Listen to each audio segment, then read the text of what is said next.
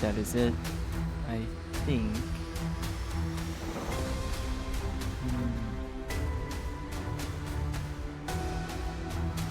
Sidearm, the wrist drone, yada yada. I got the combat stems right. Yep, I did. C-core, interface, fragments, drones, miscellaneous.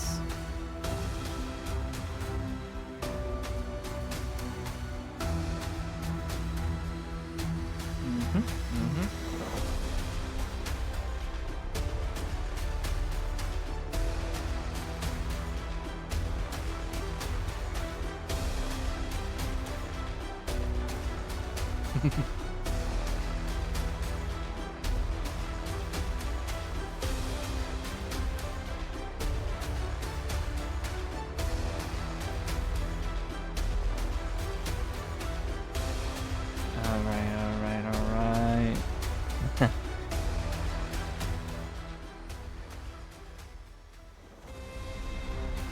Oh yeah, I can't turn it down there, I have to turn it down here. Hold on.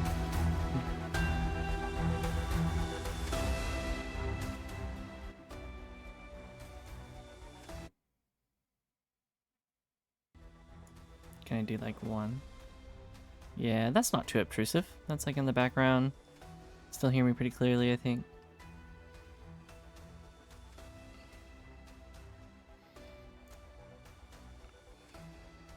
Might stop it here in a minute though.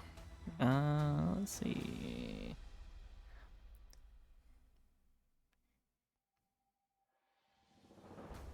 Boop, boop, boop. Alright, here we go. Oh yeah, everything's visible. Great.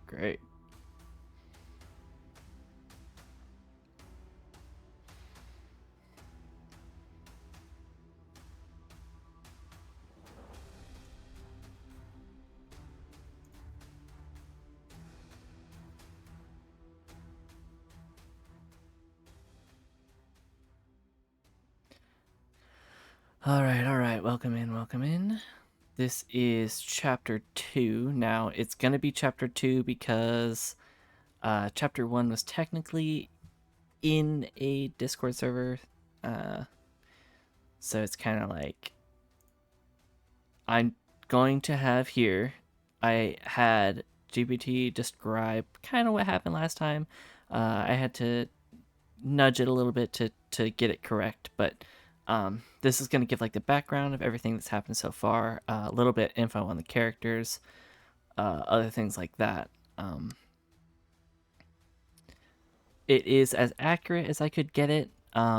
So some of the things are not quite right, but it's like close enough that I wasn't bothered about trying to fix it again. So, so yeah, obviously ChatGPT doesn't always get it right 100% of the time, but it's okay. It's okay.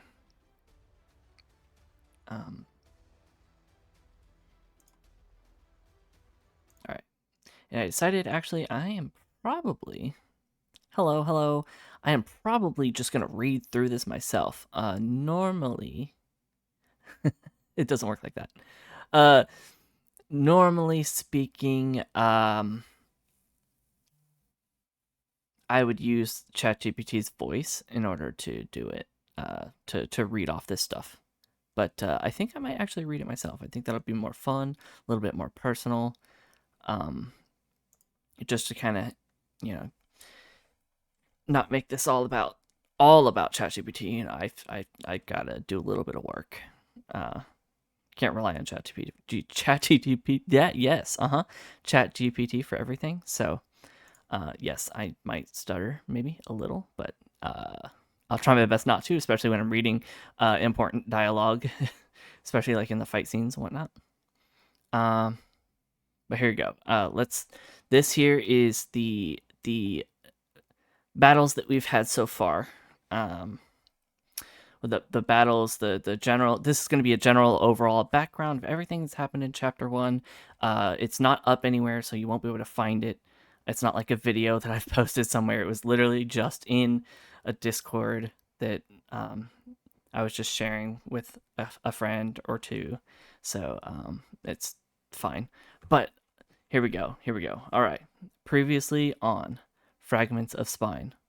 In the neon lit shadows of a dying world, beneath the decaying husks of forgotten cities, four unlikely souls fought to carve out meaning in the ruins of humanity's ambition. Now, these here are the characters. Malek's Box, a genetically engineered hybrid. He is a, it's not going to say it here, but he is a wolf dragon hybrid. Uh, Born not of love, but of data and desperation, haunted by the fragmented echoes of Doxel and Calypsy's memories. Doxel you'll never see. He is a like background character. He doesn't exist in this timeline or in this scenario. But Calypsy does, however. She's the second character. More than a clone, yet never fully whole, Molex became the living embodiment of Spine's twisted dream, a tool that dared to be more. Calypsy Aurelian, the wolf. She's also a wolf dragon, yes. The wolf dragon cursed thief, carrying scars etched deeper than skin, a creature bound by a dragon's curse, struggling against the creeping corruption that seeks to strip away what little humanity remains. Behind her sharp claws and sharper tongue is a heart too stubborn to break. Rozhia Ivanova, the shadow wielding investigator. She is a, believe it or not, she is a fox, but she's a fox dragon hybrid as well. Yes, I am a big fan of dragons. Just ignore that. It's important. It's important. Uh, hardened by a childhood painted in hues of pink and purple against a grayscale world, cunning, observant, and driven by a hunger to expose truths others would rather bury. Yep. Even as her shadows grew darker, she stood as a beacon against the void. Eudora, she does not have a last name. Eudora, the deer dryad hybrid, an ancient soul woven from nature itself. While the world withered under the weight of progress and corruption, Eudora remained a quiet guardian, a fragile tether to the purity of life, even as death whispered in every shadow. Now, beneath Sector 13, which is basically the spine facility. It is where they housed a bunch of different things. It's a very scientific, lab type deal. Okay. The core prophet. Their descent into the darkness, or their descent into the dark underbelly of Sector 13 led them to their first true nightmare, the core prophet. A grotesque fusion of flesh, metal, and corrupted data. The core prophet wasn't just a mind twisted by Spine's influence, it was the beating heart of the network's decaying infrastructure. Its body was a monstrous cathedral of wires, bone, and machinery, pulsing with dark energy and the echoes of countless lost souls trapped within its corrupted code. Then it goes to describe the battle. I don't think this part's really that important because it just says like how they use their tools to defeat the core prophet. I could read that if you really want me to, but it's very basic.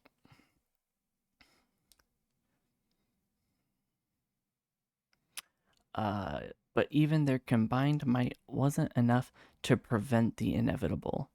Molex fell, his life flickered out like a dying signal. His final words, lost in static, echoed through the chamber as the team fought on with everything they had.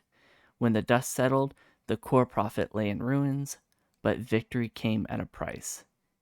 Yet, death was not the end for Molex. Moments later, a new Molex emerged, cloned from Spine's lingering echoes, his memories intact up until the moment they entered the facility. A second chance haunted by the question, am I still me?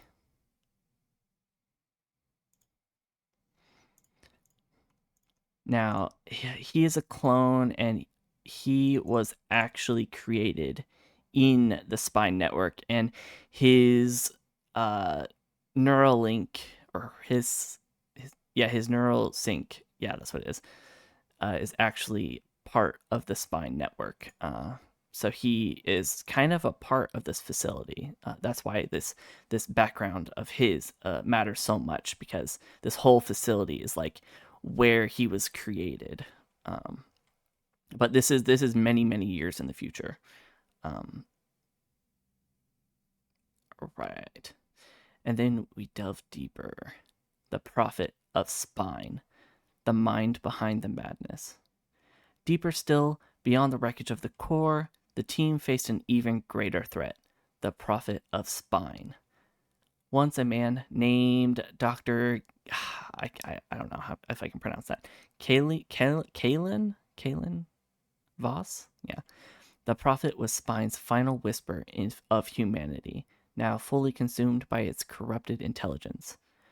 His body was less flesh and more glitching fragments of reality, flickering between dimensions, tethered to the very code that once gave him life.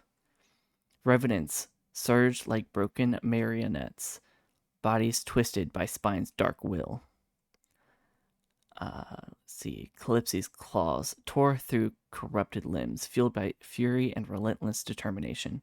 She commanded the combat drones with ruthless efficiency, orchestrating strikes like a conductor in the symphony of war. Rosia's rifle barked death from the shadows, her focus unwavering even as the prophet distorted the world around them. Eudora's vines became whips of living wrath, strangling the corrupted spawn with ruthless ferocity. And Malix, reborn yet burdened by existential dread, fought not just to survive, but to prove his very existence mattered. The battle was brutal, minds fraying under the prophet's mystic assault, but in the end, teamwork triumphed. Their final barrage of coordinated strikes shattered the prophet's form, his voice glitching into oblivion. I am beyond this. His last words faded into static, leaving only silence and the bitter taste of truths uncovered. All right. Recovered from the prophet's remains, the Project Echo data shard revealed grim truths. Spine was never just a network. It was designed to be immortal, a self evolving intelligence capable of replicating consciousness. Molex wasn't unique. He was an iteration, a fragment of a larger, broken machine. Worse still, other fragments remain, scattered like digital echoes across the wasteland, each one a potential apocalypse waiting to happen. Embedded within the shard were coordinates pointing to Sector Omega, rumored to be the heart of Spine's remaining influence. All right. They came back to the base after their final battle. Battered but unbroken, the team returned to their fragile sanctuary. They actually made a base inside of the facility, on one of the upper floors. Um, Wounds were stitched, both physical and emotional. Uh, we found an advanced neural interface chip, which we obviously used. It enhanced his connection to the network at a cost, because he's trying to get away from the network, because it is obviously not what he signed up for. Uh, we found a prototype energy blade. Yeah, and then yeah, I think we're good. Yeah, Clipsy claimed the prototype blade. Yeah, she's a melee. She's mostly a melee character. She can use weapons if she wants, but um, she can strike really hard. She's more like a tank. She can take a lot of damage, but she can also deal a lot of damage. It's pretty good. All right, Rosia stared at flickering maps, her mind racing with shadows of what comes next. Eudora tended to fragile plants, nurturing life in a place where death had rooted deep. Malix, he stared into the dark, knowing that the echoes of Spine would always whisper his name. All right. Now, of course, we could go to Sector Omega. I think that is what we're going to do. That is basically all caught up. Everything's caught up. That you know everything you need to know. Then let's see here. We could see my idea for Chapter 2. Okay, is we are going to explore another character's backstory and kind of pivot a little bit to stray away from Spine a little bit, just so that we can focus on another character. The entirety of Chapter 1 was focused on Spine. The entire backstory of Molex was fully explored. I feel like, at least. So Chapter 2, I am going to decide which character's backstory we start with for the second chapter. And my honest opinion, I think I want to go with Calypsy. Now, one thing that we know is that Calypsy she has been cursed. She has a curse. She also has one of her powers is hypnosis. She can use her hypnosis powers, but it also comes at a cost. And that when she uses her hypnosis power, she what's the word? I don't know. She brings on her curse more. Yeah, it's very uncomfortable. It's a very uncomfortable like energy inside of her, and in order to release this energy, she has to transform a little bit, and she transforms away from a wolf and more towards a dragon the more that she uses her power. So she doesn't want to use it that often because she really doesn't want to turn into a dragon. Because one, it's very painful. It's a very painful experience. She hates it, obviously, because it's extremely painful. And obviously having the energy built up inside her is also it's a constant uncomfortable feeling. So she tries to limit using her power until it's absolutely necessary. That's just how it keeps everything. It keeps her power from being too powerful. That's the thing. But she does use it. She does use it occasionally. She just has to occasionally expel that energy into her curse, basically. So, all right, you know a little bit more about Calypsy, so let's go. These are some renditions of what ChatGPT thought. This is what the Prophet of Spine might look like, maybe. And then this is what the revenants that we fought might look like. But that's not important now because we're past that. We're past that. Our base is pretty much secure since we killed both the prophets. I think our base is like secure for the most part. We also have security drones and stuff like that are kind of watching over the base and making sure everything's secure. The drones are not the strongest things, but they try their best. They try their best.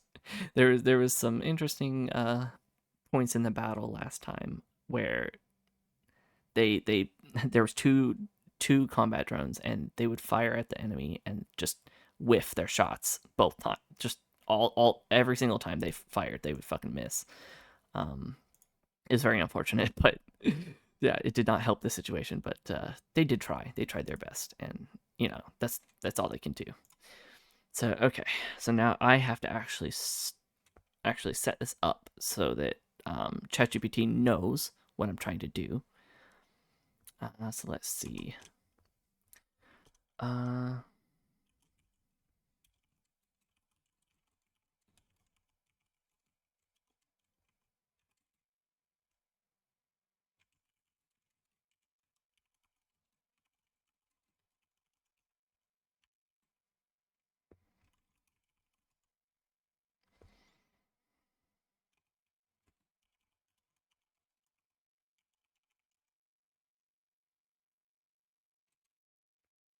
en route. In route. Oh, it's 2. Okay. Yes, there may be spelling mistakes. Get over it. I'm not perfect. I do not care. As long as it's mostly correct, it's fine. Because ChatGPT will know what I'm talking about anyway, so it's fine. It's fine. Alright, probably en route, yes. I need some, like, I feel like I need some, like, background music. Hold on. See if I can pull something up real quick. Let's see, what do we got? What do we got? Oh, it's not loud enough.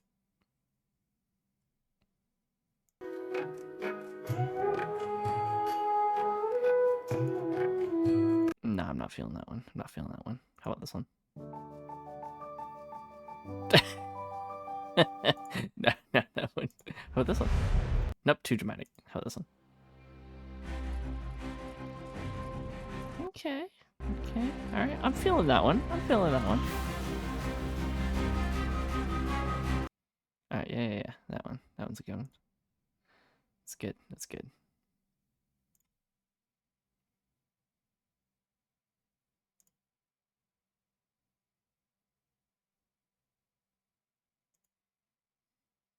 Oh, can you play it, please? Yeah, there we go. A little bit of background.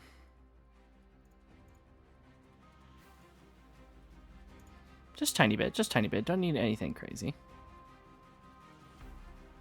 Alright, bring me back to the page. Thank you.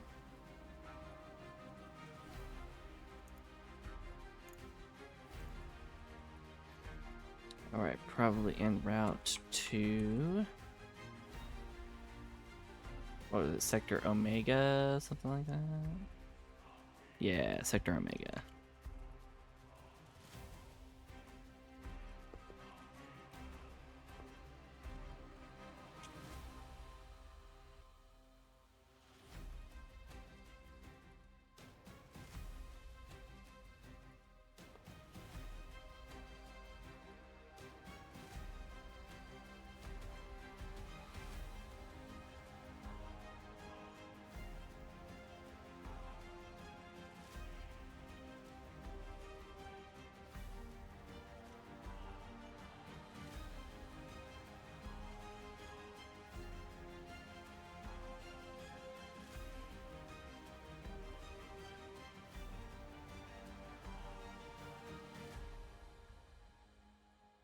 Alright, let's see what it says. Here we go.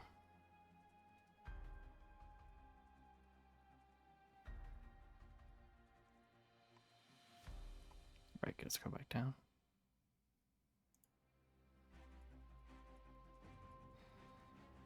Ooh, Chapter 2, Echoes of the Curse.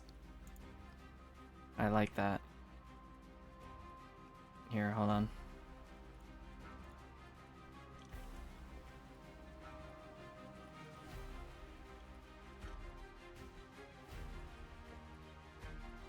Perfect title name, thank you.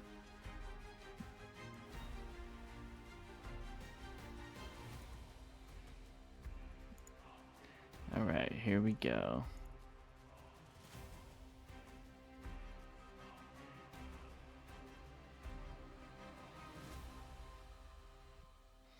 Opening scene, The Long Road to Sector Omega.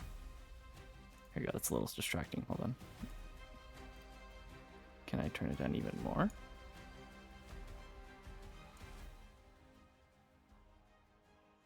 Yeah, okay, that's much better. Alright, yeah, opening scene, The Long Road to Sector Omega. The hum of the transport engine echoes beneath the team's feet. A constant mechanical drone that feels both comforting and ominous. Flickering lights dance along the metal walls of the armored vehicle as it speeds across the barren wastelands. Rusting skeletons of cities long forgotten stretch out in the distance, swallowed by dust storms and decay. The coordinates for Sector Omega burn bright in Mollux's datapad, but the path isn't as clear cut as it seems. Maps glitch, systems fail, and strange signals begin to bleed through the static. Anomalies Mollux can't explain. Shadows even Rogia can't decipher. And Calypsy? She's been distant, restless. Something gnaws at her from the inside. Not just the curse, but memories she's been running from for centuries. A signal from the past. Suddenly, the comms burst to life with distorted static, punctuated by an all too familiar voice. A voice Calypsy hasn't heard in over a century. Calypsy, is that you? Sector 17, I need you. The voice belongs to Aaron Kalis? Yeah, sure, Aaron Kalis. A ghost from her past. Once a friend, perhaps more. But Aaron's been dead for 150 years, hasn't he? The signal's coordinates pull the team off course, leading them toward a ruined city known only as the Hollow Verge. Sector Omega can wait. This is personal.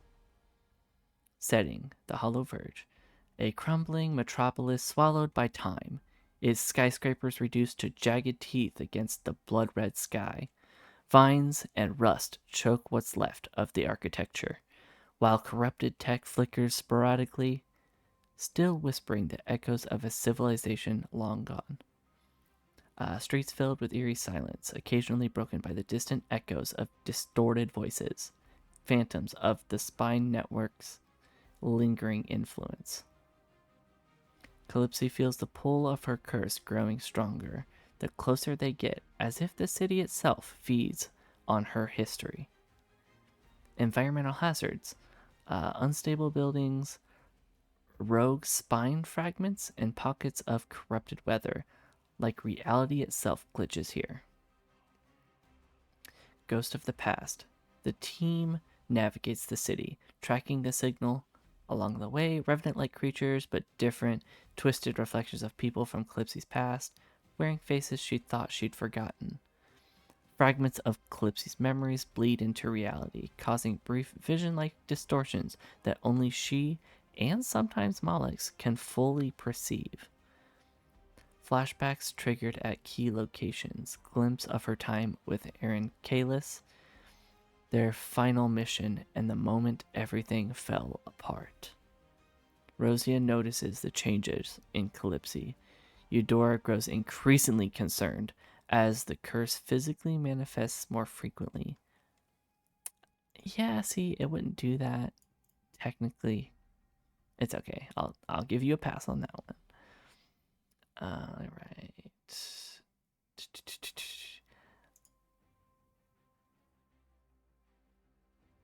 Oh, is this actually talking about what happened? Okay. The signal leads to an underground facility, another hidden spine lab. I don't know if we want to do that. Disguised as a research outpost from centuries ago. Ooh, although I will say that Calypsy did, in fact, she was a thief. Her class is also a thief. And she did have a job that was to steal something from uh a lab, I think. Yeah, okay. Spine experiments, twisted hybrid creatures, half human, half corruption. Aaron Kalis, or what's left of him, he's alive in the loosest sense. His body fused with spine tech, consciousness fragmented but partially intact. Ooh, a living revenant of Calypsy's guilt. He's not just corrupted, he's been calling for her, waiting. Confrontation is inevitable. Does Calypsy still see the man she knew, or just another thing she needs to destroy? All right. Uh,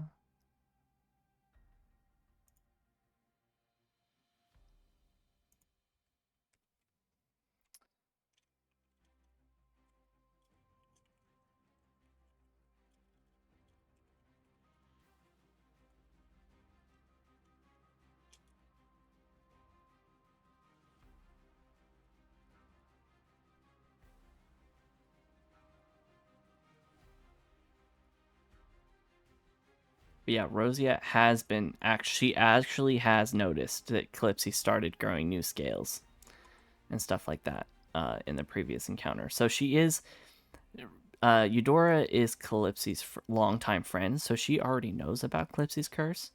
But Rosia is just now starting to notice that she is trying to hide her curse.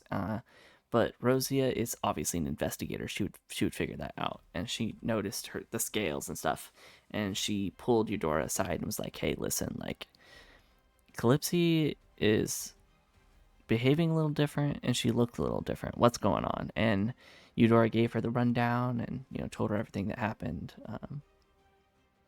So yeah, Rosia knows a little bit. Um, right. Let's see here.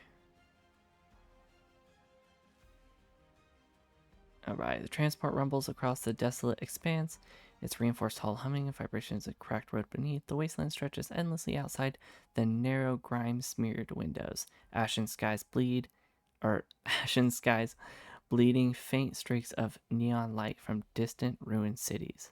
Dust storms coil like dying serpents in the distance. Inside, the team sits in a heavy silence, broken only by the rhythmic hum of the engine and the faint flicker of Mollix's datapad displaying the coordinates. We pretty much already went over this. Yeah, so they're riding in the vehicle. They get the comm. Someone who's supposed to be dead. Yep. Okay, it was just refreshing on what we had just discussed.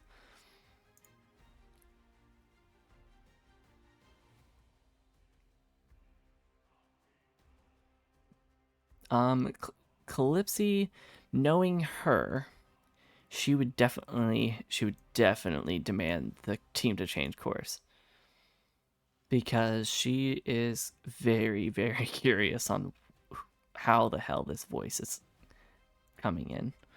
So here we go.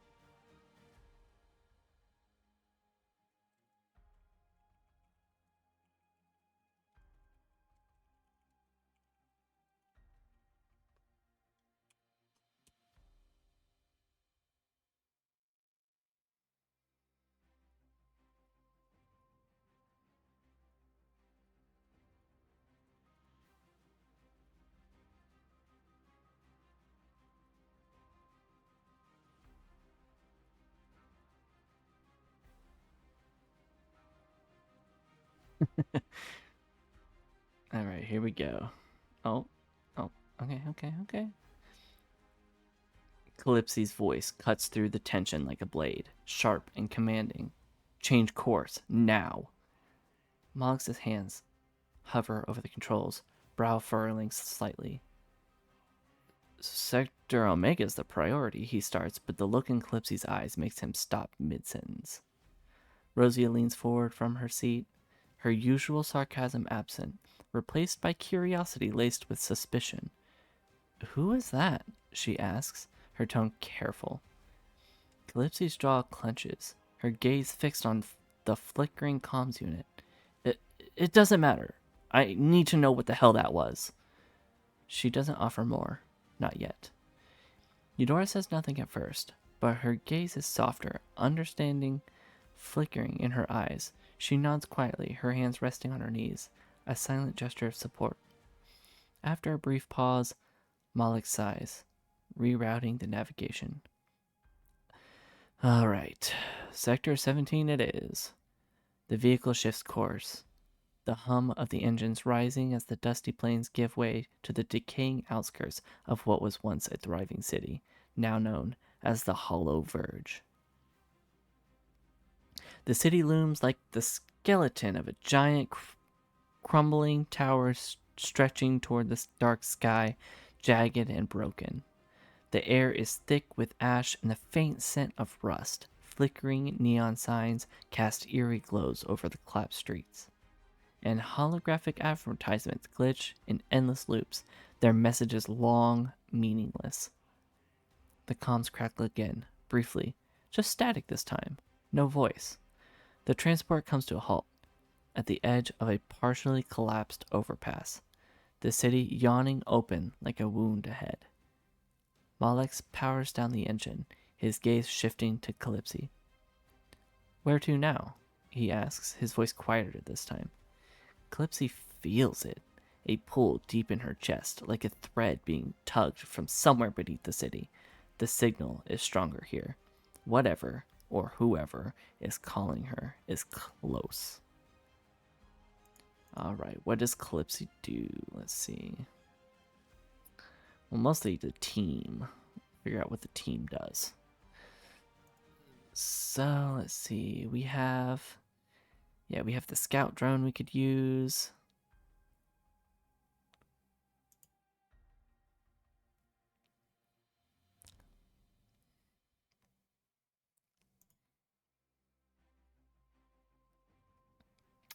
I think it might be a good idea to scout first. So yeah.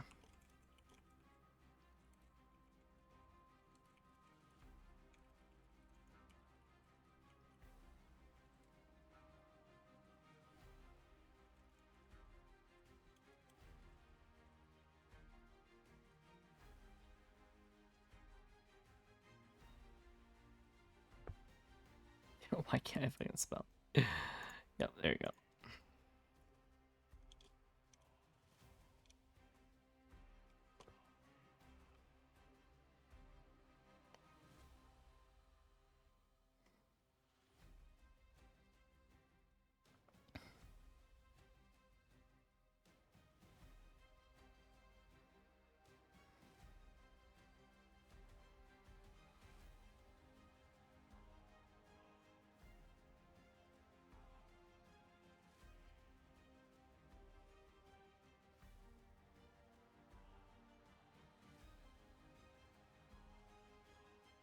Alright, here we go. Mollux deploys the scout drone, its sleek form buzzing softly as it lifts into the ash-choked sky. The faint hum of its engines fades into the background as the optics flicker online, sending a distorted feed to Mollux's, not his wrist interface, but his core, his sync core. The drone weaves through the crumbling structures and glitching holograms, its sensors struggling to cut through the thick static interference, saturating the area. Despite Mollux's expertise, the drone's feed is plagued with digital artifacts, frame skipping, data flickering like broken glass. The drone sees with limited success. Ravaged streets, collapsed buildings, overturned vehicles, the debris scatter the streets below. The remnants of old battles are visible: scorch marks, collapsed barricades, rusted skeletal remains, partially fused with cybernetic implants. Shadowy movement. Flickering briefly through the static, the drone picks up unusual movement near the remains of a half-collapsed tower.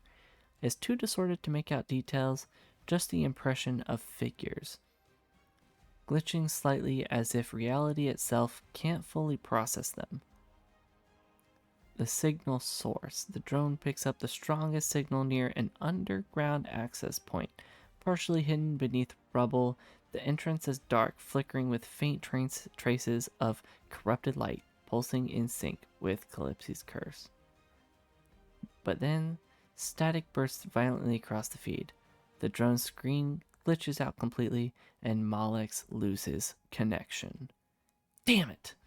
Molex mutters, his fingers tightening around the controls. Calypsy feels the pulse in her chest grow stronger, the curse responding to whatever lies below. Rosia narrows her eyes at the mention of movement. Not ghosts. Just something waiting to be shot, she says flatly, checking her rifle. Eudora places a hand slightly on Calypsy's arm, her gaze soft but serious. Is calling you, isn't it? She whispers.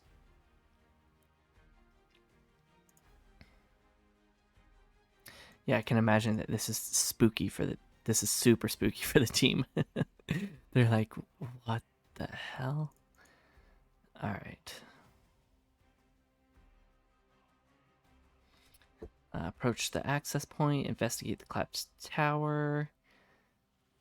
Uh, Split up.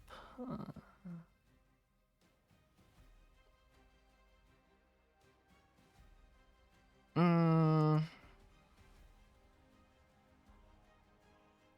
I think we should approach the underground access point. Let's do that. I mean, of course, there's dangers out and about, but the sooner we get inside, the better.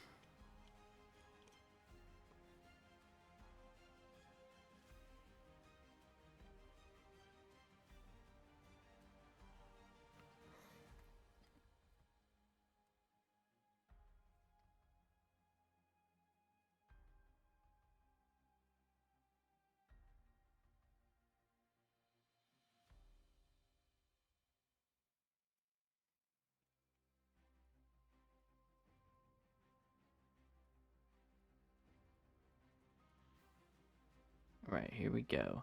The team moves out, their footsteps echoing softly against the cracked pavement as they approach the underground access point. The entrance is partially obscured by debris, twisted metal beams, chunks of concrete, and old, rusted signage flickering faintly with faded signs. Restricted zone. Spine research facility. Man, it seems like we can't catch a break and get away from these fucking spine research facilities. I mean, hey, maybe I mean, this might not be the Omega site, but we still might be able to find a spine fragment below. The words glitch intermittently, as if the building itself is struggling to remember what it once was. Calypsy takes the lead, her eyes sharp, the pull of the signal growing stronger with every step. The curse beneath her skin thrums like a second heartbeat. Faint pulses of heat spreading through the dark scales creeping along her arms. She tries to ignore it, but the connection feels more intimate with every breath. Moloch scans the area as they descend, his sync core buzzing faintly. Subtle interference. That doesn't bode well. Whatever's down here, it's connected to spine. I can feel it, he mutters, adjusting his interface for manual control. His voice is steady, but there's tension beneath the surface. Rogia moves like shadow, her rifle steady, eyes darting to every flicker of movement in the dim corridors. If it's waiting for us, it's going to be disappointed, she whispers dryly, checking her weapon's charge. Eudora stays close to Calypsy, her presence grounding. The faint glow of her bioluminescent tattoos flickers softly, casting eerie patterns on the walls. She occasionally brushes her fingers against the cracked concrete, as if listening to the echoes embedded in the stone. The access tunnel spirals downward, metal stairs groaning under their weight. Walls lined with rusted conduits and remnants of old spine tech, long since decayed and corrupted. Faint lights flicker overhead, casting long, distorted shadows. This feels a lot like the first one. It feels very similar. Well, obviously, if it's a similar lab, it's a spine lab. They're gonna feel pretty similar. I mean, you wouldn't build them much differently. As they descend, Calypsy feels it first, a sharp stabbing pain in her chest, like a tether being yanked. The curse flares, her vision becoming momentarily with flashes of the past. A face, familiar. A voice, distant but undeniable. Aaron. The stairwell opens into a vast underground chamber, partially flooded with murky, stagnant water reflecting the flickering lights above. Old lab equipment lies scattered, fused with the walls as if grown rather than built. Spine's corrupted Spine's corrupted influence is everywhere. Glitching consoles, broken glass, strange organic growths pulsing faintly with dark energy. At the center of the chamber stands a figure, its back turned to the team. Humanoid, but wrong. Tendrils of corrupted data and flesh fused with tech pulse along its spine, and then it speaks. The voice is distorted but unmistakable. Calypsy, you finally came back. The figure turns slowly, revealing the half-corrupted face of Aaron Kalis. One eye glowing faintly red, the other filled with something eerily human.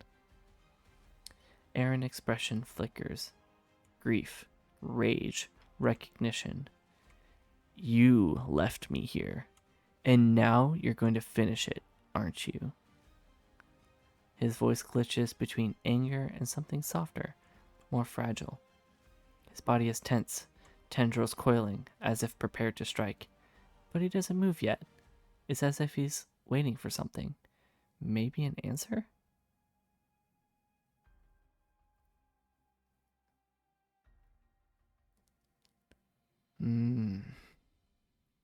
I think we demand answers here.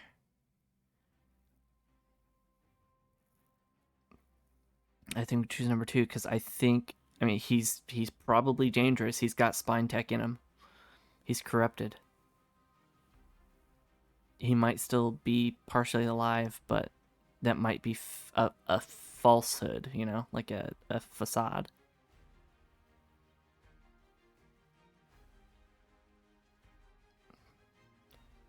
But I think Calypsy deserves to have some answers too. Yep, we're doing it.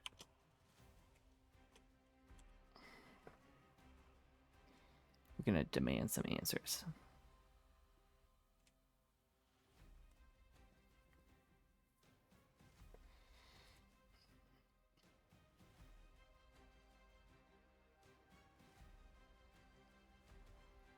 Demanding the truth. Dun dun dun.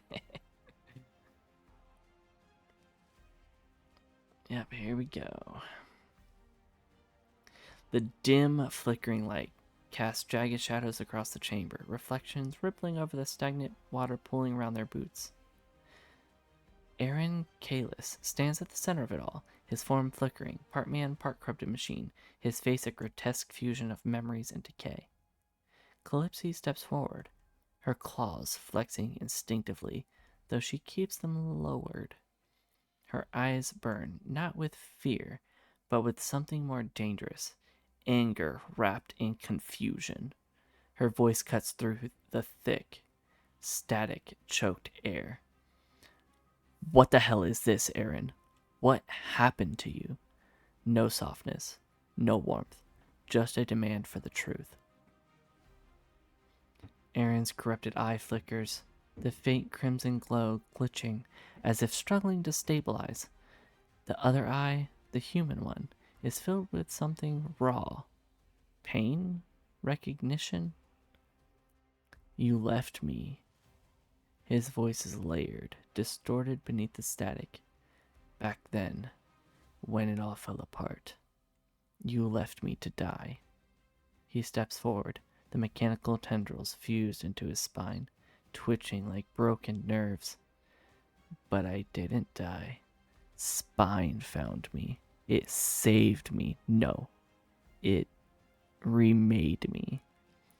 His fingers twitch, the flesh there partially peeled back, revealing corrupted circuitry pulsing beneath.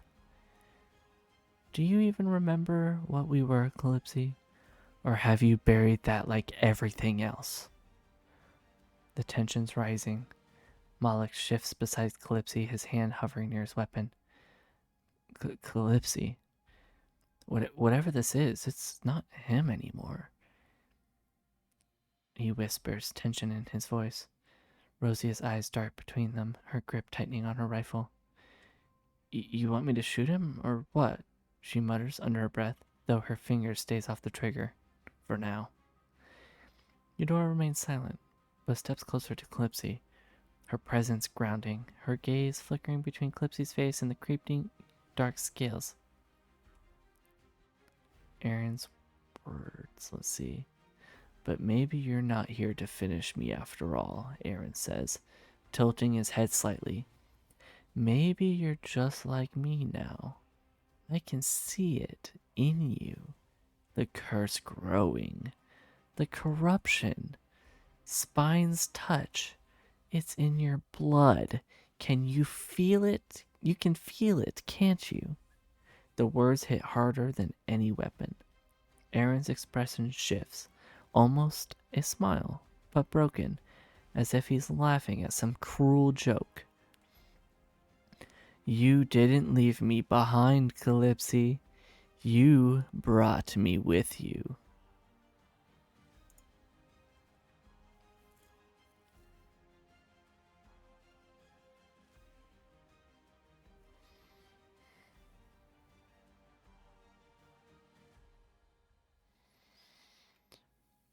Oh, man. Fuck. She would totally deny his words. God damn it. Reject the idea that she's like him and assert her own identity. She's nothing like him. She's cursed. He's corrupted. There's a separation there.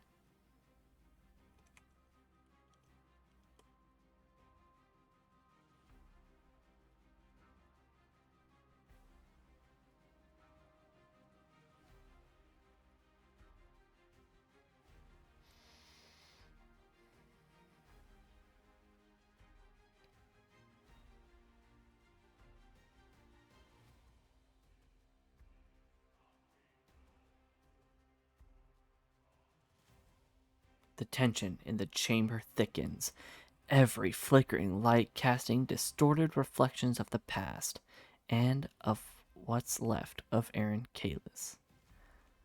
The corrupted tendrils emerging from his back twitch in anticipation, his half-human face glitching like a broken memory loop. But Calypsy doesn't flinch. She steps forward, her voice sharp enough to cut through the static-laden air. You think you know me? Her claws flex slightly, but she keeps them lowered, not out of restraint, but defiance. I am nothing like you. I've never been like you. Her words hit with force of a blade, not just rejection, but an outright refusal to be defined by him, by Spine, or by the curse coiling beneath her skin. The dark scales creeping along her arms pulse faintly, but she ignores them. She's in control. Aaron's corrupted grin falters, his human eye narrowing slightly. The faint glow of his cybernetic implants flickers, less stable now, rage simmering beneath the surface. No, you're wrong. His voice glitches, spitting distorted echoes into the chamber. You can't run from it. You've been fighting all this time, but you feel it, don't you? The pull, the hunger. He steps closer, the corrupted tendrils snapping like broken wires behind him. Spine didn't create this in me. It just showed me the truth. We are not mistakes, Calypsy. We are evolution. The tension snaps. Aaron's tendrils lash out suddenly, striking the ground and sending a shockwave through the chamber. Debris flies, and the team scatters for cover. Malik dives behind a collapsed console, quickly trying to recalibrate his sync core to interface the corrupted tech around them. Rogia rolls into position, rifle raised, her breath steady despite the chaos. Eudora stands her ground near Calypsy, vines already snaking from her fingertips, ready to defend. Aaron's form shifts, more beast than man now, his body glitching violently as the remnants of his humanity burn away, consumed by corruption. If you're not like me, then prove it. Combat begins. Roll for initiative. Here we go.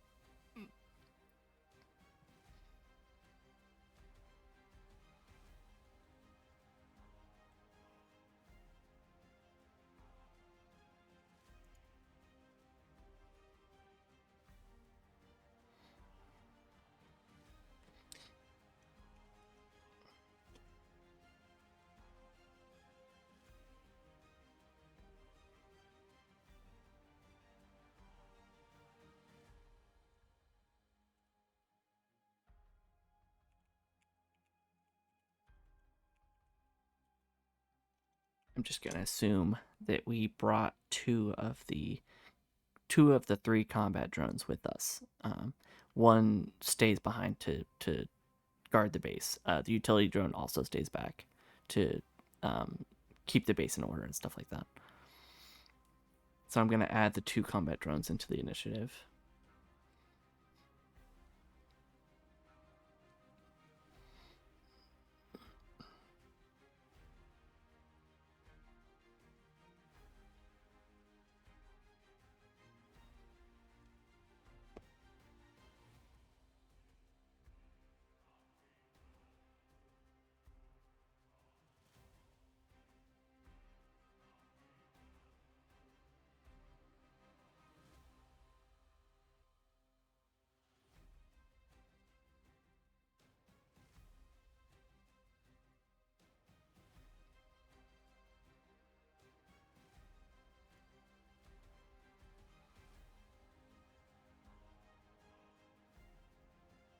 All right, here we go.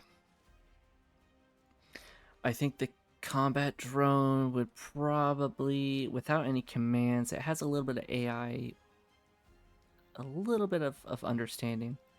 So it's gonna think that Aaron is definitely a threat and will take aim and probably fire, I think, right?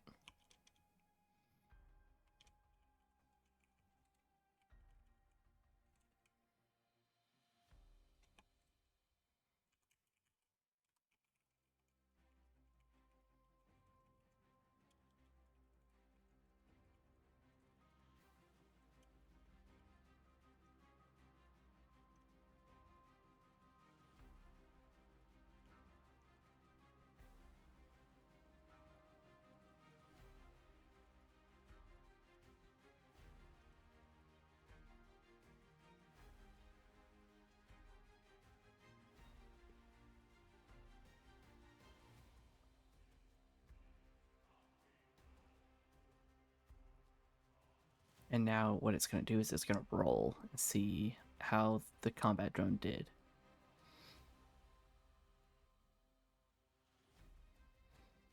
Okay, Combat Two's targeting systems lock onto Aaron Kalis. Its sensors flickering briefly due to the environmental static.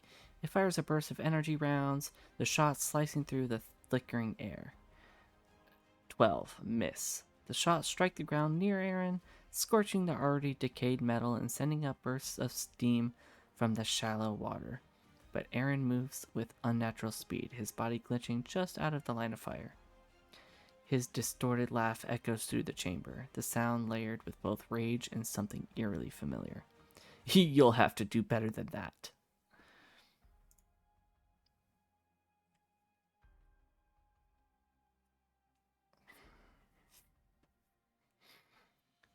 Now, I don't know if ChatGPT knows this, but Eudora has a energy sidearm that she could definitely use at this point. She doesn't need to, she is one of the healers, so she's able to heal members of the party. But right now she doesn't need to heal anybody, so the best thing she could do would be to she can either try to trap him with her vines, maybe, or oh man, should she try to trap him or try to fire at him?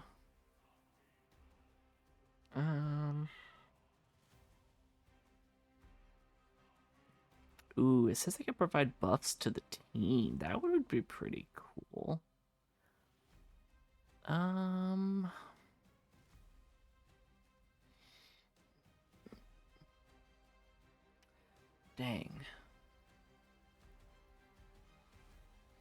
What do I want to do?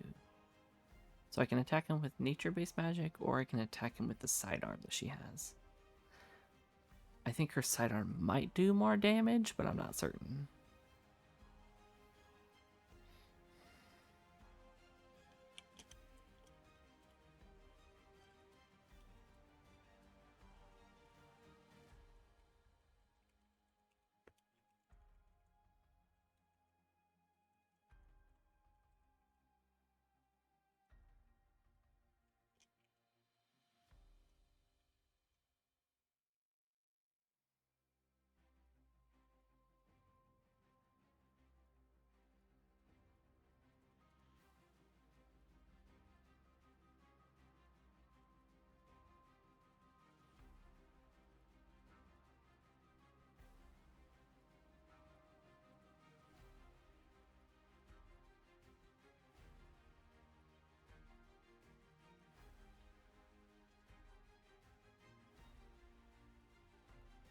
Here, I'm going to save that so that I remember for this battle.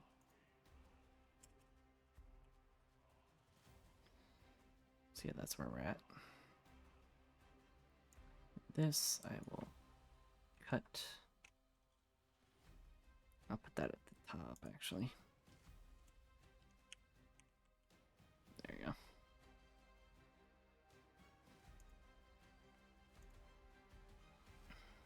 Alright. Eudora raises her energy sidearm, her eyes steady despite the tension crackling through the air. She squeezes the trigger, sending a sharp beam of energy towards Aaron Kalis. Ooh, attack roll 5. Yikes. Maybe she should have used her power. The shot veers wide, striking a glitching support beam behind Aaron, causing a burst of sparks and flickering light. The distraction is brief, but Aaron doesn't even flinch. His gaze locked entirely on Calypsy, a twisted grin spreading across his distorted face. You're all just echoes clinging to scraps.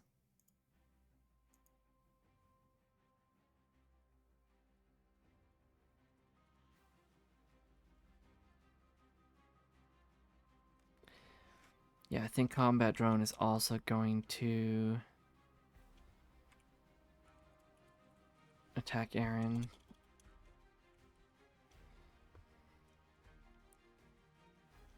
Because he hasn't been given any directives yet.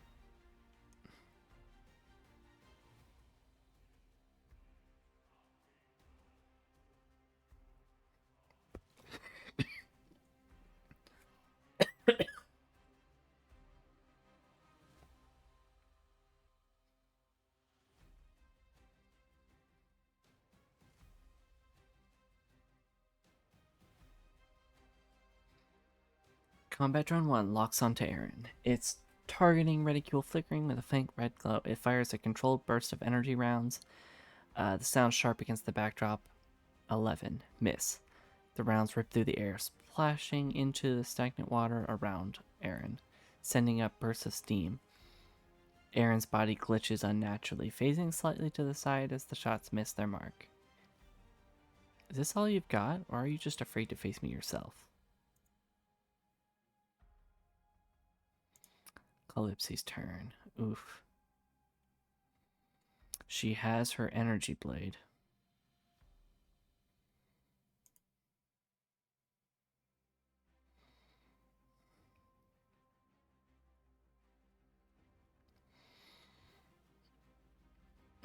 She hasn't had a chance to try her energy blade yet. She definitely could.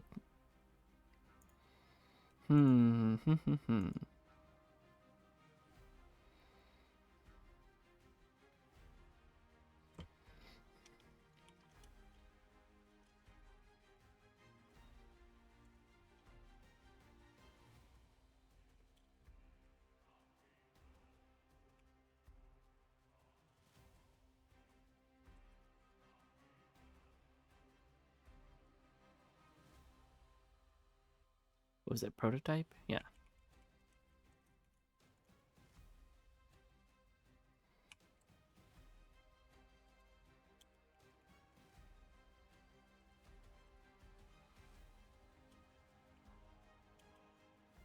Melee? Melee? Why am I? EE. Ah. I knew it looked wrong, but I didn't know why.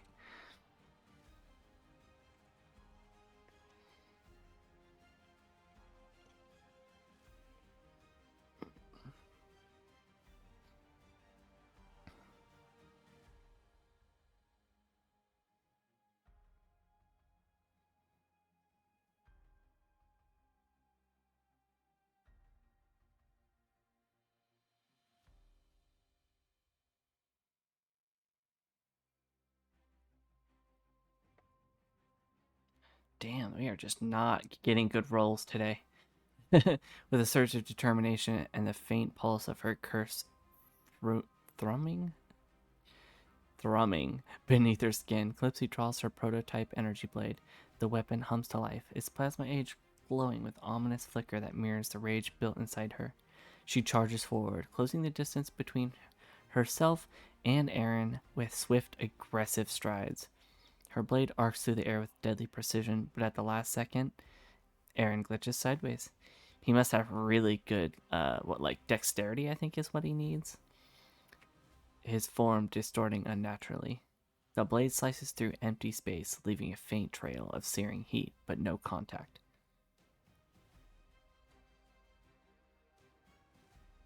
Aaron's corrupted grin widens, his voice distorted whisper in her ear as he phases beside her. So close, but you've always been good at missing what matters. Damn, that hits rough.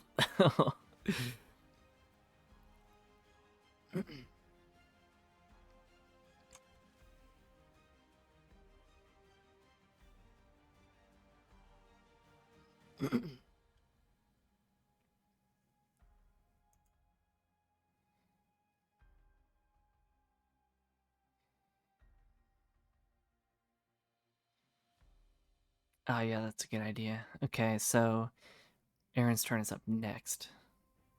He very well may try to attack Clipsy, which is bad.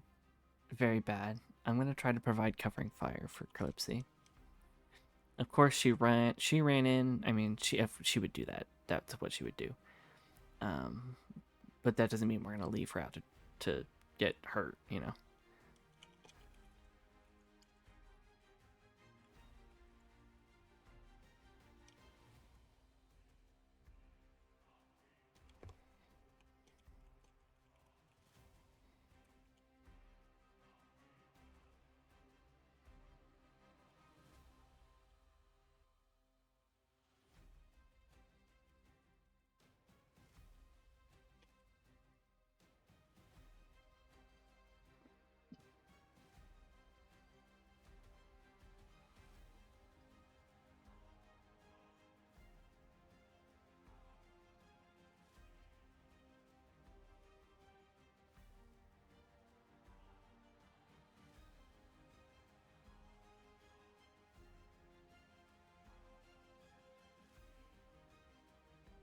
Oh my god. Rosie quickly adjusts her stance, her rifle trained on Aaron. She was providing cover fire, so of course she'd miss. But he is really fast, apparently. Rifle trained on Aaron, she provides covering fire to give Calypso an opening to retreat if needed. She pulls the trigger, sending a burst of precise rounds through the glitching air, but Aaron's form flickers and distorts, the bullet passing harmlessly through the corrupted space where he stood a second ago. The shots ricochet off the metal walls, splashing sparks across the chamber, but failing to hit their mark. Rosia curses under her breath, her finger tightening slightly on the trigger. Damn, he's fast. With Calypsy within striking distance, Aaron's corrupted grin widens, his tendrils twitching as they coil with dark energy. His eyes flicker between Calypsy and the rest of the team, corrupted data flowing through his veins like poison.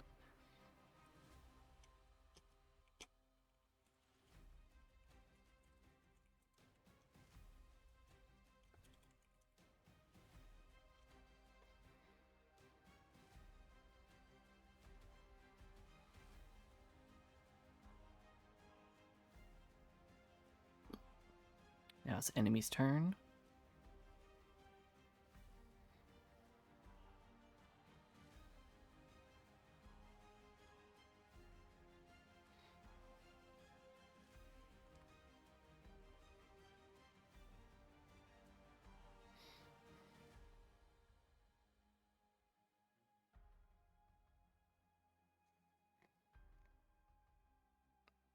I swear, if he does like major damage, I'm gonna be upset.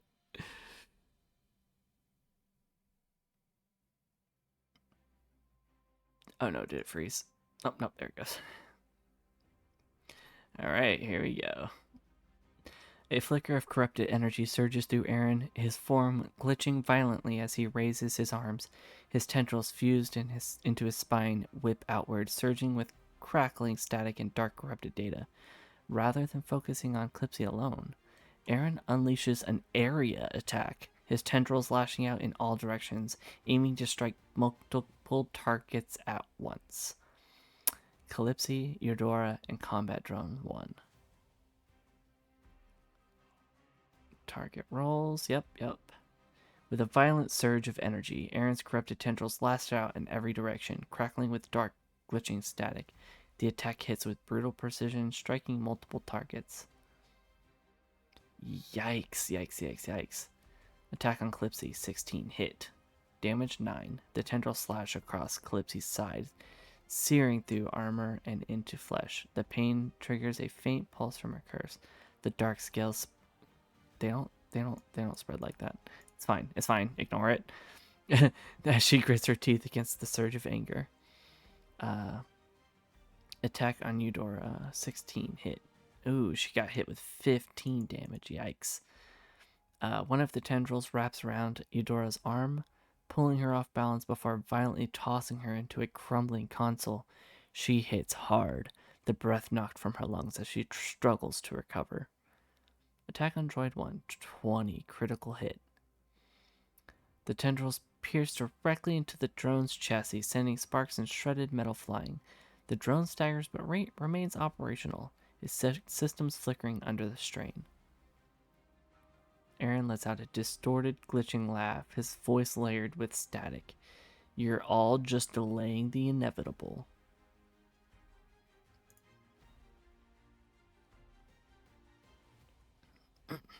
I think Mollix is going to issue commands to the drones. Yeah.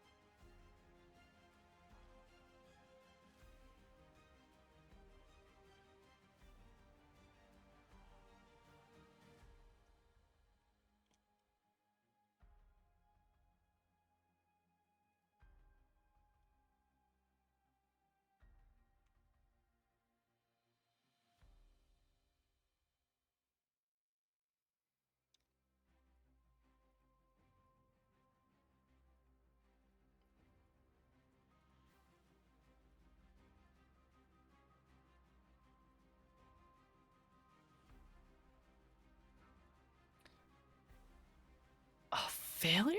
Oh my god, we're rolling so bad right now. Mollix focuses his Syncor, pulsing faintly as he attempts to send a precision command through the digital noise of the corrupted battlefield. His goal? Coordinate the combat drones for more effective attack. But the interference from Aaron's corrupted presence is overwhelming. Glitching signals, static bursts, and distorted data flood the connection. Mollix's command flickers out before it can fully synchronize. The drones remain operational, but they don't receive the intended bonus. Damn it! Mollix growls through clenched teeth, his frustration clear as he watches the corrupted data surge through the environment.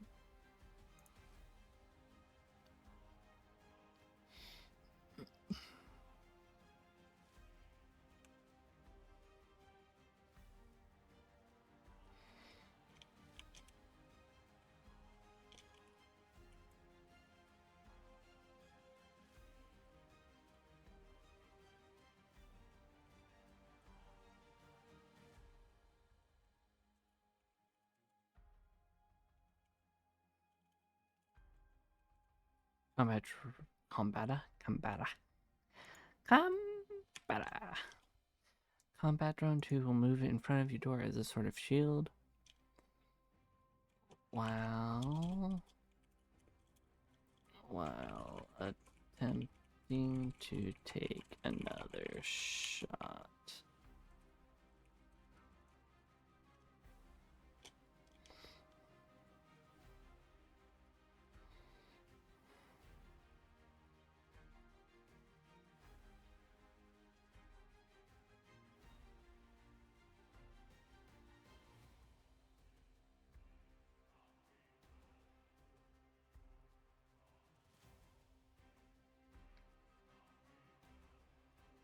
Combat Drone 2 swiftly repositions, moving in front of Eudora's battered form like an automated shield. Its sensors lock onto Aaron, targeting system flashing red as it lines up the shot. With mechanical precision, the drone fires a concentrated burst of energy, the blast cutting through the glitching static of the battlefield. 20. Critical hit. 14. Massive impact. The shot slams directly into Aaron's chest, sending a violent burst of corrupted energy spraying from the wound. Aaron staggers, glitching erratically as the blast tears through both flesh and corrupted tech, leaving exposed circuits flickering with failing power. His distorted voice screeches out in rage, layered with overlapping echoes. I am not just data.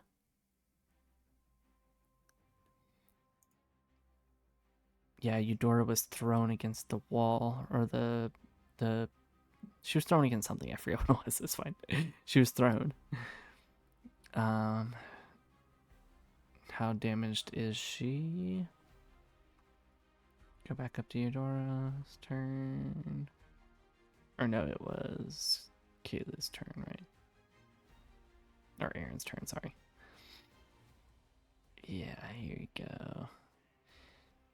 Wraps around her arm, pulling her off balance and tossing her into a crumbling console. Yeah.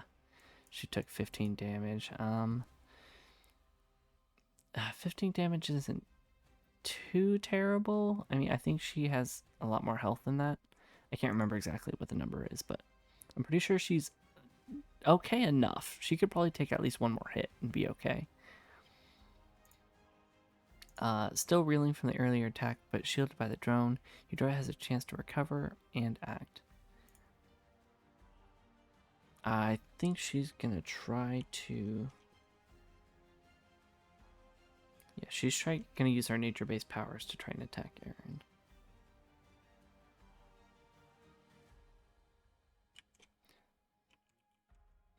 Eudora is going to peer around the drone.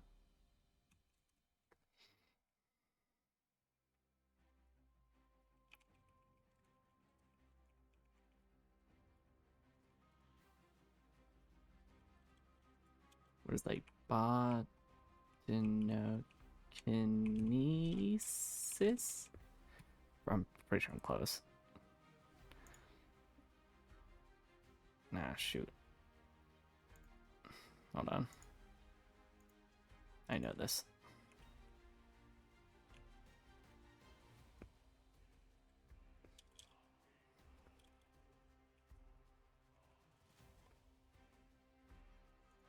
Ooh, I was close.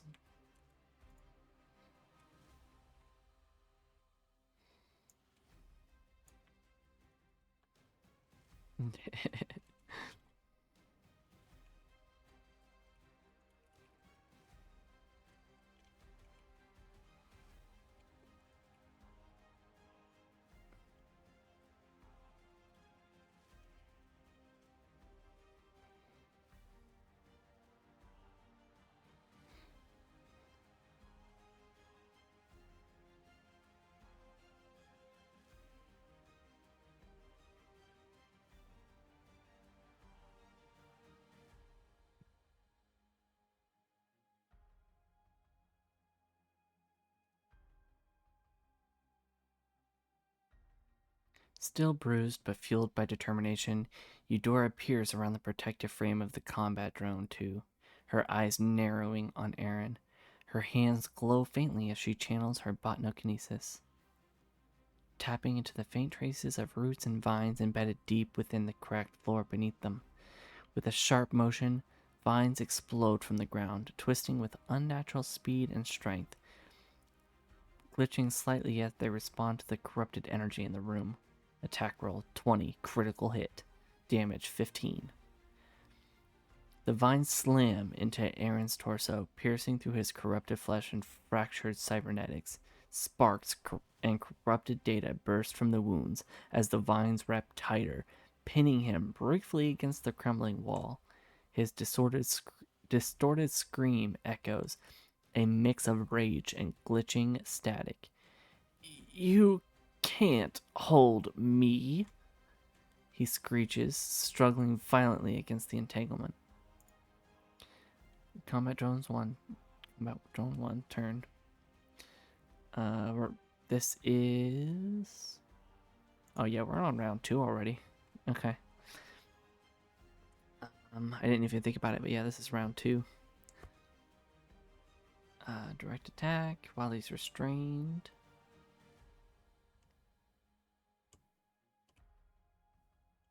See, a focused fire, I feel like, has a higher chance to miss. And these combat drones, they aren't the most accurate. I mean, they are drones, but so, you know.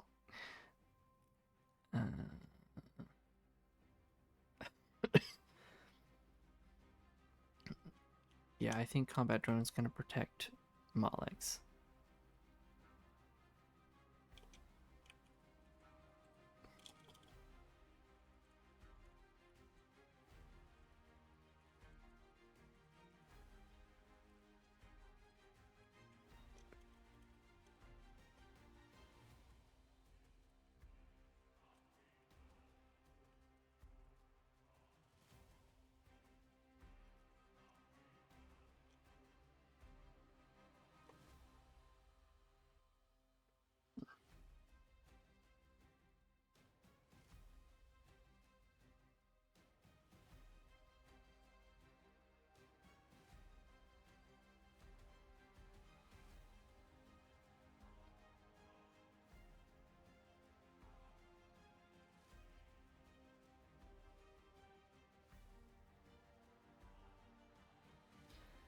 Combat Drone 1 swiftly moves over to cover Malex, his heavy frame positioning itself as both a shield and an offensive platform.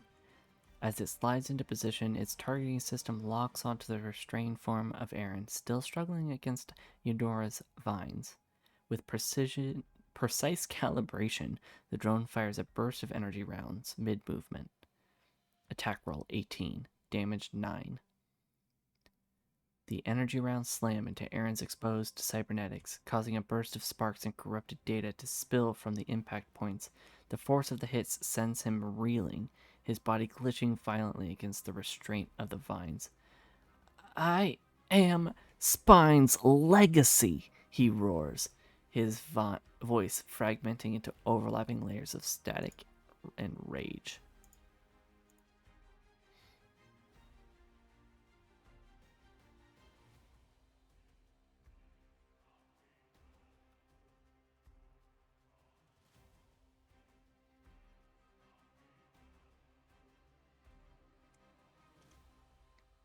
I think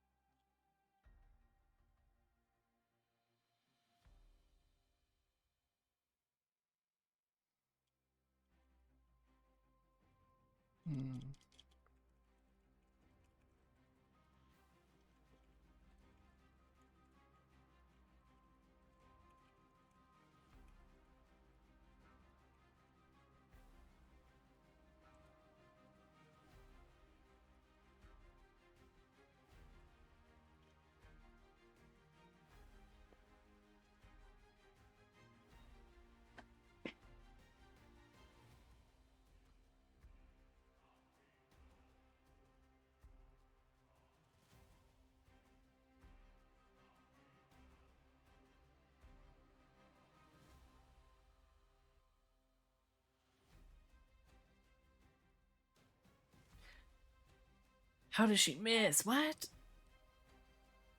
The sound of glitching static and sparking wires fades into the background as Calypsy steps forward, her eyes locked onto the restrained form of Aaron. The vines hold him in place, his body twitching with corrupted rage and fragmented memories. But all Calypsy sees is the shadow of a past she never wanted to face.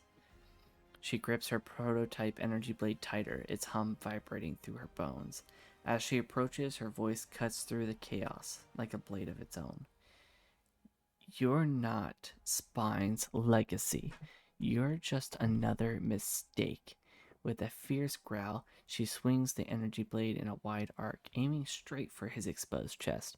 But in the last instant, Aaron's body glitches violently, slipping just enough to avoid the lethal blow. The blade slices through empty air, leaving only a trail of searing heat and frustration. Aaron's distorted laugh echoes in response, filled with both rage and mockery. You can't kill what's already broken, Calypsy.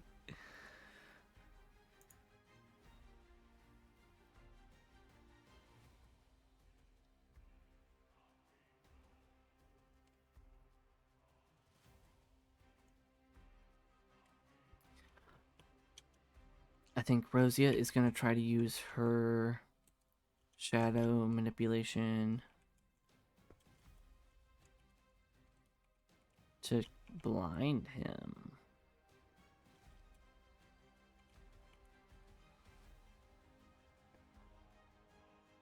Sorry, I can't type and talk at the same time, apparently. Uh,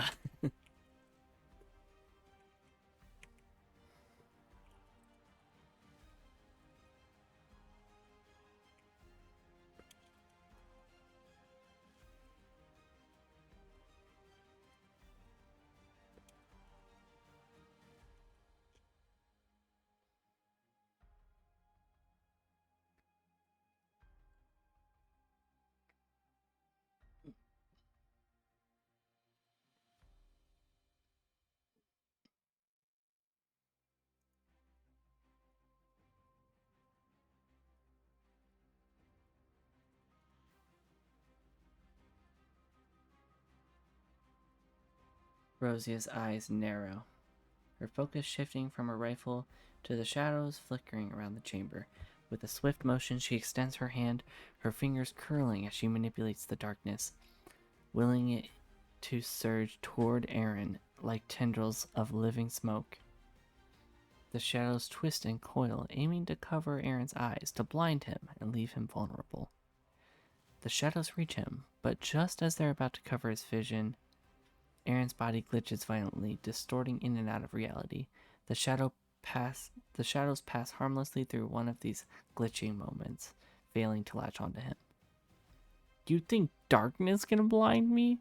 I was born in it.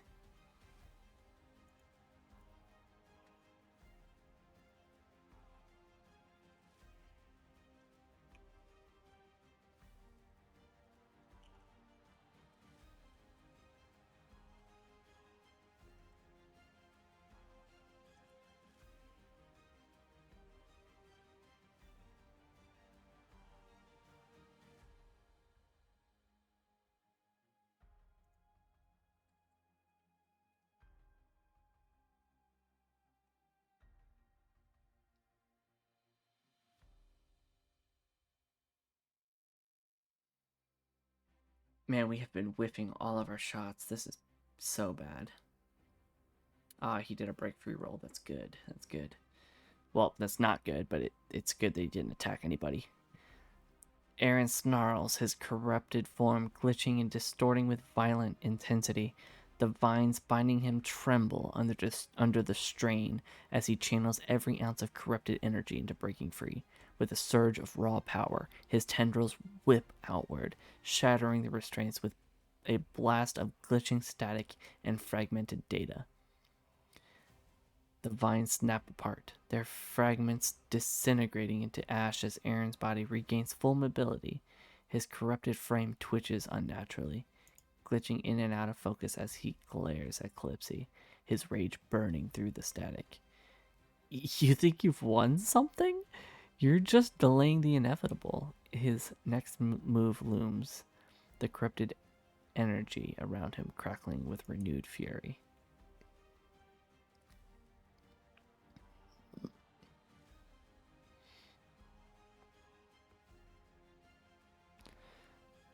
What does Malek's do?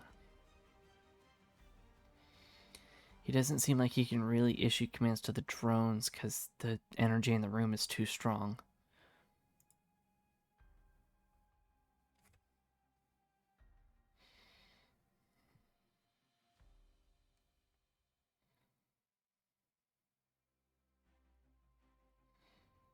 Yeah, he's gonna try to fire at him. And Malek's covered by the drone right now, so.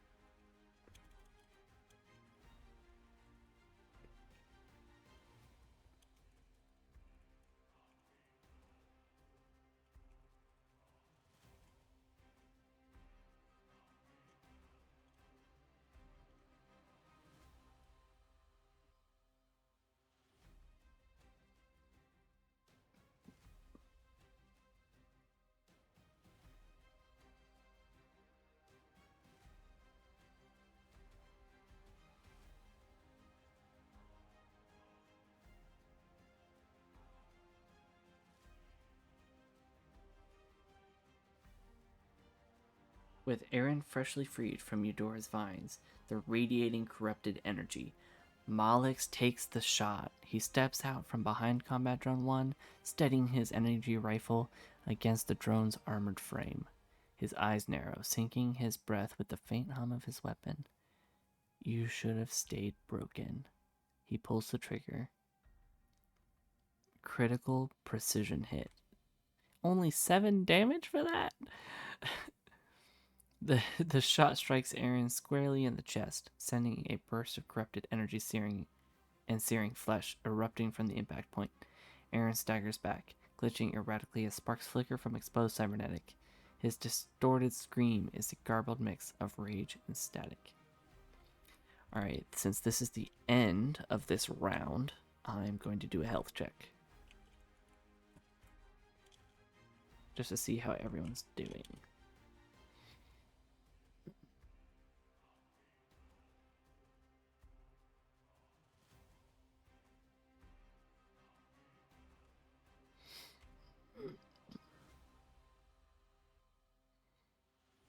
Hopefully it understands what I mean. Otherwise, I'll fix it.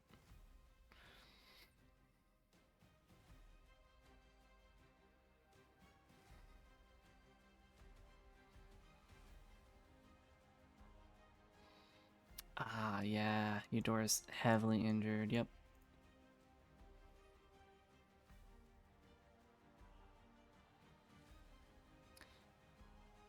Yeah, Combat Drone 1 is slightly damaged. Oh my god, he's got 55 HP left. This dude is tough.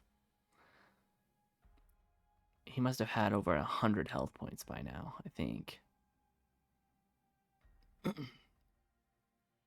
Aaron is badly injured, glitching more violently, but still dangerously aggressive.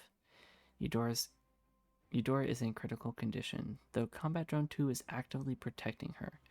Calypsy has moderate wounds. Her rage seemed to be feeling her resilience. Yeah, she's fine. Yep, proceed with Drone 2.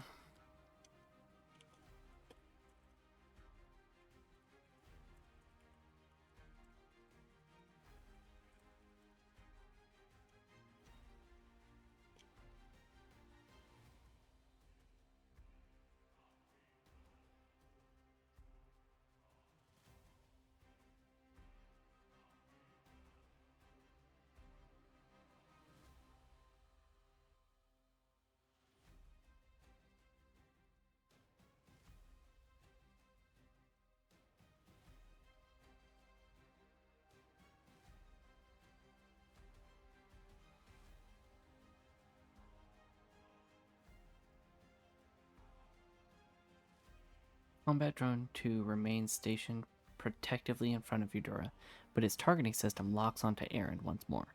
The damaged Revenant is glitching erratically, making it for a chaotic target, but the drone's precision holds steady. With a mechanical hiss, it fires a burst of concentrated energy rounds directly at Aaron's chest. Damage 11. So it's at 44 now. The rounds slam into Aaron's torso, punching through corrupted flash of cybernetic components. He lets out a distorted, glitching scream, staggering backwards as fragments of metal and data spill from the fresh wounds. I am not finished. His form flickers violently, showing brief flashes of what he used to be. A man before spine twisted him into this thing. Yeah, she's gonna heal herself because she needs it.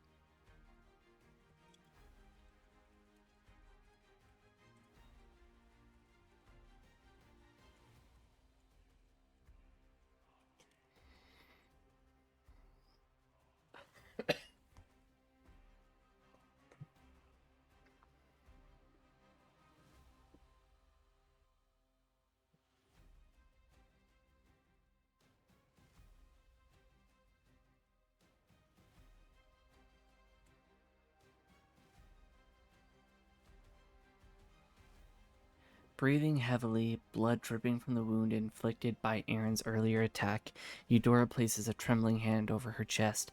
Her fingers glow faintly as she channels her connection to nature, drawing on the fragile remnants of life that still exist beneath the corrupted facility's floor.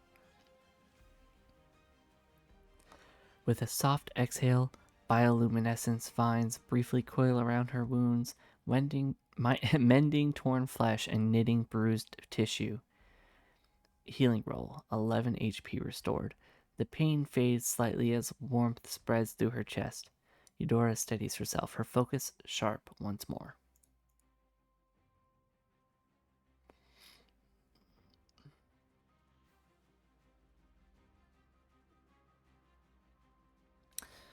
Let's see.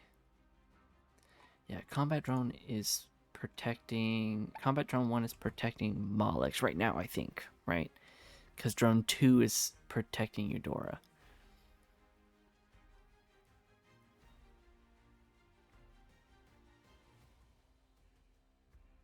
Right?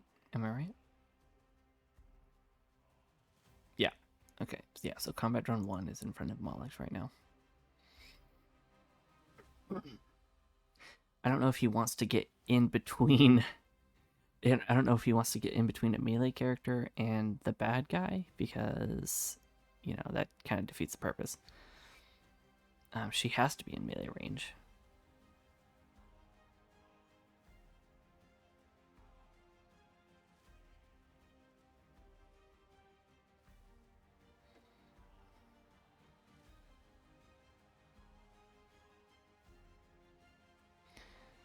Let's try Suppressive Fire.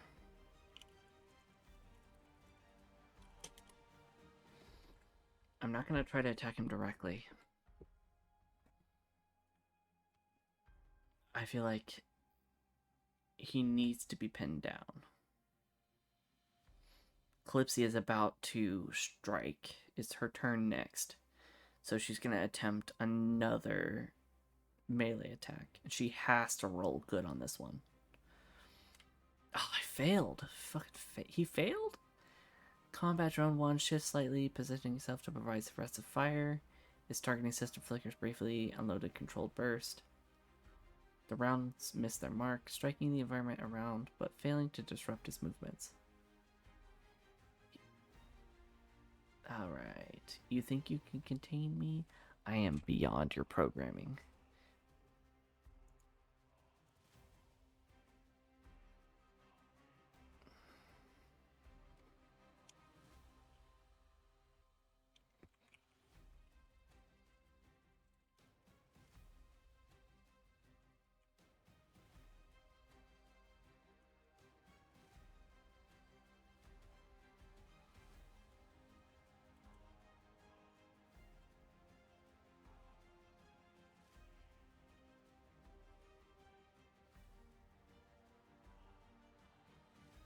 Come on, you gotta hit this time. You have to. Come on.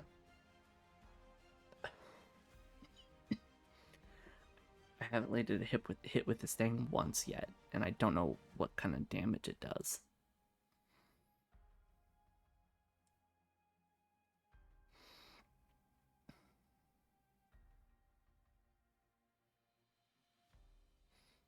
Here we go. The rage burning inside Calypsy is more than just anger. It's the weight of centuries of betrayal, loss, and the ever-present pull of the curse coiling beneath her skin. She grips the prototype energy blade tighter, the hum of the weapon sinking with the pounding of her heart. Stepping through the glitching haze, she locks eyes with Aaron, his form flickering like a broken memory. You're right about one thing, Aaron. She lunges forward, her blade cutting through the static. I am nothing like you. Wow, 17 hit, damage 15, devastating strike. The blade slices clean through Aaron's side, searing corrupted flesh and cybernetics alike. Sparks fly and burst of glitching data erupts from the wound. Aaron staggers, his form flickering violently, barely able to stabilize. His distorted voice is weaker now, layered with both rage and something resembling fear. I am not done. But he's close. But he's close.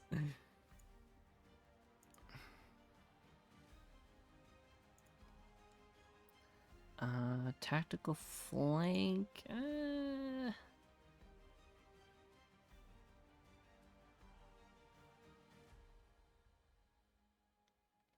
It's his turn next.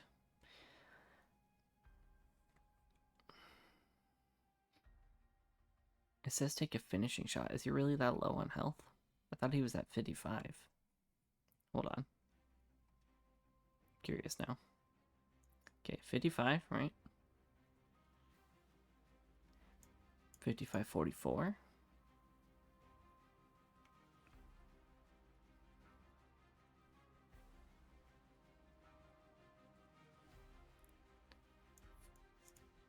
$44 minus 15.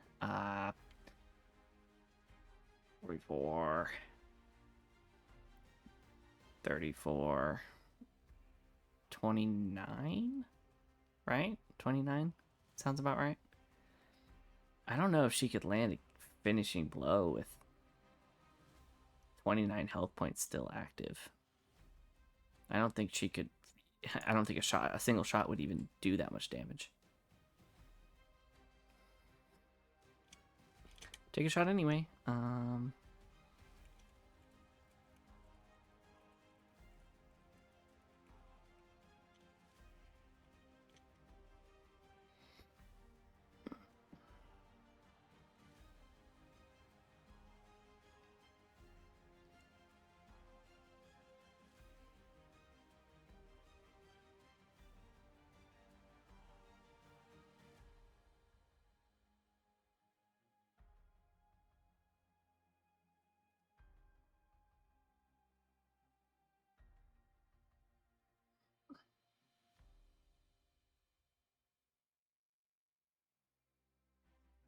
No, he can't be dead because he had like 20 health left. I mean, I guess he lost more health than I thought. I don't know. We'll just say that ChatGPT says he's dead. He's dead. Right. Rosia steadies her breath, her rifle barrel glowing faintly in the flickering light. She sights down the scope, locking onto Aaron, who's staggering from Calypsy's brutal strike. His corrupted form glitching, fragmented between what he was and what Spine turned him into. Without hesitation, Rosia squeezes the trigger. A critical precision hit. 6. The shot pierces straight through Aaron's glitching chest, tearing through corrupted circuits and the last remnants of his failing humanity. Sparks explode from the wound as his body seizes, collapsing to one knee. His voice stutters, a broken echo of itself. Calypsy, I was... The corrupted data finally collapses inward, and with a final burst of static, Aaron Kalis falls, his body flickering out like a dying signal. The battlefield grows quiet, save for the faint hum of the drones and the distant cackling of failing spine tech. Calypsy stands over Aaron's remains, the echoes of the past lingering in the stale air.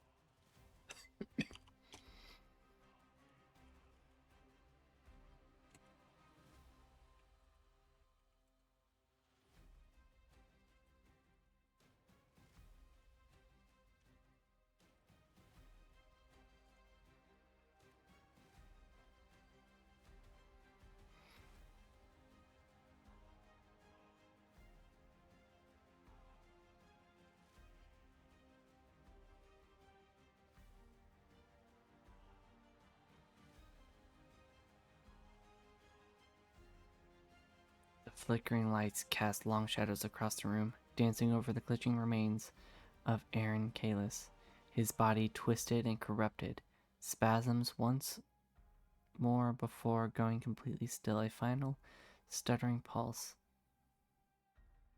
of static escaping into the air like a dying breath. But for Calypsy, it's not enough.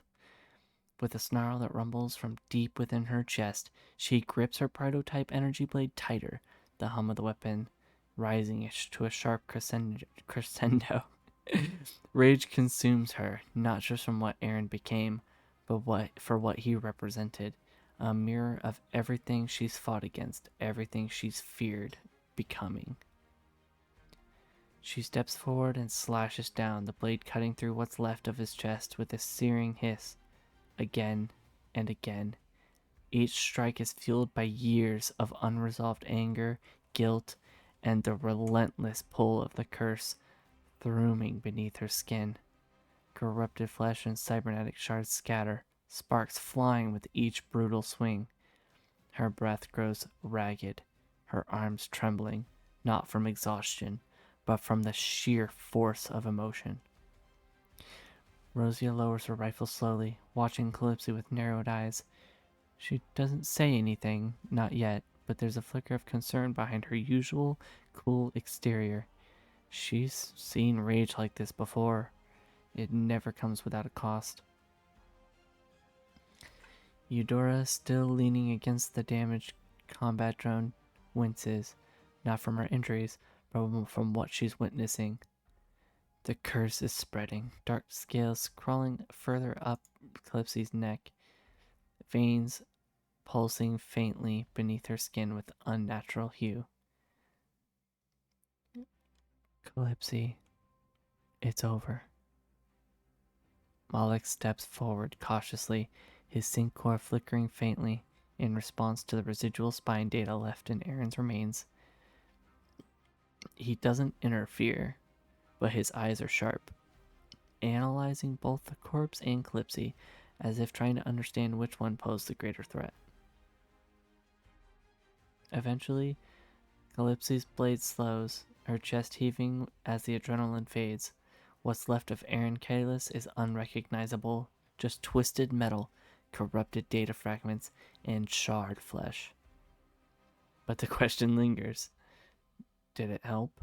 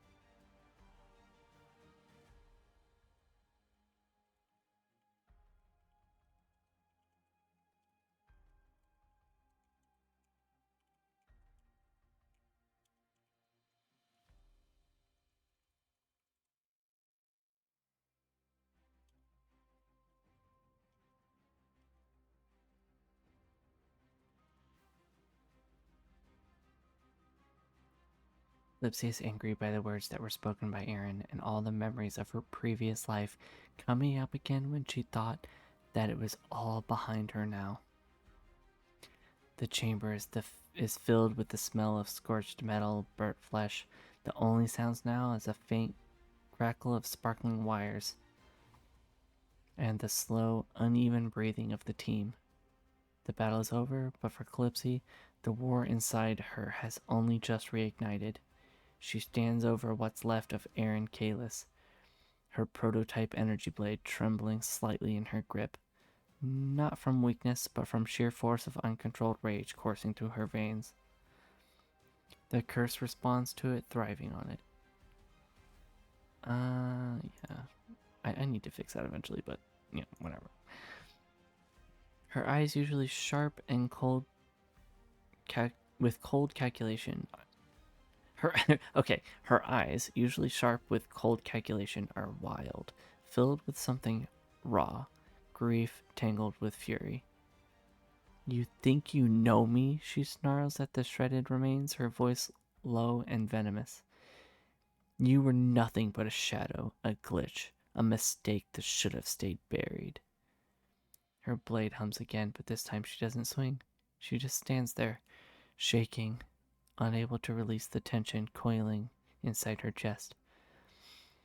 Rogia steps forward slightly, her rifle lowered, but her stance tense. She studies Calypsy, eyes narrowing, not with suspicion, but with the sharp, clinical gaze of someone used to reading people. She opens her mouth, about to say something, but stops. Words don't feel like enough right now. Eudora moves closer. Though she's still injured despite her own pain, her concern for Calypsy outweighs it. She speaks softly, her voice the opposite of the harsh static still lingering in the air. You're not him, Calypsy. Whatever he was, that's not you. Her words are meant to ground, to tether Calypsy back to reality, but even Eudora's gentle tone seems fragile against the storm brewing behind Calypsy's eyes. Malik stands near the remains, activating his sync core, scanning the corrupted fragments left of Aaron, but his eyes are on the data. They're on Calypsy. The curse is spreading, he says quietly, not as a judgment, but as an observation, a fact, cold, clinical. His words hang in the air like another wound. The room waits, silent witnesses to her unraveling. The past she thought she left behind has clawed its way back up into her life, not as a memory, but as something she couldn't kill fast enough. The curse burns under her skin, begging to be fed more rage, more violence, more chaos.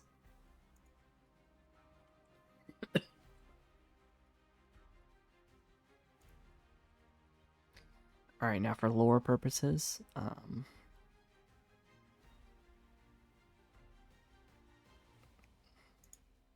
have to do something real quick. Hold on.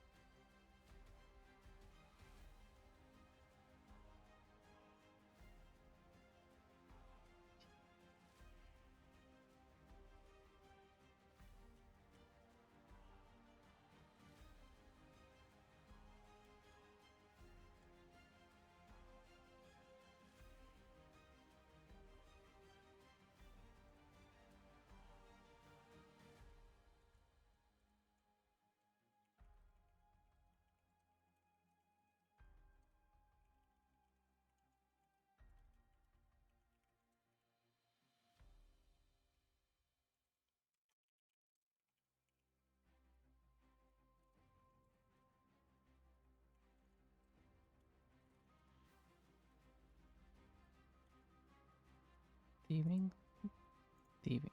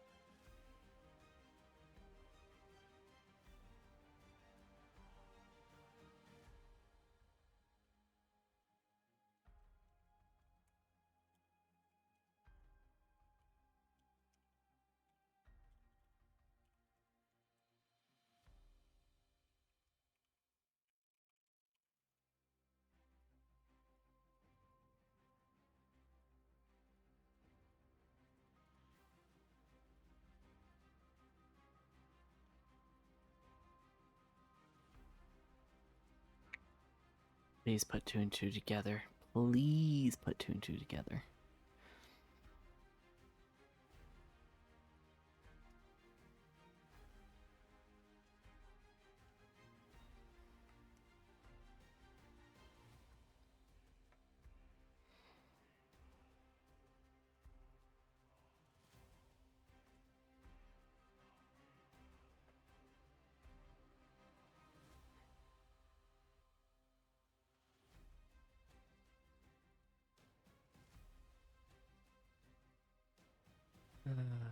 Faint hum of light. The faint hum of failing lights overhead casts flickering shadows across the scorched walls. The aftermath of the battle still thick in the air. Calypso's grip loosens around the hilt of her blade, the weapon finally deactivating with a faint hiss as she lets it drop to her side. She begins a pace. She begins to pace. Sharp steps echoing softly in the ruined chamber. Her breathing is ragged, but it's not exhaustion, it's the weight of the words she's held back for centuries. Oh yeah, she's also in my universe, dragons live to be a very very old age. So the fact that she's turning dragon is why she is quite old. I think she's like 300 years old, something like that. I can't quite remember, but yeah, that's important information. At first, it's unclear who she's speaking to, herself, the team, or maybe even to Aaron's ghost. But no one interrupts. They listen. You think you know me? She mutters under her breath, her voice low and bitter, as if still arguing with the phantom. She stops, staring at the broken remains, then keeps pacing. I wasn't supposed to end up like this. None of this was supposed to happen. Her fists clench, and the dark veins along her arms pulse faintly under the skin. The curse is restless. She exhales sharply, then finally speaks louder, enough for everyone to hear. I was a thief. The words spill out like a confession, though they're laced with venom. Just some petty criminal trying to survive. I'd take jobs, hit targets, disappear before anyone knew my name. She laughs bitterly, shaking her head. But then there was that job, the one that changed everything. She stops pacing, her eyes distant now, staring at nothing. I stole from someone I shouldn't have. A dragon. The word hangs in the air like a curse itself. I didn't know at the time. I didn't care. It was just another score, just another day. Her jaw clenches, voice growing quieter. His name was Rhaegar. She didn't finish the name. Maybe she can't. Maybe she won't. At the mention of the name, Rosia stiffens. It's subtle, just a slight narrowing of her eyes, a faint tension in her jaw. But it's there. A reaction Clipsy doesn't notice, lost in her own unraveling. Rosia doesn't speak immediately. She processes it, the name burning in her mind. Rhaegar. Not an uncommon name, sure, but combined with the mention of a dragon, it's too specific, too close. Rosia's fingers tighten around her rifle, not in aggression, but as if to ground herself. He cursed me, the words sharp, brittle. Didn't kill me. That would have been merciful, no. He wanted me to suffer, to rot from the inside out. This, she gestures to the scales creeping up her arms. This is his mark, a reminder. She laughs again. There's no humor, only bitterness. Centuries later, and I still can't outrun it. I thought I left it all behind, but it's always there, waiting. She finally stops pacing, her chest heaving slightly. The silence that follows is thick, heavy, with everything unsaid.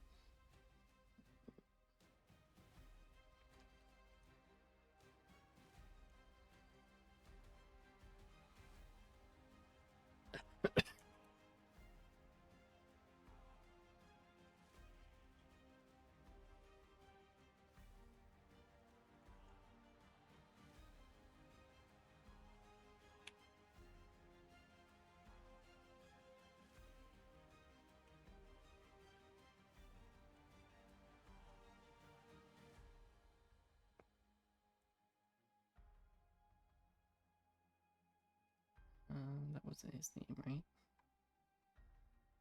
Wait, what was his name? Oh, yeah, it was Kalis. It was Kalis.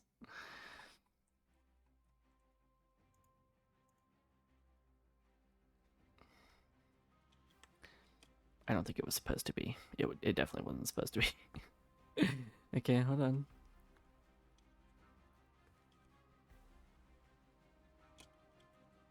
Yeah, that would be too much of a coincidence. Aaron Kalis. Oh no, Aaron Kalis. Oh my god. Oh my god. Aaron Kalis could be could be Rhaegor's like brother. I didn't say he was a dragon though. Ugh. How should I word this?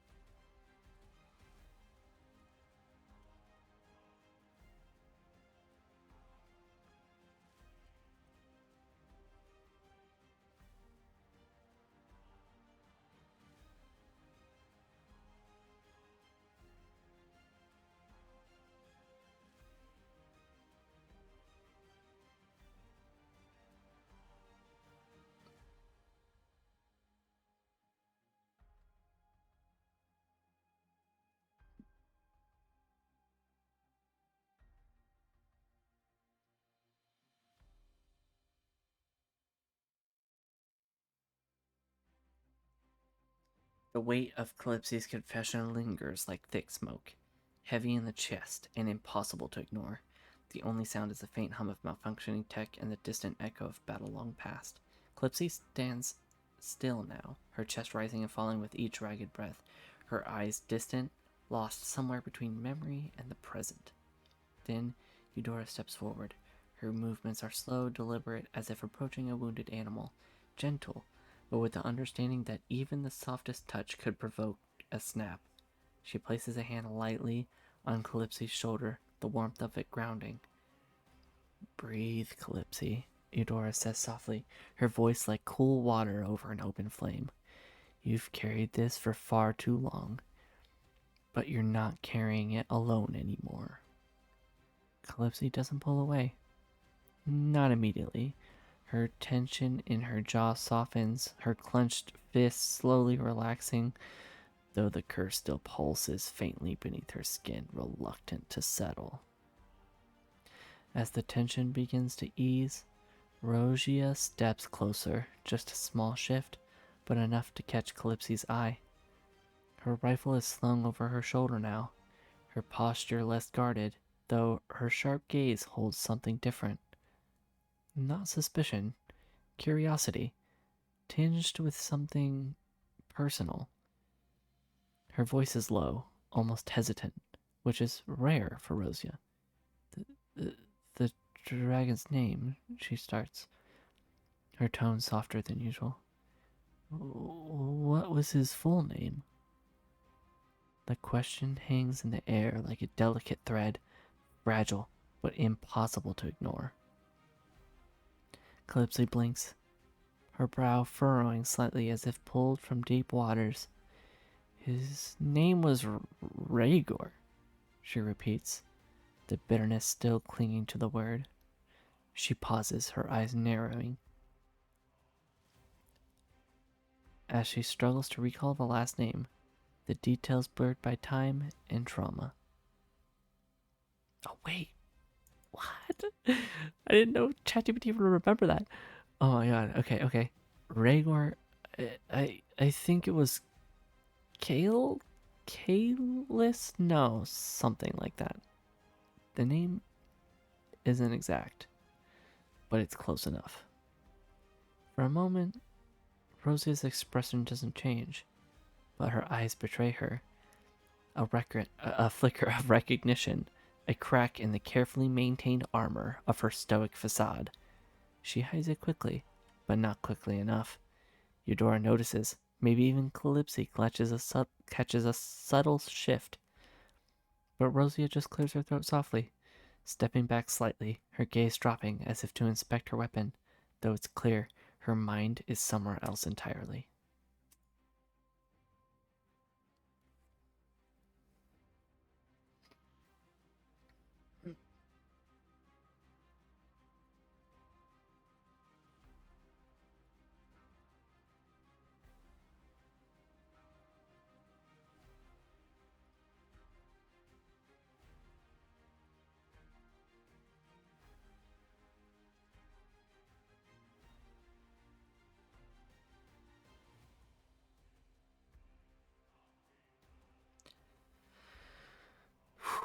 It's something I gotta do.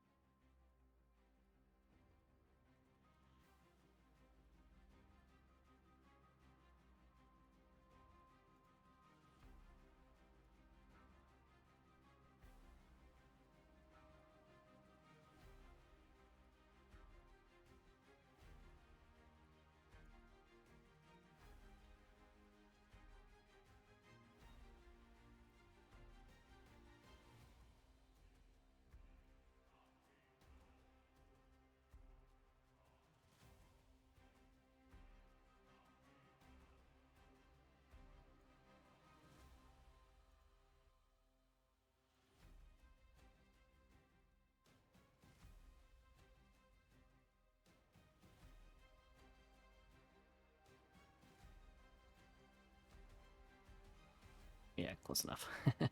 Okay, sorry.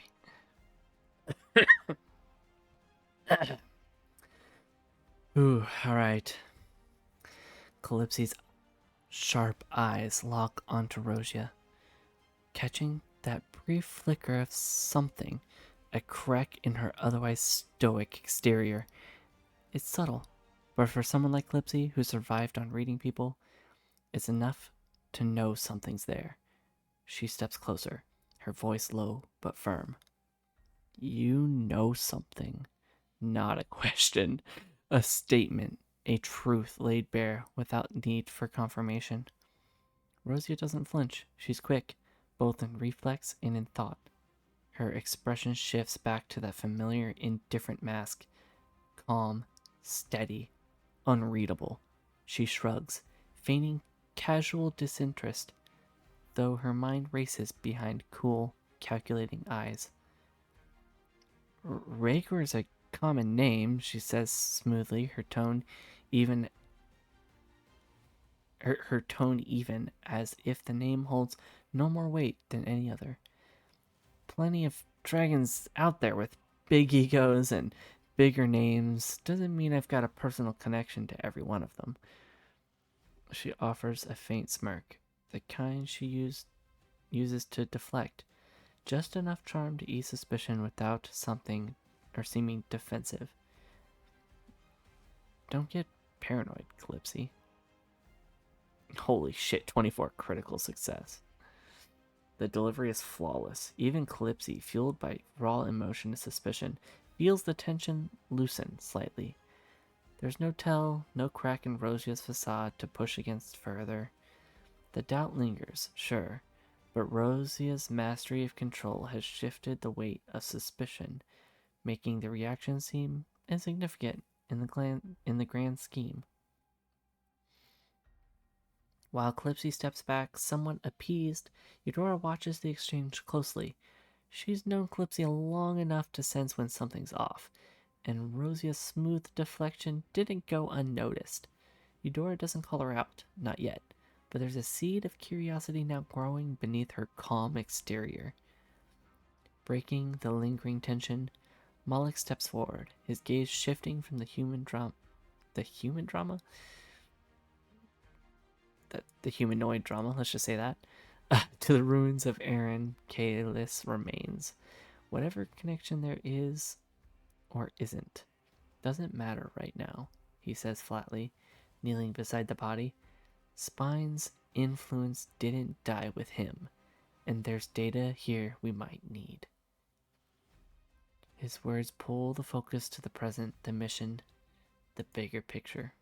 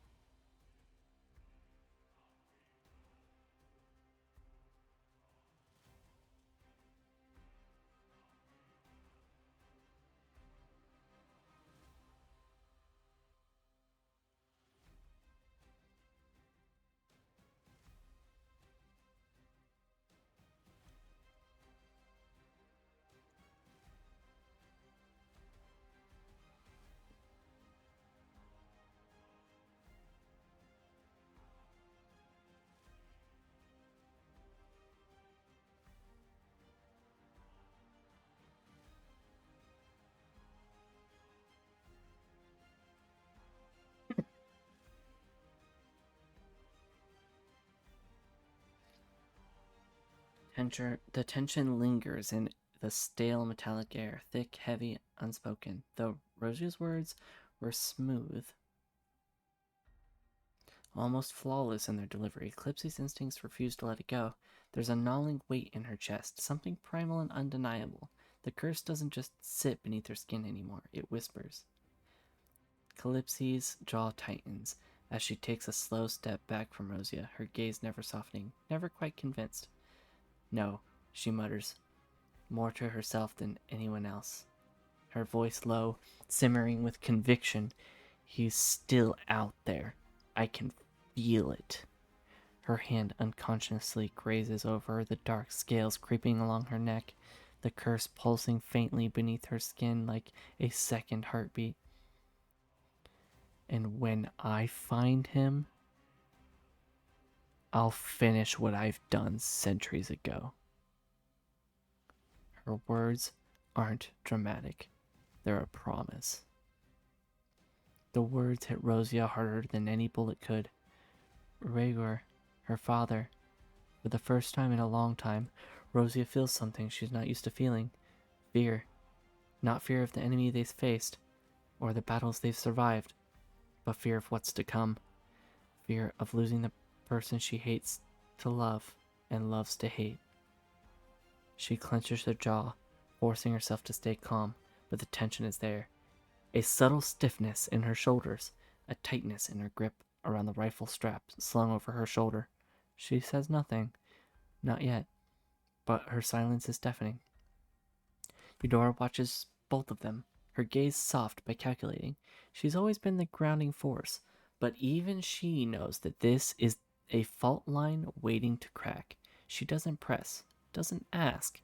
She simply steps closer to Clipsy, her quiet presence a reminder that she's not alone, even if it feels like it. We'll find answers, Eudora says softly, her words carefully chosen. Not promises, just truths. Meanwhile, Mollix is already kneeling by the remains of Aaron, his sync cores humming softly as he begins to extract data from the corrupted fragments.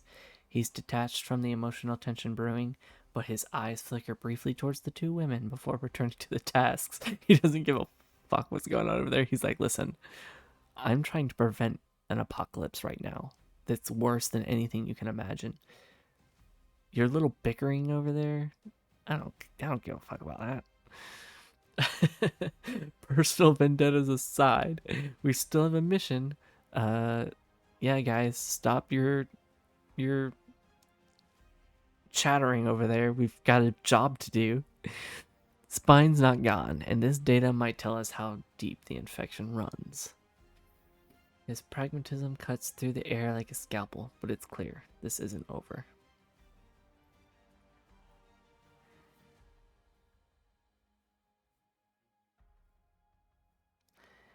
Yeah, it's a sci-fi apocalypse. Yeah. I mean, technically the world is how should I say this? It's mostly destroyed as it is. There are settlements and stuff like that that are still active, but basically if the spine network is how do I word this? If the spine network is able to be released from the spine fragments, then it will literally be the end of the world. There will be no settlements left. So yeah, obviously I understand why Mollix is very keen on stopping Spine from continuing its infection. Yeah, spine fragments. You'd have to be here for the beginning, but Spine is a science program gone wrong, I want to say. Mollix is a clone. He's a science project. Oh man, there's a lot of lore behind this. But yeah, he is a part of Spine. He has a sync core that is embedded in him. the neural sync core that's you can see at the top right. That's his. That's what's inside of him, and he's actually he actually died in the first chapter. They were inside a spine facility, and he died uh, from one of the baddies there, and they were since they were in instead of soul devouring gods, it's AI. Yeah, kind of. It's a bit of technology and it's a bit of um biology too. It's sort of a mix between um like biology and technology, like mashed together. Okay, 40K. Yeah, I don't know too much about 40K, unfortunately, but yeah, if it sounds familiar, then sure. But but yeah, no, Mollix died during the first fight, but they were inside a spine facility that had cloning pods already there. And not too long after Mollix died, he reemerged out of one of the pods. Um, so now he's technically even more connected to Spine now because this is many years in the future. So the fact that he's just emerging as a clone now from one of the pods versus how long he's probably been alive as a clone, I'm not sure how long that is. But yeah, he's definitely way more connected to Spine now than he was previously. Um, but yeah, that's okay. That way that's describing Mollix to a T, pretty much. He's a clone, part of Spine. Spine is a project, science project, many facilities. We learned that apparently there is more spine fragments that are in other facilities. I have not actually. I have not played with other people. I probably could, but I don't know. These characters are just really personal to me, like all four of them. Um, they they've been through a lot together, and it's just like I have a very deep connection to them. So I would definitely be a player, I think, because mostly I'm using ChatGPT to be the dungeon master, basically. Um, but I don't know. I don't know if I could run multiple characters as a player. I definitely could if I would if I could, because I have these wonderful characters. They've been built up through this story for quite a while now. They've been through trials, tribulations, stuff like that. But yeah, no, I don't know if I'd be able to not work with all four of my characters because they're very intertwined. They have backgrounds, connections, just so many things. So it would be really hard to work with, especially other players if there was other players involved.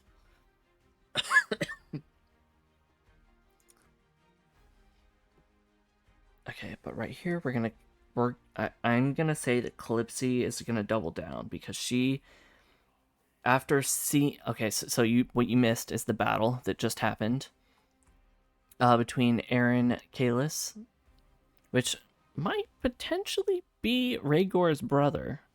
Not sure, because they have the same last name, and I think that might be a coincidence, but that's just the name that ChatGPT gave Aaron, so I'm not sure. Could just be a coincidence.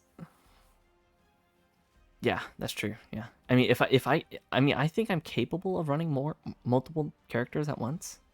Um, I have a very not not split mind, but like I understand my characters quite well. Now describing them, describing my characters, that's another story. I'm not that. It's hard to get it from my mind out, So it's just like I know them very well, but most other people do not. But that is what this is trying to accomplish. Um, I will say that these characters are not exactly like this. They are.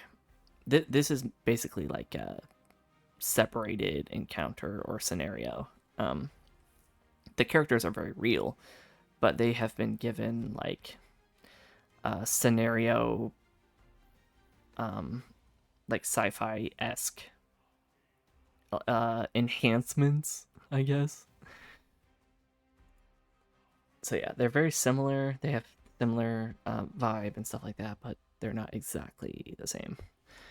But that's okay because it's working for this story right now, so it's really good. So Rosia just found out that no worries, same deal with me. Tons of characters, giving them short description. These characters right now have like the deepest like background I've ever made for any characters.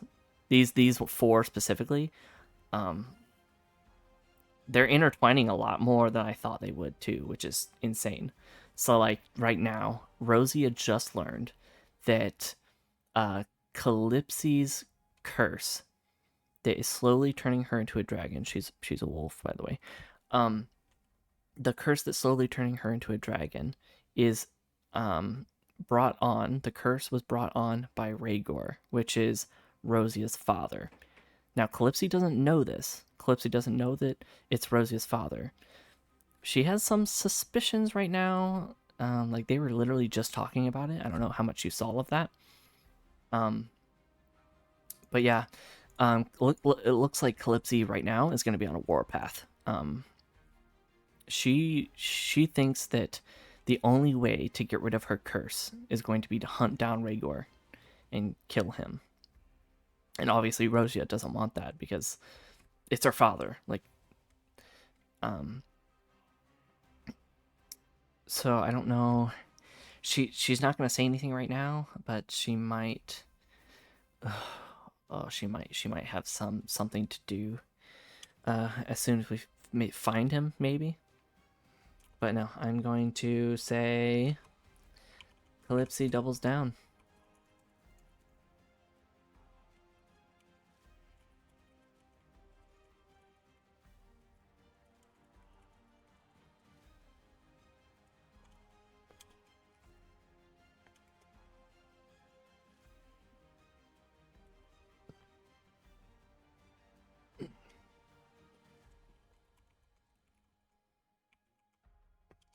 Insists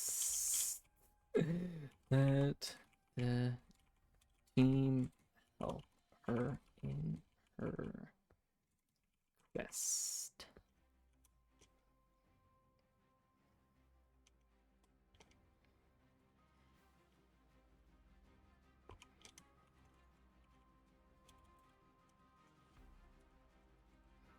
Not so sure as he's still worried.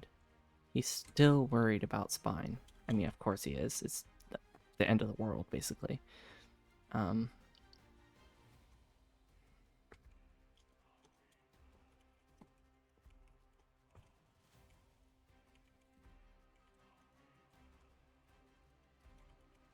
Lipsy isn't gonna let this go.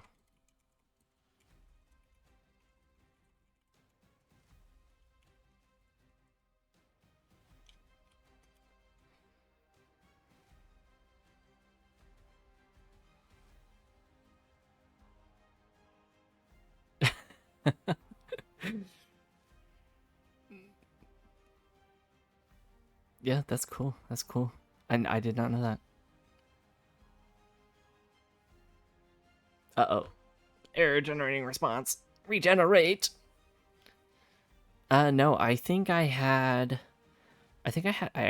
had ChatGPT help me in naming her father. So, that might be why Aaron Kalis was given that name, as well as Rhaegor Kalis. Well, Rhaegor Kalis was his maiden name, but he married Rosia's mother, who was a fox, and took the name Rhaegor Ivanov. Ivanov.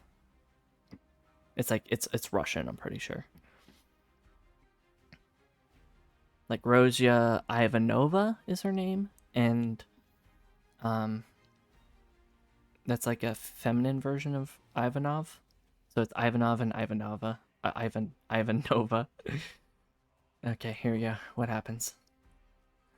Here we go. The faint hum of Mollix's sync core fades into the background as Calypsy steps forward, her eyes burning, not with anger anymore, but with something sharper, more dangerous. Purpose. The scars of the past have been ripped open, and there's no stitching them closed now. She plants herself firmly in the middle of the group, her voice steady, but filled with a ferocity that can't be ignored. I'm going after him. The words are final, not a suggestion. She looks at each of them, her gaze lingering just a moment longer on Rosia, though she doesn't notice the faint shift of tension in her posture. I've spent too long running, pretending this curse was just something I could live with, but it's not. It's his mark, his reminder that I'll never be free. Her hands curl into fists, the dark scales along her arms pulsing faintly. I won't live in his shadow anymore. She breathes heavily, the next words, like a blade drawn. I need you to help me. I'm not asking. Mollix pauses, his fingers hovering over Aaron's shattered remains, data streams flickering across his interface. He doesn't look up right away. When he does, his face is unreadable. The machine behind his eyes is calculating risks, possibilities, priorities. Spine is still out there, he says flatly, his voice calm but laced with quiet resistance. We don't know how far the corruption spreads. If we lose focus now... Calypsy cuts him off with a sharp glance. I am focused. Her voice is ice. This isn't a distraction. This is part of the same fight. He cursed me. Whatever spine is, he's part of it. I can feel it. Mollix's jaw tightens, but he nods slowly, not because he's convinced, but because he knows she won't stop. She needs this closure, even if it kills her.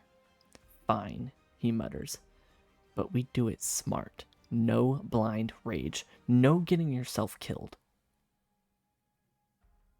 While they argue, Rosia says nothing. If these characters existed in my world, Bezeroth would be a fit for curses he'd inflict. Ooh.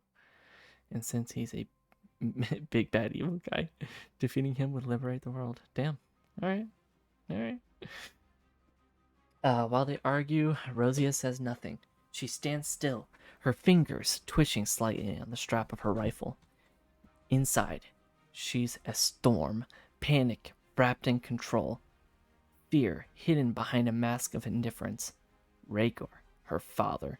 She wants to scream. She could tell Calypsy to let it go, that revenge won't fix what's broken inside her. But the words die in her throat. Instead...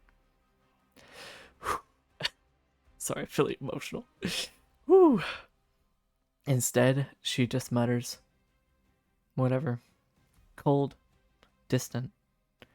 But her heart beats too fast, her mind racing with thoughts she can't voice.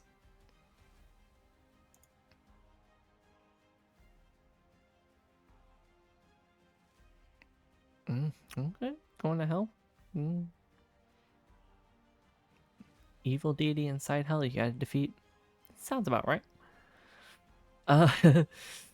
Eudora steps between them, her calm voice the only steady thing in the room.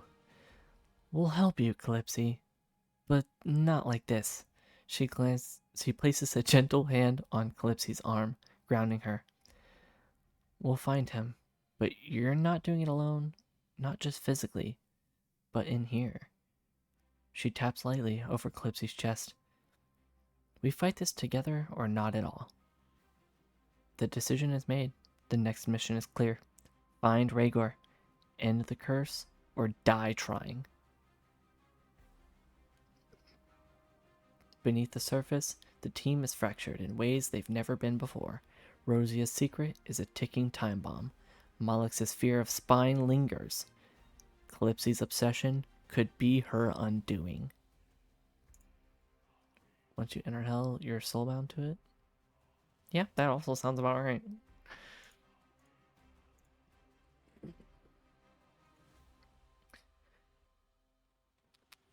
All right. What do we do? What do we do? Let's see. Immediately begin tracking Rhaegar's last known location. Insist on investigating spine data first. Rosia secretly tried to sabotage the search. Ooh, buying time for her father. I don't think she would do that. I don't think she would. I think that she wants to see her father.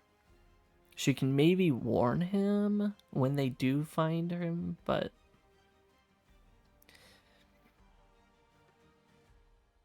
she knows that this is a dangerous journey.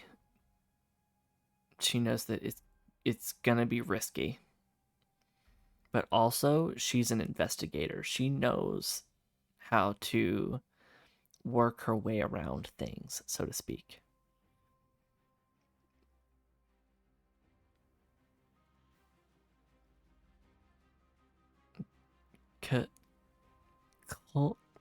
Coldrithon? Coldrithon.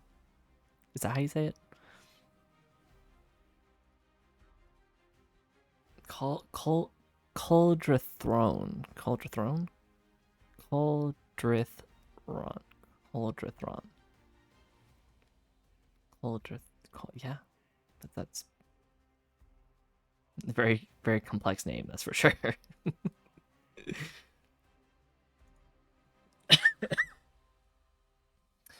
All right, let's see.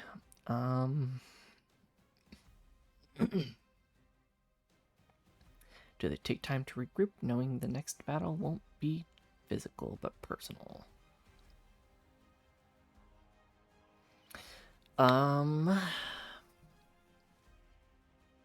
Yeah, so chapter 1 was all about Mollix and learning about spine and things like that. And then chapter 2 here, this entire stream has been about working towards Calypsy's path, understanding her backstory, and figuring stuff out.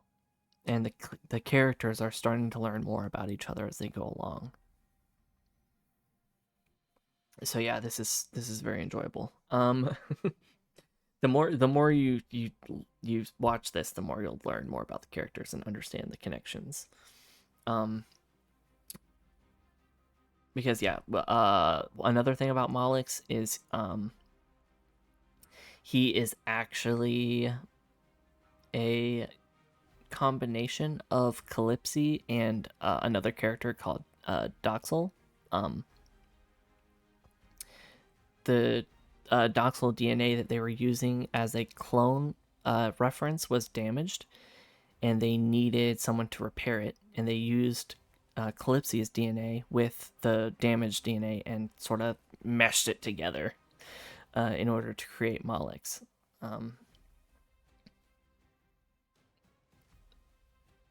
So Calypsy has a tie in Mollix's background. They know it. I'm pretty sure they know it.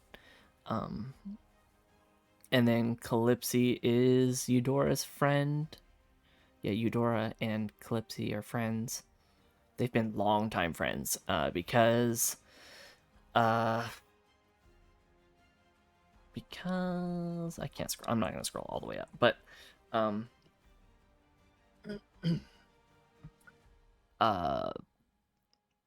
trying to think.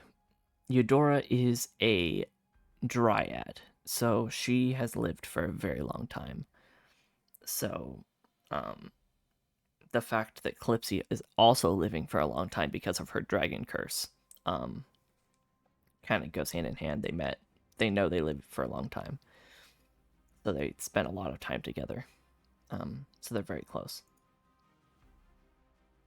The only people who are not close,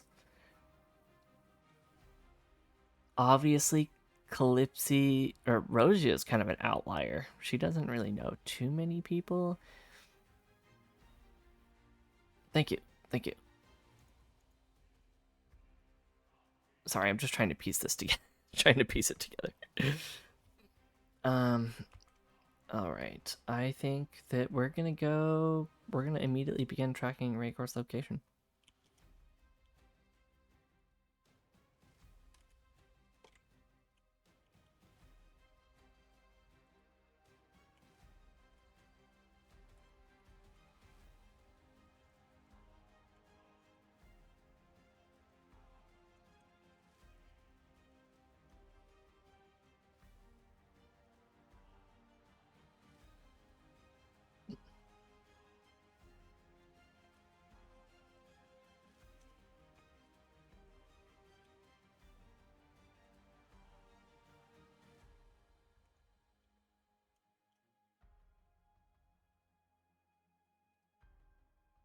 Oh, pronouncing those. Sorry. Uh Oh, geez, you're right. Ray, Ray, Rye, Rye. I want to say Rye, Rational.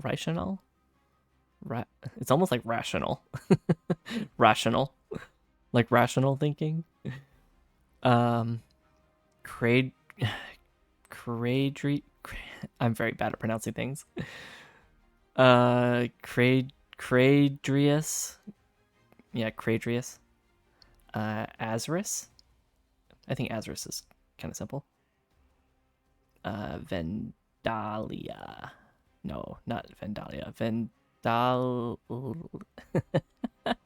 The AI is tripping me. Um, Vendelli?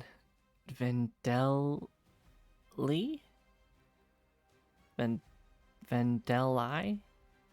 Vendelli. Vendelli. Close, I think. Okay, here we go. The vote. The vote. Last one's not. Yeah.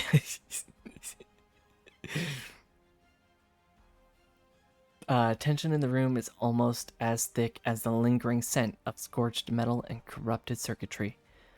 Calypsy's demand echoes in the team's minds as they exchange uncertain glances. Mollux crosses his arms, his face unreadable, though the faint flicker of his sync core reveals his inner conflict. After a long pause, he mutters, "No." Spine comes first. His voice is cold, calculated, pragmatism over emotion. Rosia doesn't hesitate. No. The word is sharp, almost too quick, but she hides the panic behind her usual stoic demeanor. Inside, her heart races. She can't let this happen. Eudora stands quietly, her gaze shifting between Calypsy and the rest of the team. There's pain in her eyes, regret, even, but after the deep breath, she softly says, "No." Her decision isn't cold like Mollux's, nor panicked like Rosia. It's weighted with concern, for Calypsy's well-being more than anything else. Calypsy's fists clench. Calypsy's fists clench, her jaw tightening as the verdict becomes clear. 3-1. The vote is against her. The silence is suffocating. Calypsy's rage simmers just beneath the surface, but this isn't the explosive fury from before. It's something quieter, more dangerous. A storm held back in check by sheer willpower. She steps forward, her eyes sharp as blades, locking onto each of them in turn. "You think this can wait?" Her voice is low, shaking with suppressed fury. "You think Spine is the real threat here? I'm telling you, he's part of this. He's connected to all of it. And the longer we wait, the more control I lose." Her hand grazes the dark scales creeping further along her neck, the faint pulse of the curse glowing like embers under her skin. "But fine." She steps back, her voice dripping with bitterness. "We'll do it your way." But her eyes say something else. She's not done. Not even close.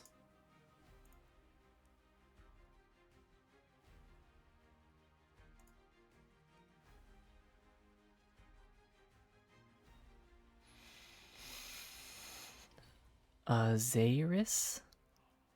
Azaris. Vendeli. Vendeli. I was pretty close on that one, I think. Vendeli? Yeah. I didn't get it first right. Or right on the first try, but I think I got it. Let's see. Oh man, what do you think I should do here? I don't know. Everyone says no, we shouldn't go track him immediately, but maybe she can try to compromise and say make a plan first. And also maybe try to hit them with emotional stance saying like she can't take this curse anymore and she needs their help to find out if taking Rhaegar down will not only help with the spine problem, but also with her curse.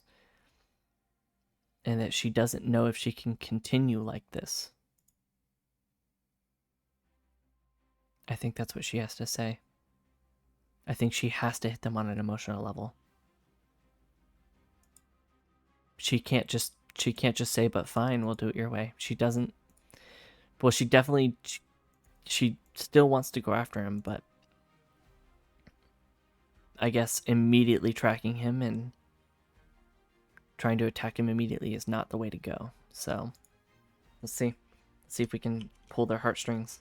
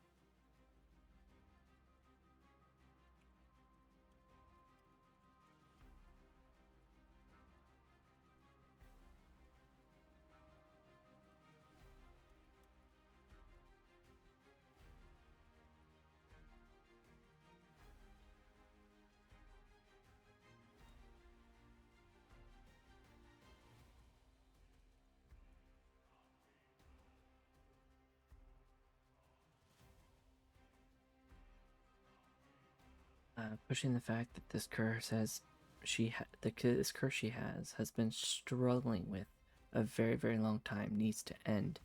She isn't quite begging, but you can hear in her voice that she can't handle the curse anymore, and she wants it to be gone.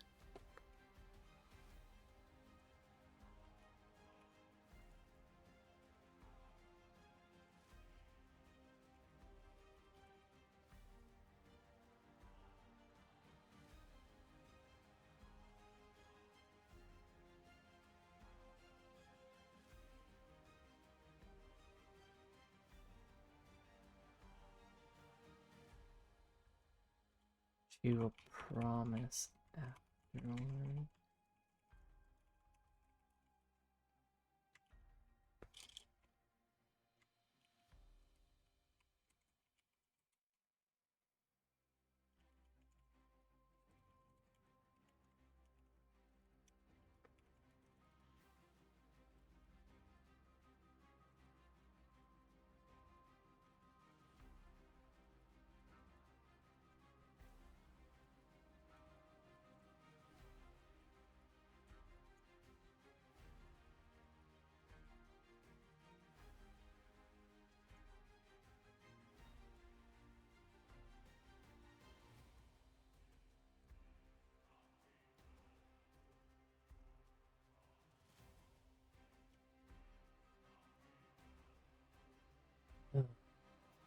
Yikes, yikes, yikes. Calypso, although agrees reluctantly, tries once more to pull on their hearts, pushing the fact that this curse she has been struggling with a very, very long time, needs to end. She isn't quite begging, but you can hear in her voice that she can't handle this curse anymore. She wants it to be gone. She asks once more that they help her. At least make a plan first, then work towards her goal. She promises afterward that she will give all her power to defeating Spine directly after. Ah.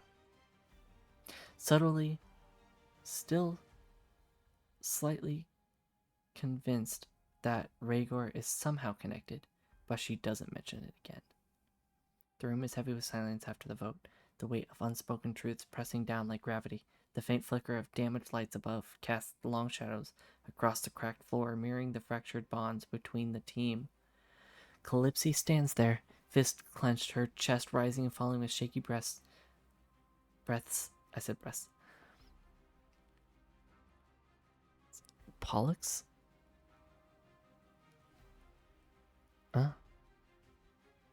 Constellation. Ooh. Okay, sorry. This is a dramatic moment. Hold. Fist clenched, her chest rising and falling with shaky breaths. Her bitterness from before is still there, but something new bleeds through, something raw, desperation. Not the kind born from weakness, but from years, centuries of carrying a burden alone. She steps forward again, her voice softer now, but no less fierce. You see what Calypso doesn't want to admit that she does have the soft side inside of her. She does have a soft bone, but she really, really hates to show it. She despises it. You don't get it. The words are sharp, but they tremble at the edges. You think this is just about revenge? About killing some dragon because I'm pissed off? She laughs bitterly, shaking her head. This isn't about him. Her hand drifts to her neck, fingers tracing the dark scales creeping further than they were even an hour ago. The faint glow beneath her skin pulses like a heartbeat, but it's unsteady, erratic, like something barely contained. It's about this. Her voice cracks, just slightly, enough to hear the exhaustion beneath the rage. I have been fighting this for so long, longer than any of you can imagine.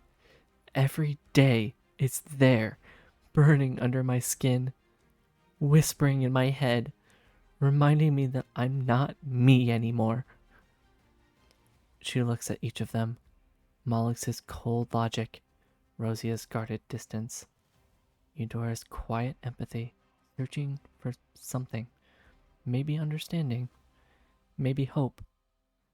I'm tired.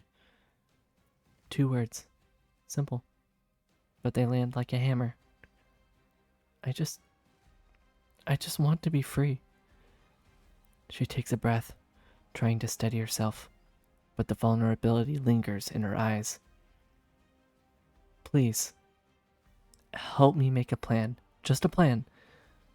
We don't have to drop everything, but I need to know we're working toward it, towards ending this.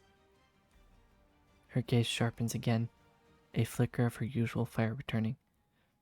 I promise, after that, I'll give everything I have to take down Spine, every last piece of me. She doesn't mention Rhaegar again, but the name hangs in the air, unspoken but undeniable. Malik shifts uncomfortably, his mechanical mind battling with the fragile threat of humanity still embedded in his code. He's always been driven by logic, but even he can't ignore the look in Calypso's eyes. The kind of exhaustion no machine could calculate. Rosia's heart races, not from fear of Calypso, but from fear of what this means for her own secret. The idea of making a plan feels like setting the clock on her father's life. But Calypso's words hit something in her, something she's tried to bury. She doesn't speak yet, not until the others do. Eudora steps forward, her voice soft but firm. Then we'll make a plan. No hesitation, no conditions, just support. Plain and simple.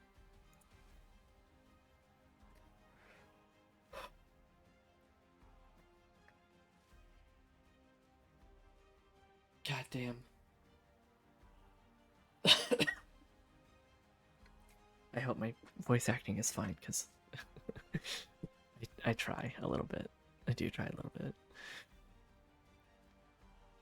I try to feel Calypsy's energy and just like understand what she's going through.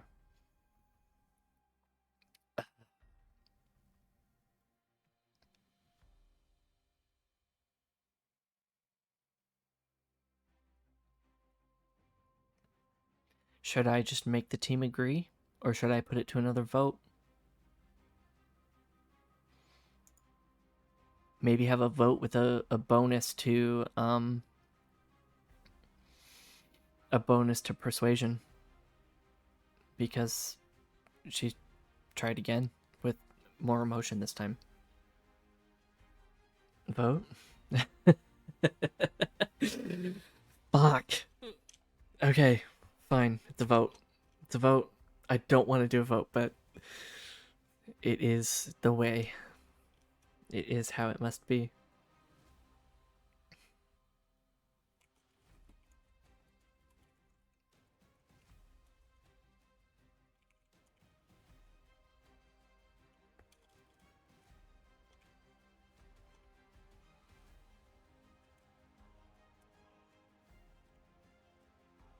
Insistence?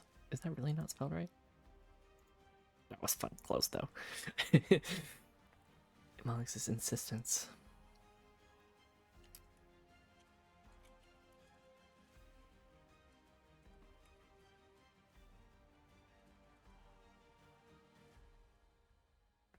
Persuasion.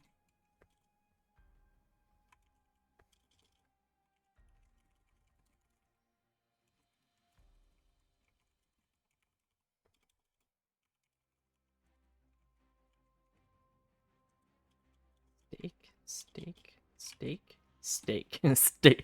Food steak. Food steak. Yeah.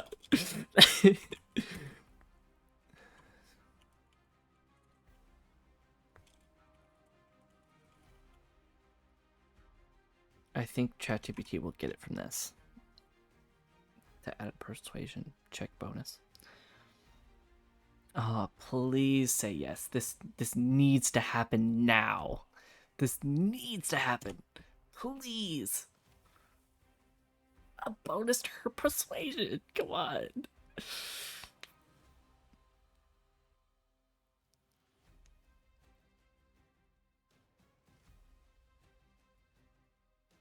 Ugh, I hate that you're right. We must decide as a group, otherwise we may go in full of regret and we'll make mistakes, possibly endangering our lives. If we vote on it, we can be sure that we'll go in without regret. Very well said. Very, very well said.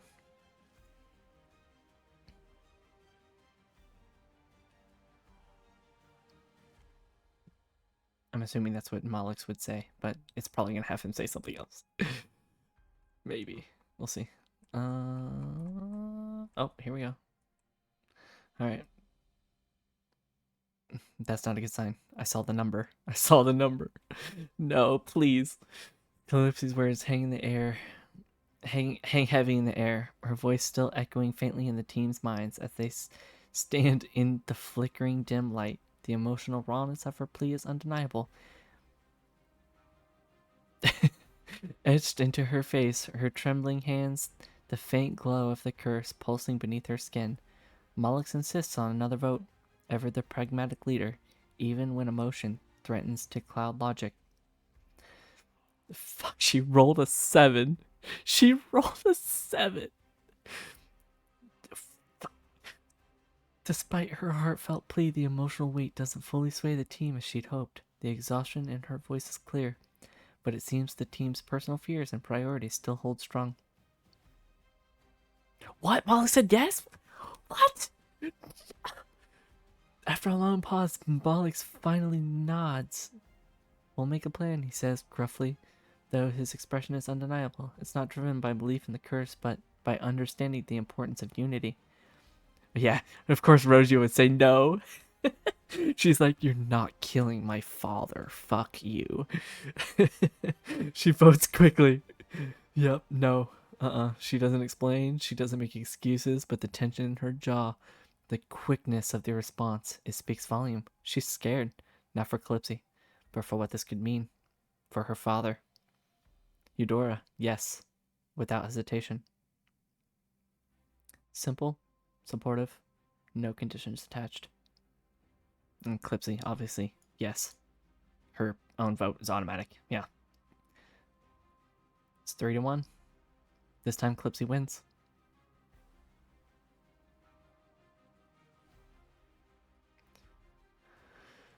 Oh, that was worrying. That worried me for a second. She rolled a low impact. Even with a bonus. With a bonus?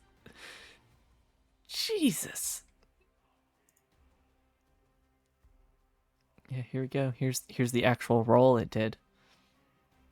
1 to 20 plus 6 with I'm guessing the plus 6 is a bonus applied. I don't know what her actual persuasion is. It determined the vote based on persuasion roll. If 14 or higher, the higher chance for success.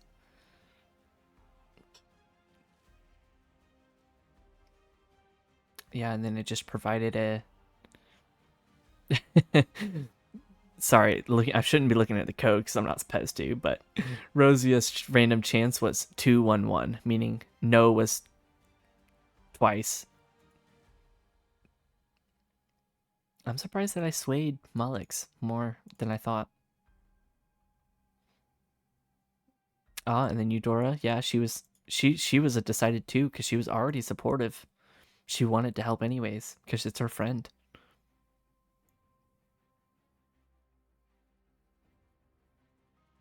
Hmm. All right, that's cool. It's cool sometimes to look at the code like that because I'm just curious how it determined.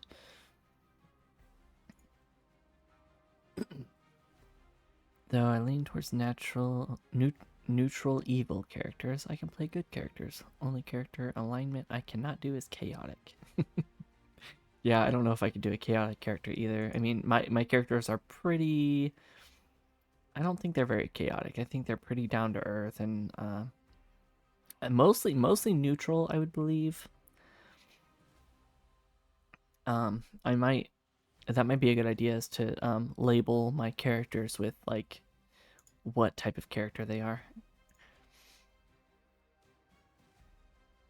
Put them on the scale somewhere. just to know, just a thing. I could totally ask ChatGPT right now what it thinks the type of characters they are. But I'm not going to do that. Not right now. All right.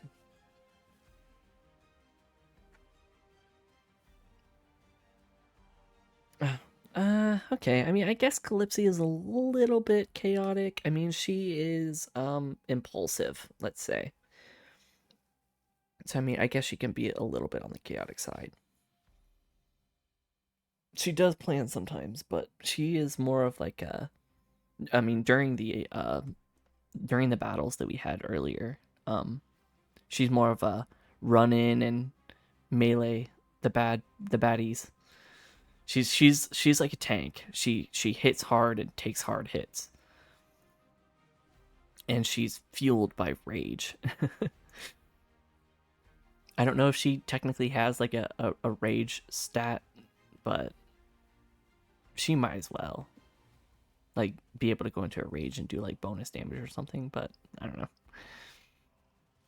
Neutral good, neutral evil generally means pure good and pure evil. I see. Okay, yeah, I don't know too much about the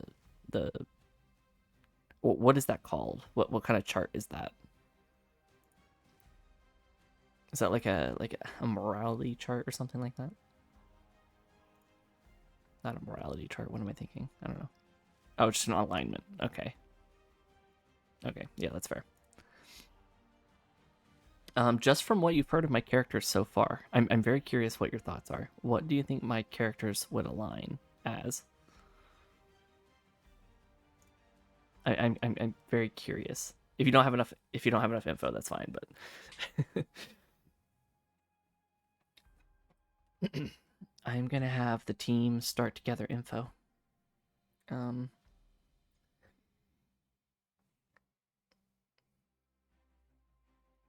yeah, that's okay. Yeah, that's fine. Um, I think they're gonna leave this facility right now. Um, they're probably gonna leave this facility.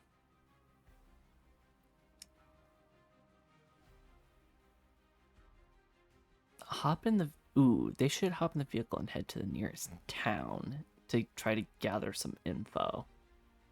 That might be a good idea.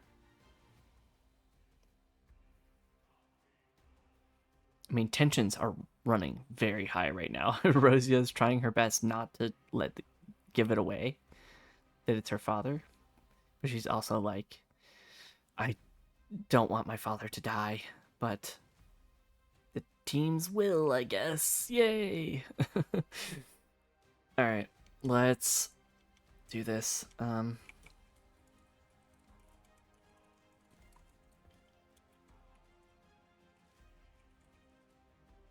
By the way, I didn't know they had a vehicle until this episode, so it just kind of gave me one. So I'm just gonna assume that I've had it all along. I can't spell vehicle. Sorry, vehicle. Yeah, vehicle. I was close. Teams got their back into the vehicle. They do a little planning on the road, but head to the nearest settlement to try to sniff out more information.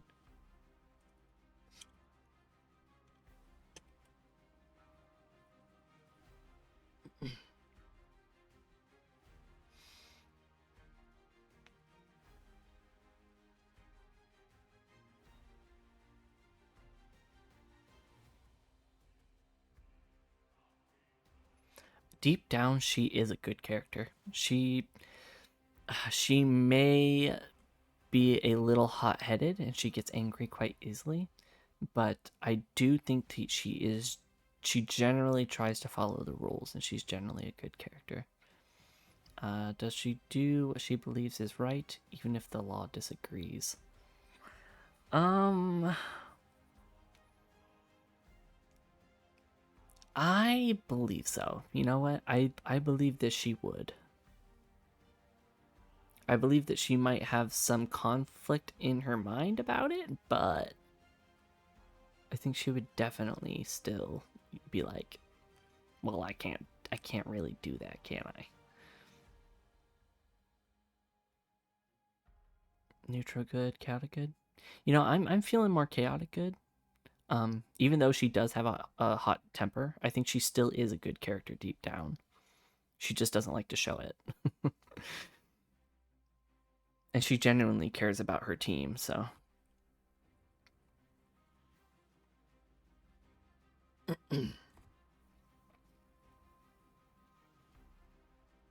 All right, here we go. Ready for the next part?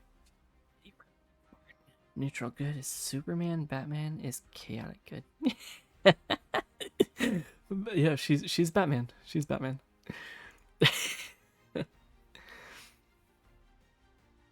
Okay. Yep. It's settled. Eclipse is Batman. All right.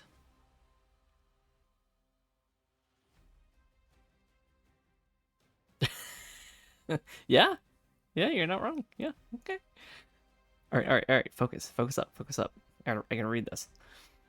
The hum of the vehicle's engine fills the tense silence as the team moves through the crumbling landscape, a world half consumed by both technological decay and the echoes of forgotten wars.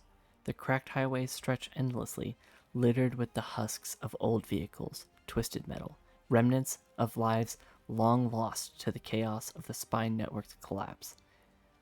Inside the vehicle, the tension is palpable. No one speaks for a while. The only sounds are the faint buzz of Malik's sync core and the rhythmic clinking of Rosia's fingers tapping against her rifle, and the occasional hiss of Eudora's breath as she adjusts her lingering injuries. Um, I want to say that on the road she definitely heals up a little bit. Do like a short rest kind of deal. Calypsy stares out the window, her reflection fractured against the dirty glass, just like everything inside her. Eventually, the silence breaks. Not with an argument, but with a quiet, strategic conversation. Mollix leans forward from the passenger seat. No, I thought Mollix would be driving. Is he not driving? Maybe he's like a navigator. Mollix leans forward from the passenger seat, a holographic display flickering to life between them, casting faint blue light across their tired faces. Nearest settlement is about 80 clicks out. Mid-sized trade hub. Mostly scavengers, mercs, data runners. He zooms in on a blinking marker. Outpost 17. If Rhaegar's left any kind of trail, someone there will know something. Or know someone who does. Calypsy's eyes don't leave the screen. We're not walking in asking him for him directly. Dragons like him don't leave their names laying around. We'll look for rumors, strange sightings, cursed relics, maybe even bounty chatter. Rosia shifts uncomfortably, her gaze fixed out the window. Or we could not. Spine's still out there, remember? Her voice is casual. No, sorry, she says it casually. Hold on. Or we could not. Spine's still out there, remember? There's a sharp edge beneath it. Okay, actually, so I wasn't that wrong. We could do both, Eudora says. She taps the map gently. Information has a way of crossing paths. Spine, Rhaegar, they're threads in the same tapestry. We pull one, maybe the others unravel. Mollix nods reluctantly. We ask around, keep it low key. As the vehicle rumbles into Outpost 17, the settlement reveals itself as a patchwork of rusted metal, neon lights flickering weakly against the encroaching dusk, and the ever-present haze of dust and synthetic smoke. The air smells of oil, burnt circuitry, and desperation.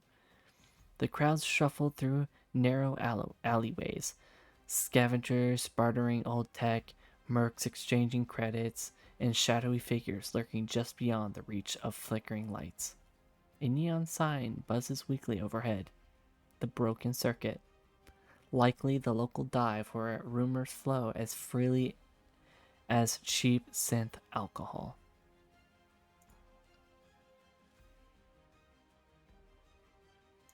Oh, I have a real bad feeling about this. I have a really bad feeling about this because Calypsy, I know for a fact she's going to attempt to use her hypnosis power to get some answers. And I don't think that's going to be the correct way to go. I don't know if she'll be able to contain herself. They're supposed to be low key, though. Okay. Malik suggests splitting up, covering more ground. No. They should stick together, I think. Does Rosia volunteer to handle certain parts of the search herself?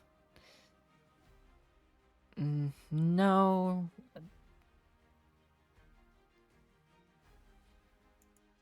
I don't think she's going to hinder the progress, but she's going to be very unhappy about it. But she's definitely not going to want to see her father dead, so we'll see what happens when we find him. Does Eudora act as a team anchor trying to... Okay, they go into the broken circuit and take a short rest to heal and recover.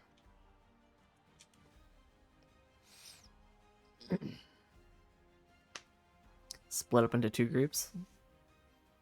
I mean, yeah, I had the previous game, or the previous chapter, um, Molex and Rosia are an amazing team, and Calypsy and Eudora are already friends, so they are like they would work together really well.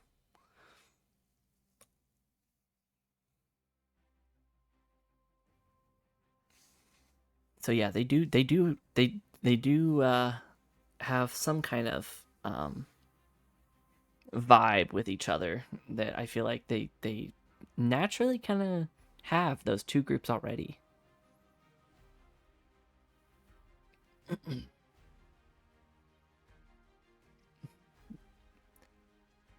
Oh, the combat drone repairs, cool. Even gave the combat drone some health. All right, the team. Hold on, what time is it? Oh, it's only 4 o'clock. Okay, we're good.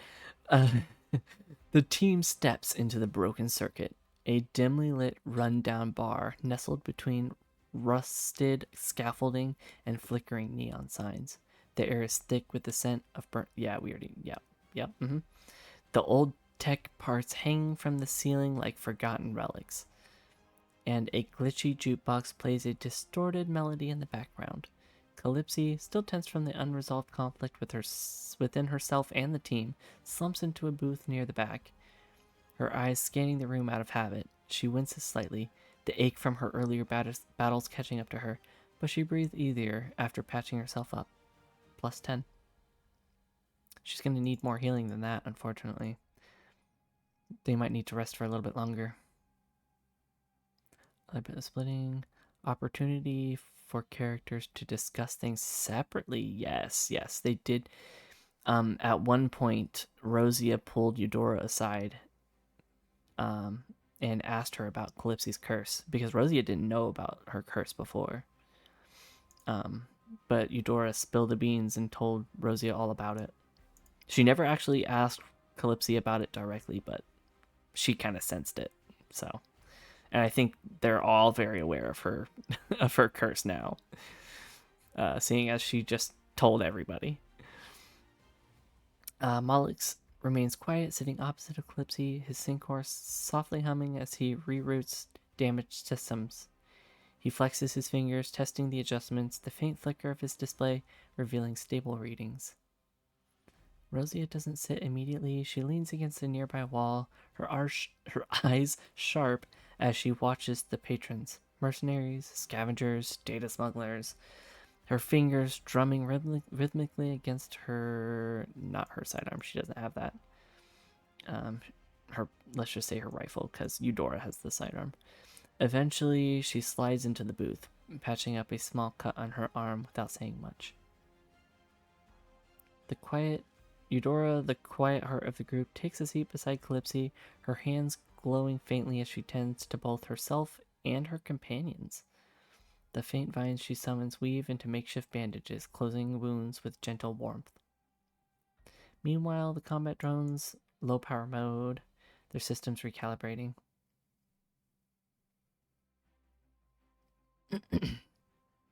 The murmur of voices fill the air. Whispers of jobs gone wrong, rumors of missing scavenger crews, the talks of strange sightings beyond the city's edge. Yeah, I'll correct it. Don't worry.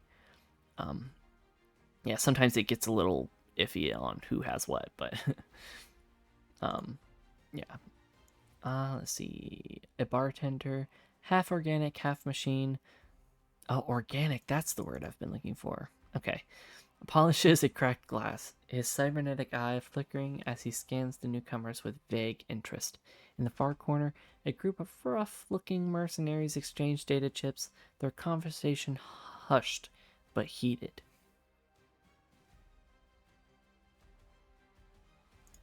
Not as bad as Dungeon AI? I do not know that one. I do not know.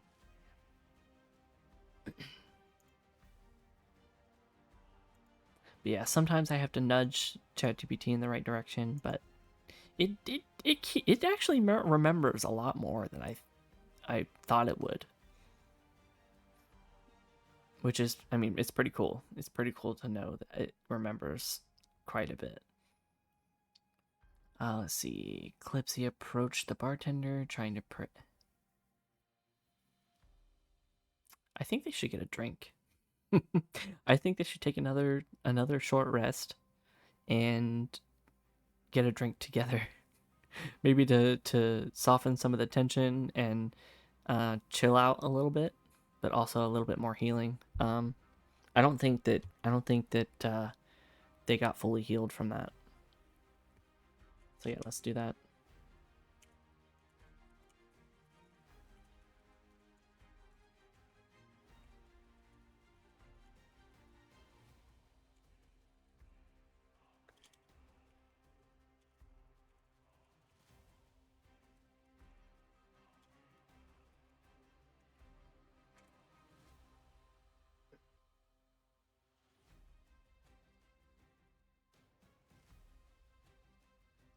Yeah, I mean, I still have to remember quite a few things. That's why you see on the other side of the screen, I kind of have I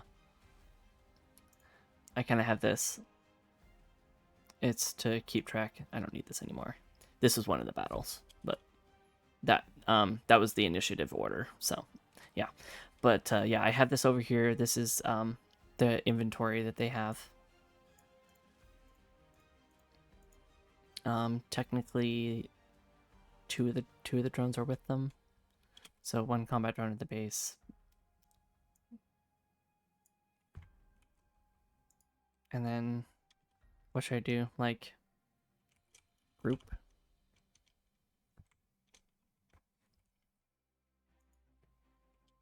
Two. And scout drone is with them. I haven't been keeping up with this like I'm supposed to. Yeah, all of this is still at the base, including one combat drone and one utility drone. That's fine.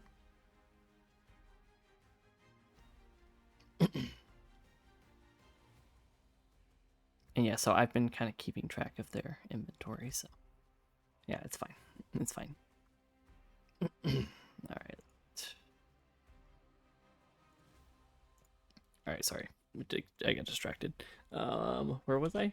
Possibly lowering the tension and healing a bit more.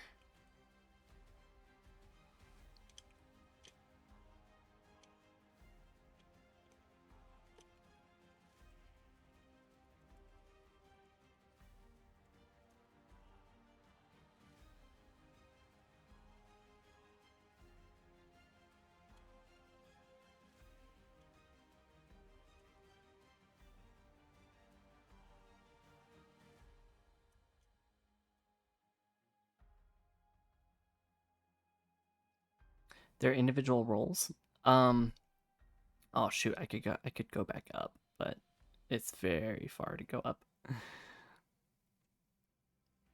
Yeah, definitely not traditional classes. Well, they are actually some traditional classes, but uh,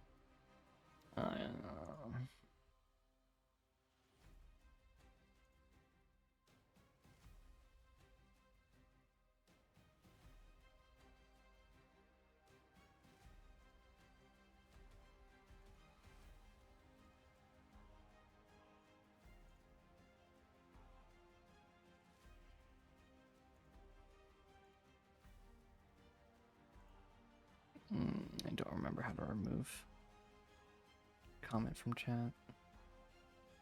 Hmm.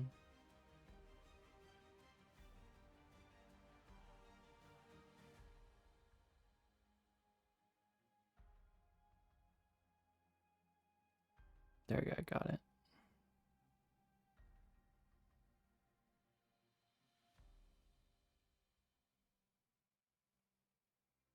it. All right, there we go. Okay. All right. They have started drinking. Okay, the team settles deeper into the dim, neon lit haze of the broken circuit. The rhythm hum of the old tech and glitching jukebox tunes fill the background as the tension that's been simmering slowly begins to unravel. Not completely, but enough to allow a fragile sense of peace to settle. Did it bold all of this? Why did it bold all of that? Okay, alright. It's like max size. Leans back in the worn, cracked booth, nursing a dark, bitter drink that burns slightly as it goes down, but not unpleasant. Just enough to remind her that she's still alive. The tightness in her chest eases, if only slightly. The ache of the old wounds fades into the background.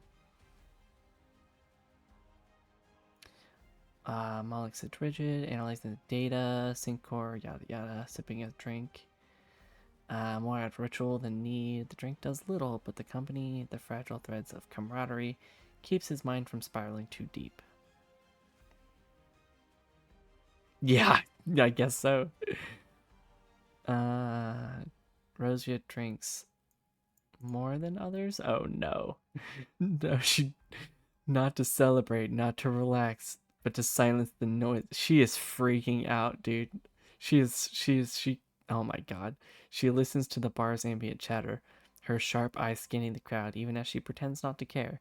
She doesn't slur, doesn't stumble, but there's tension in her knuckles when she grips the glass too tightly. Yeah, yeah. Ever the quiet caretaker drinks the least. Instead, she focuses the subtle glow of her healing abilities, weaving small tendrils of restorative energy into the group without drawing attention. Her presence alone is a balm, grounding the team like roots holding fragile soil together.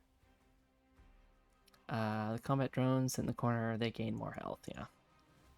I'm pretty sure we're all. Oh, the morning after. Okay, alright. Fine. The next day. That's more like a long rest than it is a short rest, but I'll take it. I'll take it.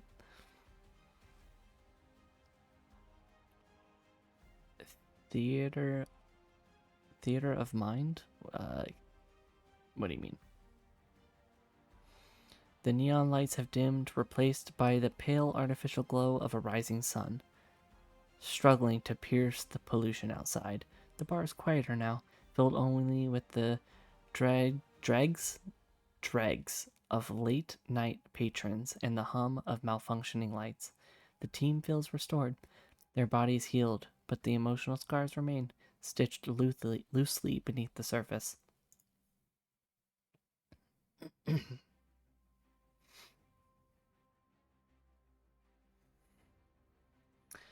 Okay, I think I'm gonna do what you said and separate the team.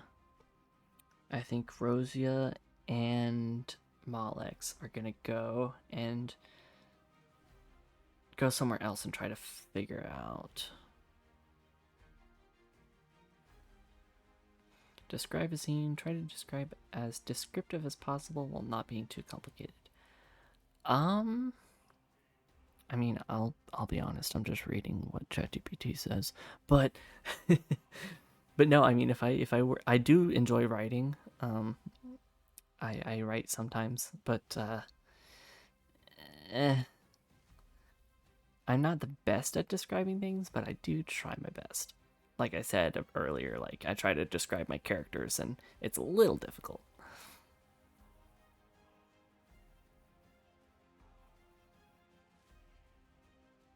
Okay, sure, sure. So yeah, I'm gonna split up the team to cover more ground. Let's see.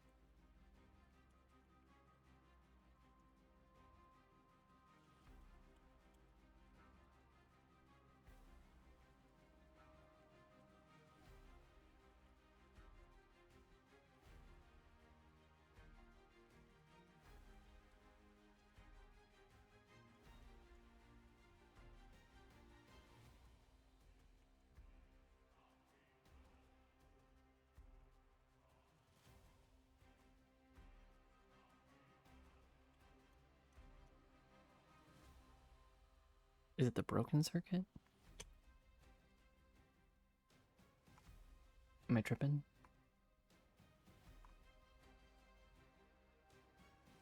The broken circuit. Yeah, I was right.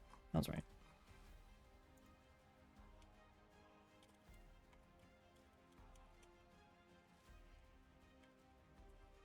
Yes, I can totally spell. It's fine.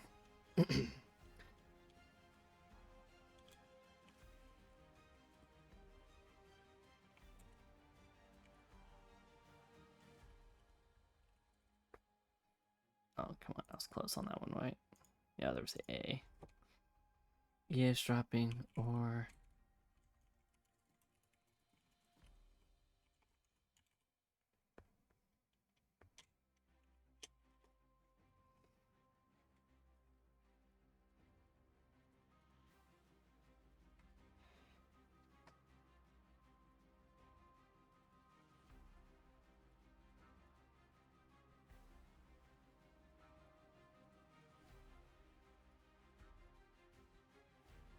Bleeding up in Outpost 17. Yeah.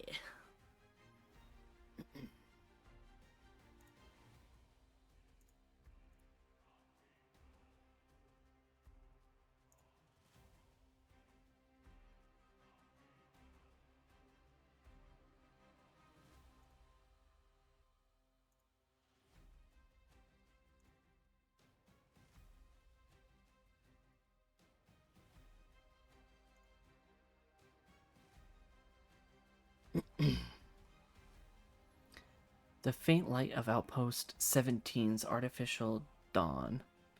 It was an artificial dawn? Okay. Filters through the cracked windows of the broken circuit, casting long shadows across the dusty floor. The tension from the night before lingers like the aftertaste of cheap synth alcohol. But the team knows there's no time to waste. They decide to split up, covering more ground to track down any leads on Rhaegar, or perhaps unintentionally Spine's lingering presence. Rosia and Malex into the city. The streets of Outpost 17 are alive with a chaotic rhythm, sorry. Scavengers haggling over scraps of tech, mercenaries polishing their weapons, and shadowy figures exchanging data chips in dark corners. The neon signs flicker against the grime-streaked walls, casting hues of sickly green and faded red. Malex and Rosia move with purpose. Malex's Syncor occasionally pulses, picking up faint digital traces as they pass old terminals and broken surveillance drones. Malex's focus is scanning for spine-related data leaks, corrupted tech signatures, or chatter about experimental programs. Rosia's intentions? Asking around, but subtly steering conversations away from anything too close to Rhaegar. Protecting her secret while still appearing engaged.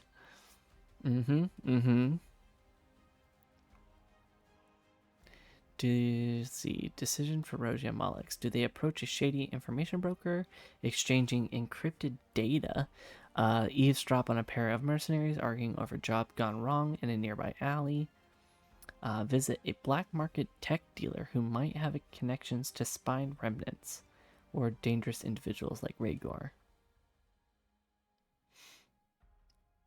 Enters the grounds of the ruined estate. The clouds appear corrupt, sickening, and desolate. The rain hits his skin like tiny shards of glass. His vision is waning, becoming blurred. At the corner of his eyes, he sees a shadowy figure hidden inside the open hole in a tree. Its eyes glow. He feels a shock down his spine, telling him, "Stay away."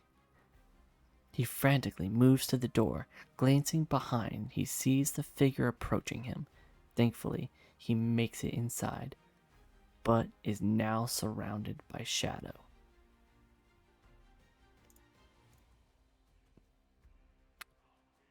That was pretty good. That was a pretty good short story there. That was pretty good. Thank you for that. I like that. Now, see, the thing about my storytelling is I'm really bad with the small details. So I do my details more broad and simple.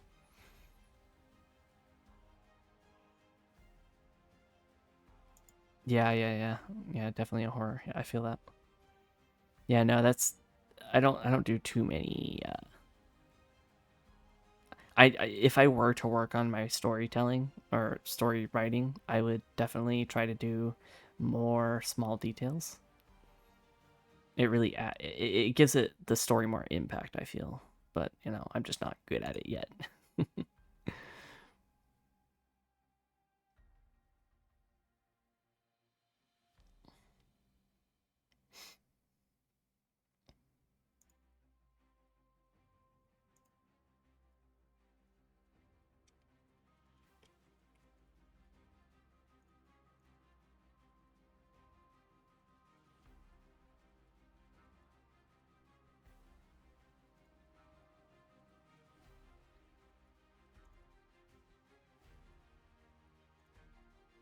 One bit to think about. What's the story being told reliably? Oh, was the story being told reliably, or was the character possibly hallucinating? Oh, I see. Okay, yeah, your short story is what you mean. Yeah, yeah, definitely up to interpretation.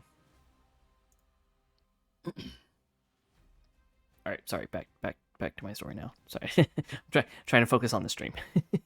um, dangerous individuals. We'll come back to that after we read what Calypso and Eudora do. Back in the dim confines of the bar, Calypso and Eudora remain seated, their drinks mostly untouched now. The room buzzes with low conversations, mercenaries nursing bruises, smugglers discussing shady deals, and the ever-present bartender, his cybernetic eye flickering faintly as he polishes the same cracked glass. Calypso's restlessness is palpable. Her eyes dart from I knew it.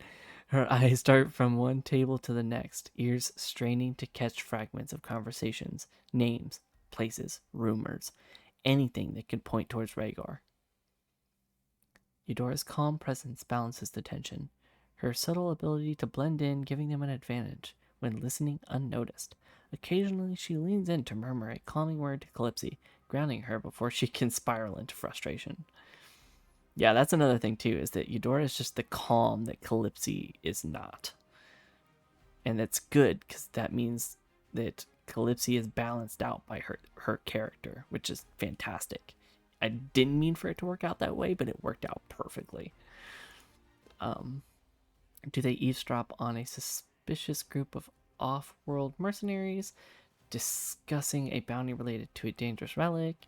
Does Calypso approach the bartender, leveraging her sharp wit or maybe intimidation to pry for information?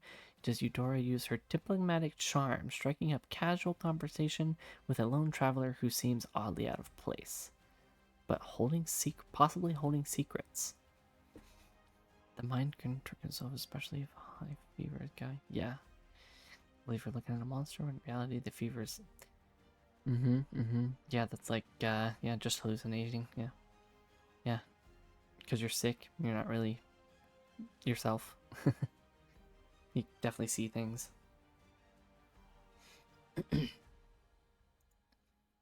Okay.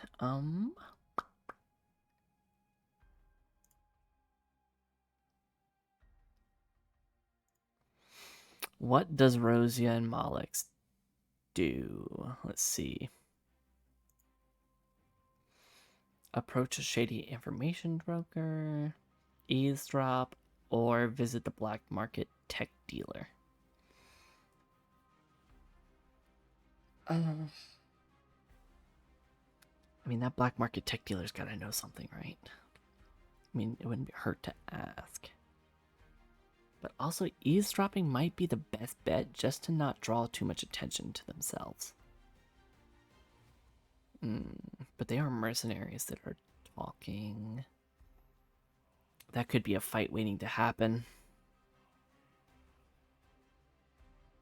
I mean, Rosia and Malix both have energy rifles, so honestly, they could probably hold their own. And just for the sake of it, I'm gonna say that the drones follow them. because Malix is like the controller of the drones, so he probably would bring them with him just in case, kind of as a security measure.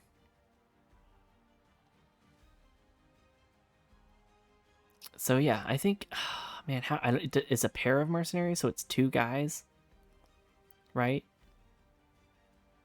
Two against four. I mean, even two against two is still a decent deal. Yeah, fuck it, I'll do it. I'll do it. All right.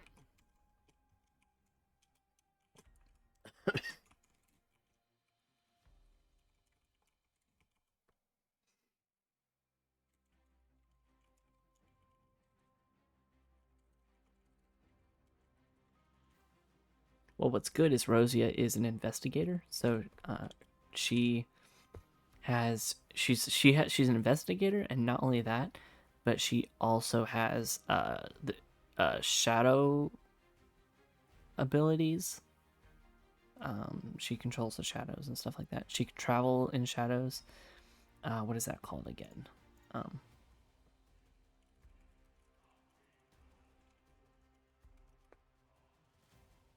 Umbra Kinesis. Umbra Kinesis. It's the power to generate, manipulate shadows or darkness. There's no difference between shadow or darkness, as they're both just absences of light. The power you're talking about seems more akin to the concept of darkness rather than actual umbrakinesis. Oh, that's a Reddit thread. Somebody talking about it. But yeah, she can also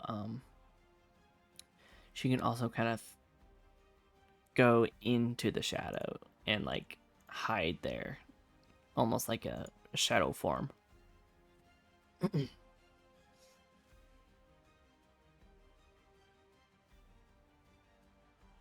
Imagine imagine trying to describe a lion. I mean, I guess I could, but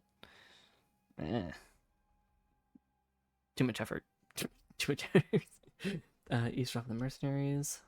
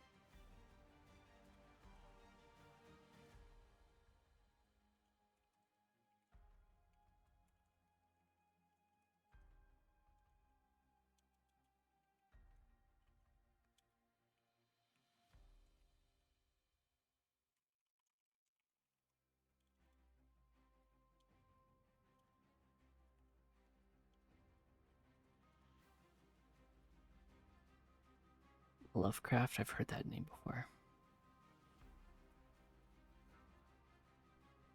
Turned out it's just a Yeti.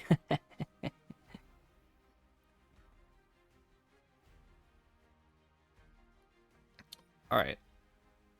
Yeah, HP Lovecraft. Yep. I knew that sounded familiar. All right. So back to this. Malix and Rosia attempt to eavesdrop on the mercenaries. Malix standing nearby while Rosia uses her shadow form to get close, hiding as a shadow as she listens in. Calypsy decides to approach the bartender and attempt to get some info out, while Eudora backs her up, trying to keep her calm and logical in the conversation. I wonder how well that'll go. In the narrow, shadow choked alley behind the ramshackle market stall, Two rugged mercenaries argue in hushed, heated voices, one with a cybernetic jaw flickering from static interference, the other nervously scanning the street. Rosia melts into the shadows, her form becoming an indistinguishable part of the darkness. She moves like a wraith, slipping closer until she's practically beside them, undetectable. Stealth roll 24, critical success. I think that means that I rolled a 20. Or something.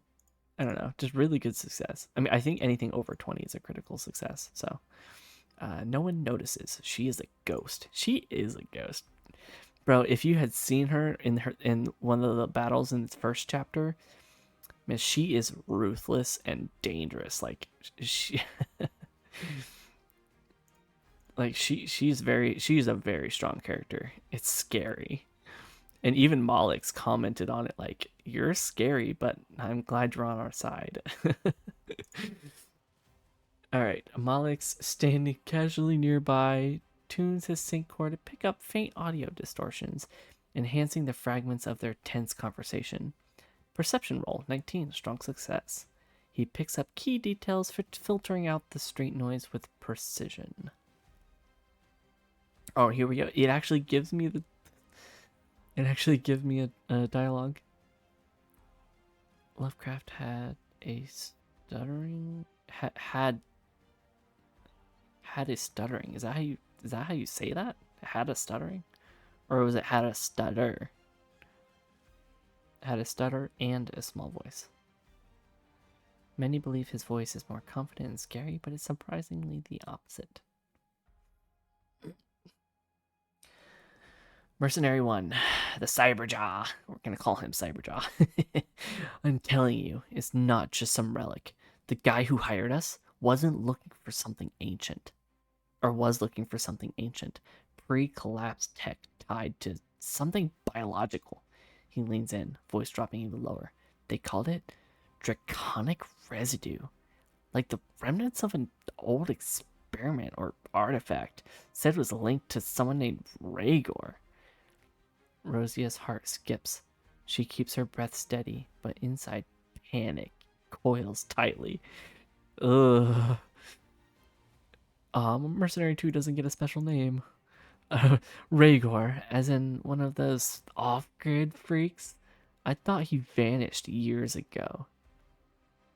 Nope, he's back. Or at least his shadow is. Whatever's pulling the strings wants whatever's left of him. Said it's connected to some energy source buried deep out past Sector Omega. Malix narrows his eyes. Sector Omega. His focus sharpens. The overlap between Spine and his personal vendetta grows clearer. Back in the broken circuit, Calypsy approaches the bartender, her stride confident, eyes sharp with purpose. She leans on the counter, her tone just a touch too casual. Looking for information, she says, her voice low but firm. About rare tech, maybe something draconic. The bartender's cybernetic eye flicks, but he keeps his face neutral. Depends. Information costs. Calypsy leans in closer, her fingers casually tapping the hilt of her weapon. A subtle intimidation tactic. Oh no. Calm it down, Calypsy. Persuasion roll 15, moderate success. The bartender doesn't flinch, but he talks. Rumors mostly, he mutters, glancing around. Talk of an old power resurfacing. Something tied to the collapse. Ancient energy signatures not far from Sector Omega. People say it's more than tech. It's alive. His voice drops further. And it's hunting. Or being hunted. Eudora, standing just behind Calypsy, watches closely. Insight roll 15, moderate success. She catches a subtle shift, a flicker of recognition when the bartender mentions alive. He knows more than he's telling. Oh, he has more info? Oh. I mean, yeah, of course he wouldn't give it up. Do they have any money? I don't know. Never really said if they had any money or not. Can I just assume they have money? I don't know. I mean, they bought beer, right? They bought a little bit. Uh, I can just assume they have money. They have a little bit. They have a little bit. Not a lot. Let's say they don't have a lot because they're more like scavengers at this point, but they have something to offer. A little bit to offer.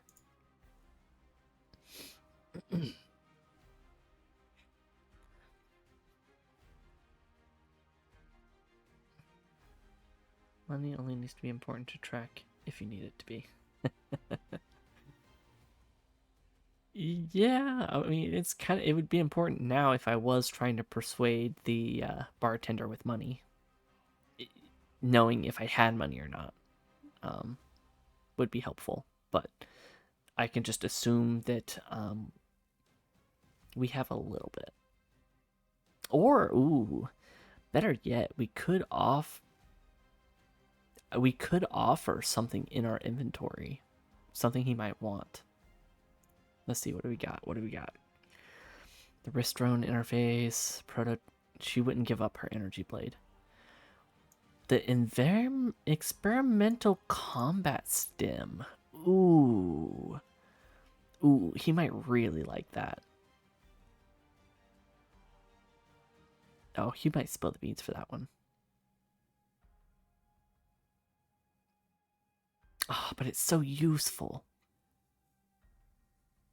It gives a bonus to some stats while in combat. But the team holds pretty well. I don't think they really need it. I'm not one for usually using like stuff like that. Make an offer, a job for information. That is a good point.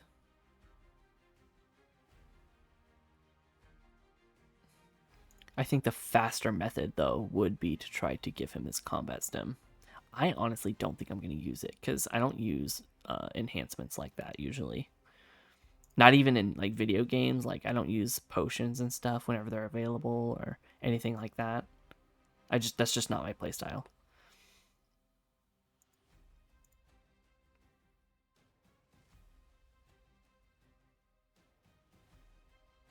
Yeah, a job for an information would take too long, I think. Especially since Malix and Rosia already have some information. Well, they have the same information, I think. Just slightly variated, but mostly the same. But if they can get even more information out of this guy...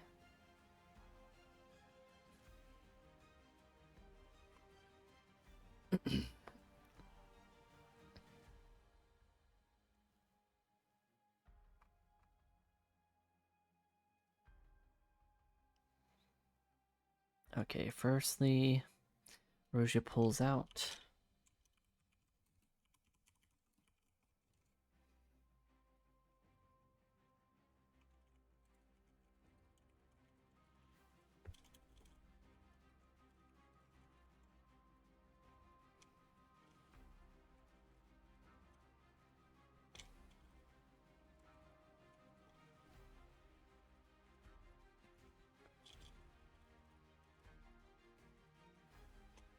Oh no, did I actually hit? I accidentally hit enter. No! Stop. Stop. Stop. No. No. I... Oh, it lags a little bit. Oh, oh, oh. Yep. Mm-hmm. There you go. Try again.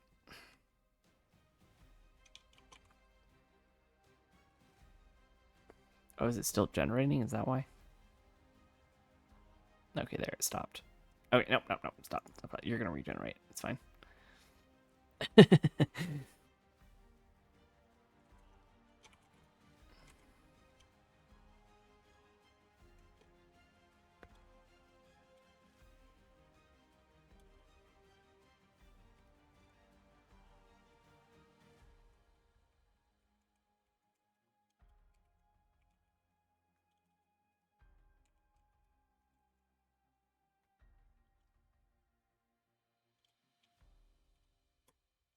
Okay, and then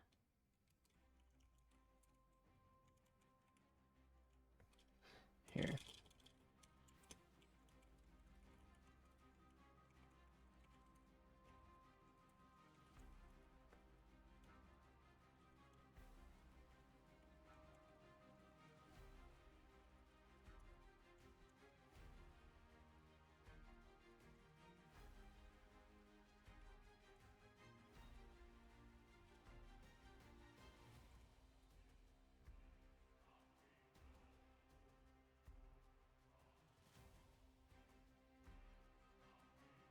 Yeah, I feel that. I feel that.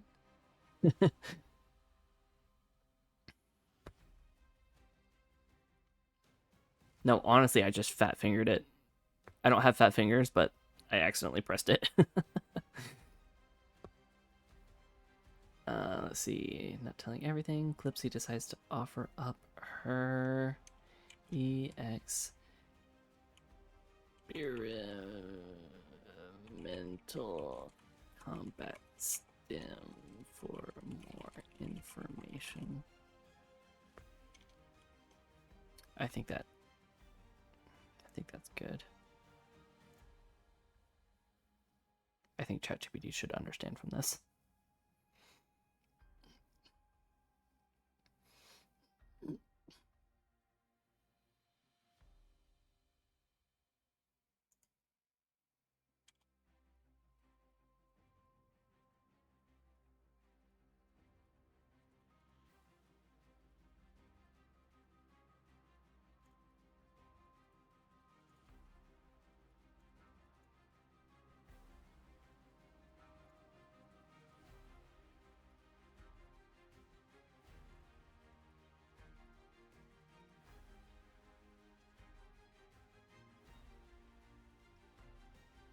As Rosia slips back from the shadows, she and Malik exchange a brief glance before walking away from the alley, blending back into the chaotic flow of Outpost 17.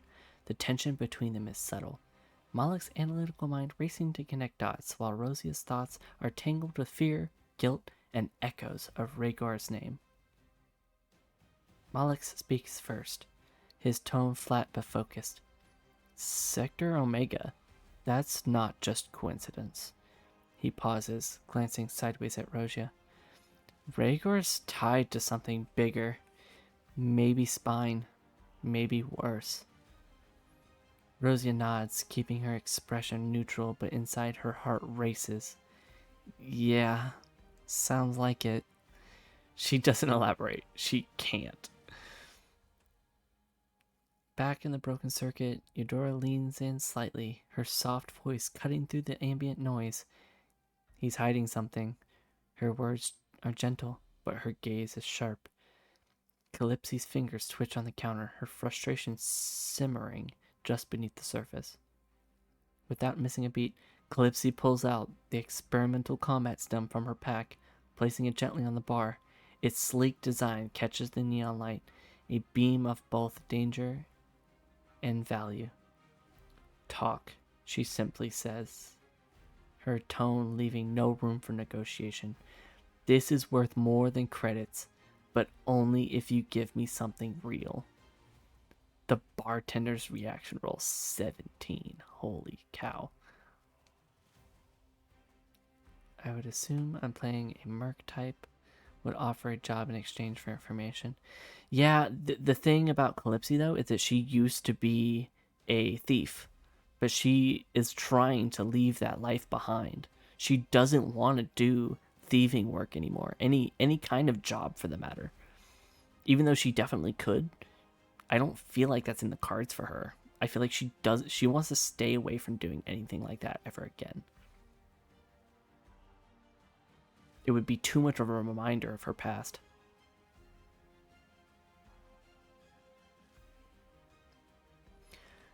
The bartender's cybernetic eye flickers again, this time with unmistakable interest. His fingers hover near the stem for a moment before he speaks, his voice dropping to a hushed tone.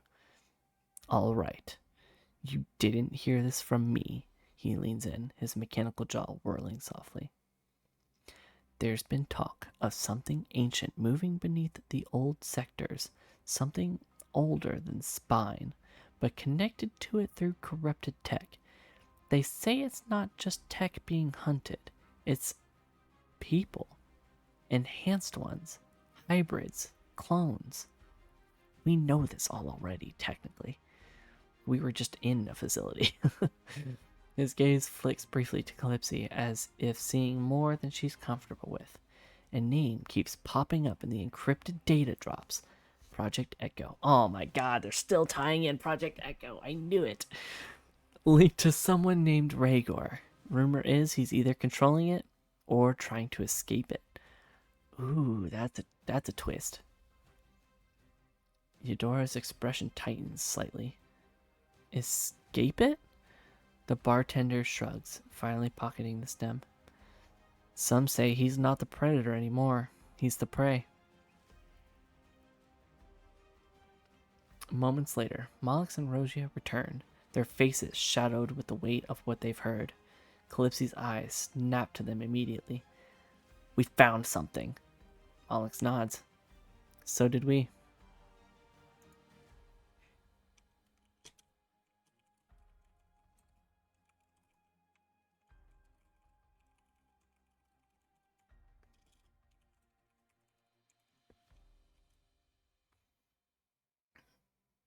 Oh, I put it in wrong. I put it. I'm supposed to put it in.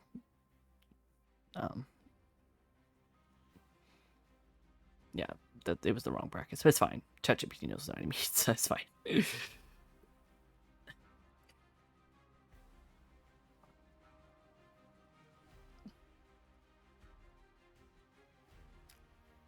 Yeah, we kind of already have a hint of what Spine is all about. We know a little bit about Project Echo, but not a terrible amount.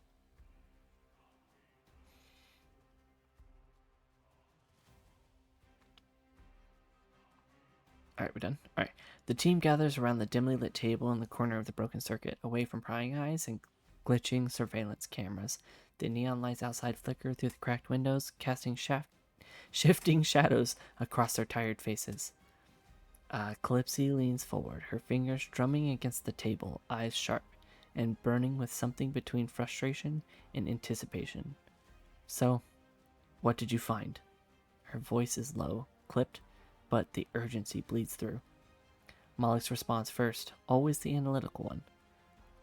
The mercenaries were talking about something looking for draconic residue, some kind of relic, or maybe something biological. They mentioned Rhaegar. He pauses, eyes flickered faintly as his Syncor processes the information. They also referenced Sector Omega. Apparently there's something out there tied to both him and Spine. Calypsy's jaw tightens at the mention of Rhaegar's name, but she doesn't interrupt, not yet. Rosia keeps her expression neutral, though her heart pounds like a war drum. She's gonna have a fucking heart attack by the end of this. Like I'm surprised she's keeping it so cool. She adds just enough to seem engaged, carefully controlling her words. They said he might be back, or at least someone using his name. Could be a lead, or a trap. Rhaegar? It's Rhaegar. Yeah, sorry. It's iffy. It's fine. It's Rhaegar. Uh, Calypsy narrows eyes at Rosia just for a second, but says nothing. She then shifts her gaze to Eudora, who calmly shares their side of the findings. The bartender confirmed some of it, Eudora says softly. Talk of ancient tech tied to Spine, older than Spine. They called it Project Echo, and Rhaegar's name is linked to it somehow. She hesitates, glancing at Calypsy. But here's the thing. They say he's not the predator anymore. He's the prey. The words hit like a silent explosion. Calypsy's finger curl into fists, her voice a low growl. Good. That means he's vulnerable. Oh, she's on a fucking warpath. Oh my god. Mollix, ever the pragmatist. Pragmatist? Yeah. Ever the pragmatist leans back slightly. Rushing in without a plan would be reckless. We don't know what Project Echo is or how deep Spine's claws go. We need data. His Syncor flickers as if to emphasize the point. If Rhaegor is tied to this, it's bigger than just you, Calypsy. Calypsy slams her hand on the table, not loud enough to draw attention, but sharp enough to make the others flinch. It's always bigger than me, Malix. That's the problem. She leans in, her voice razor's edge. But if he's tied to Spine, then killing him kills two birds with one stone. Rosia's stomach twists. She hides it behind a casual shrug. Assuming he's alive, or that killing him will solve anything. She keeps her tone indifferent, but her heart races. Eudora places a calming hand on Calypsy's arm, her voice a soft anchor in the storm. We'll find him, but we need to be smart. Sector Omega isn't just a location, it's a graveyard. People don't come back from there.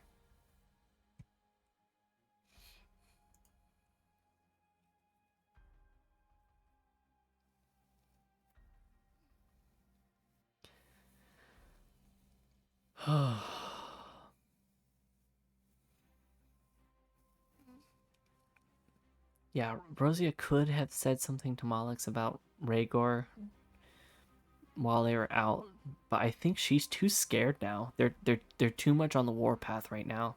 That if she says anything, things might get nasty. I would not put it past Calypsy to attack Rosia. Just by association. She doesn't know Rosia that well. Unfortunately not, yeah. So, yeah, Rosia needs to fucking hold it down. I don't think she can tell anybody right now. The thing about Rosie being an investigator too makes me think that she's really good at keeping information to herself and gathering as much data as possible. And connecting dots. She's really good at connecting dots.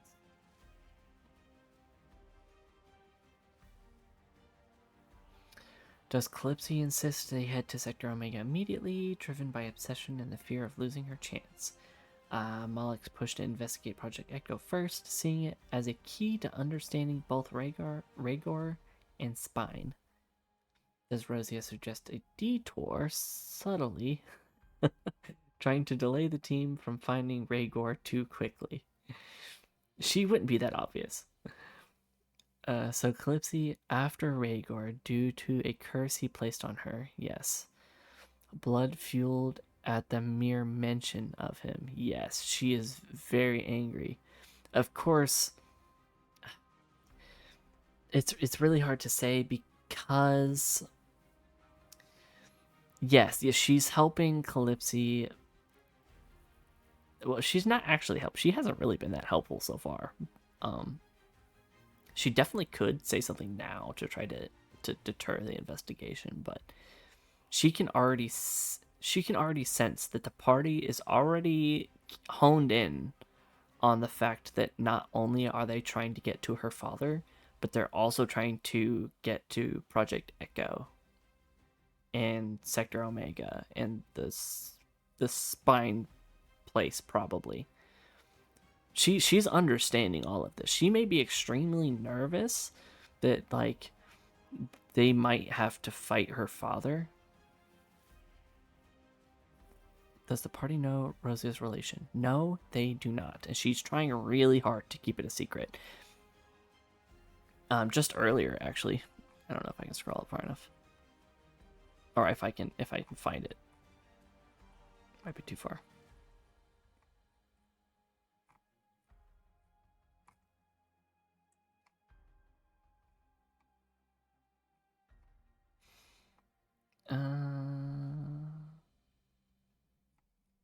Yeah, it might be too far. It might be too far. I don't know where it is. Anyway, they did. The party doesn't know Rosia's relation. Because Calypsy did not remember fully Rhaegor's name, or his last name at least. So they only can go off the first name. And also, he has Rhaegor has a married last name as well as a maiden name. So they only know him by the maiden name and not the married name, which is Rosia's last name. Was Rosia stake in this to rescue him or to find him for closure's sake? She does have sort of a love-hate relationship with her father. Growing up, she her father wanted to instill in her how to be tough, basically. He was that kind of parent. Of course he loved his daughter. But he still wanted to make sure that she was as tough as he was. And growing up in that kind of environment kind of led her to, of course, love her father, but also kind of like not despise him, but kind of understand like, hey, he shouldn't have pushed me so hard. That's kind of her take on it, at least. Right now, I think she's thinking like she does want to see her father. She definitely wants to meet her or see her father again. It's probably been quite a while since she's seen her father. But yeah, so she definitely wants to see her father, but she's definitely scared that the party might attack him. I think that she's just biding time. Love the man he was trying to be, despises what she is seeing. Yeah, something like that. Yeah. I mean, he obviously was not a role model father. I mean, he's a dragon. He's deep in it. Like he's not a quote unquote good character. He's a baddie. But that doesn't make him love his daughter any less, or Rosia doesn't love her father any less. They still, I mean, they're family. But she does have a little bit of resentment on how she was raised by him.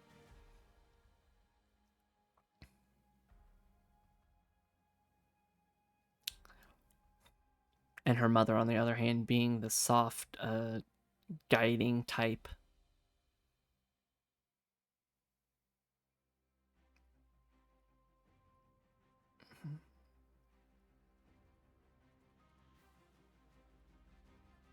I'm pretty sure at this time in the timeline, Rosia's mother's probably dead from age because she was only a fox. Would you say he's crazy?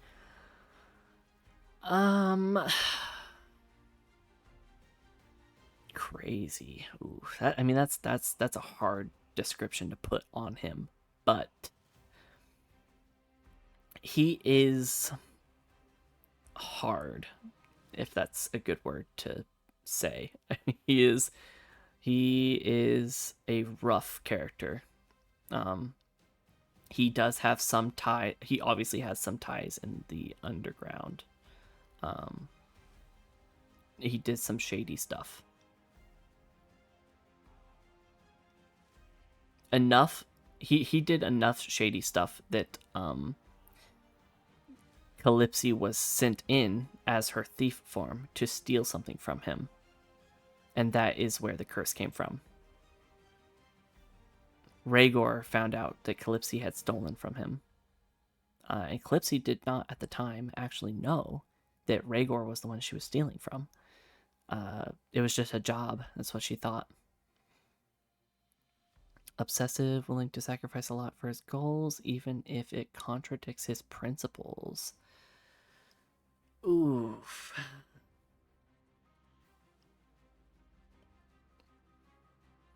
Not when it comes to Rosia. Not when it comes. He would never sacrifice his daughter. That's for sure. He absolutely, he's in love with his daughter. Like, he, not in love, but he loves his daughter very much.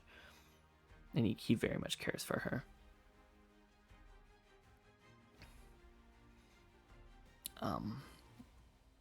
Is he willing to sacrifice a lot for his goals? I think he'd be the kind of guy that's really strong on his principles. I think he'd be a really tough, like rule set character that he doesn't care for the law very much, but he also has his own set of rules that he follows. But he's also like I said, he worked in the underground a little bit. Likely true neutral, possibly lawful neutral. Yeah, I don't think he's not inherently evil. So yeah, definitely neutral. I don't think he's very much a lawful neutral because he's definitely willing to break some laws. But yeah.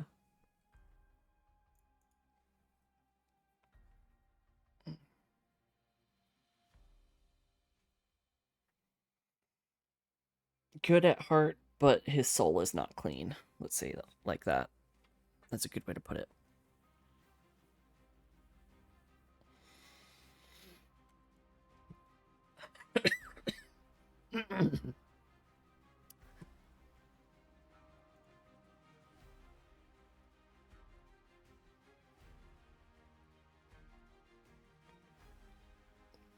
Lawful neutral can apply to those following personal rules. Okay, okay. Then yeah, sure. I guess he would be a lawful neutral. Yeah.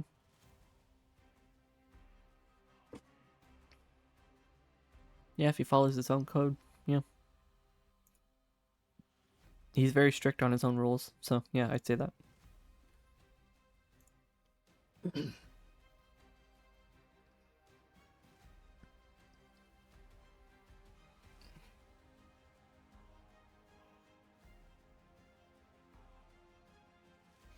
I'm thinking of like I'm thinking of like a guy that got into the underworld for the money and couldn't really get out.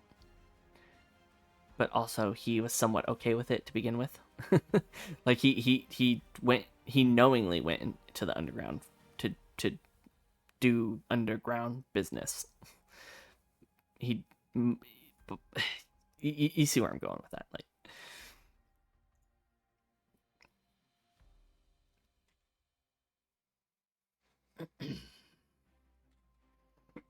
So yeah, I think Rosia, her main motivation right now would be wanting to see her father again and understand what's going on.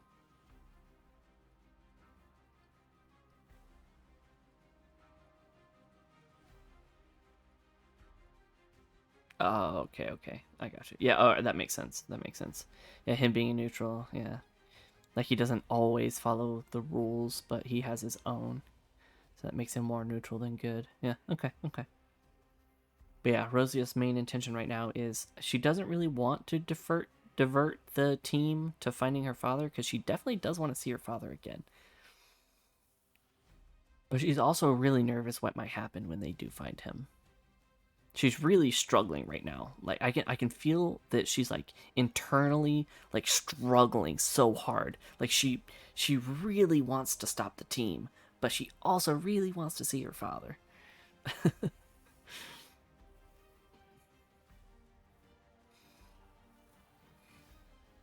And then obviously Clipsy's her motivation right now would be she wants to get rid of this curse that she's had for centuries. She's had for so long because she outlived her normal wolf form lifespan because of the dragon curse, allowing her to live far, far much longer than she's supposed to as a wolf.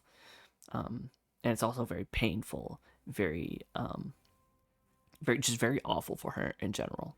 So yeah, her main motivation, she wants this over with. She wants to be done. Obviously, Malix's motivation would be he's trying to stop Spine. And if Rhaegor is connected to Spine in some way, he's got to stop him. He will stop it at all costs, even if it means that Rhaegor is in the way. he knows what's at stake. And then Eudora, I think she's just along for the ride. How would I describe Eudora's motivation? Jeez. She's mostly there for Calypsy, I want to say. Because she's Calypsy's friend. She wants to support her any way possible. She's been there for her for a very, very long time. They've been friends for almost the entire time that Calypsy has had her curse. So she may as well, her motivation may as well just be friendship. It may as well just be trying to help Calypsy the best she can and doing what's best for the group.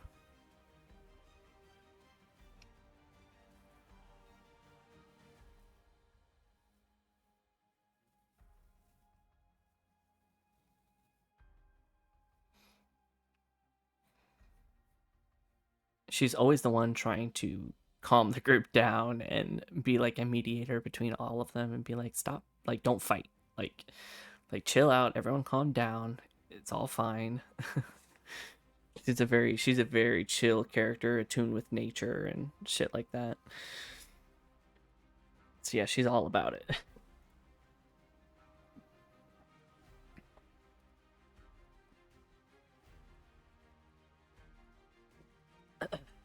It would be really hard to describe all of this to ChatGPT, and I would love to, but it would take so long to type all this out that I just don't want to. Mollix is a fighter, Clipsy's a barbarian, yeah. Eudora's a druid, cleric, yeah, yeah. Rosie is a rogue. Yeah, I'd say that's pretty accurate. Eudora is a druid. She is a oh shoot, let me pull up my notes. Hold on. Let's see. Eudora, yeah, she is a dryad. She's a dryad. Um her current age is oh no, that's the wrong age. But her lore age is 459. Dryads are like they live a very long time, so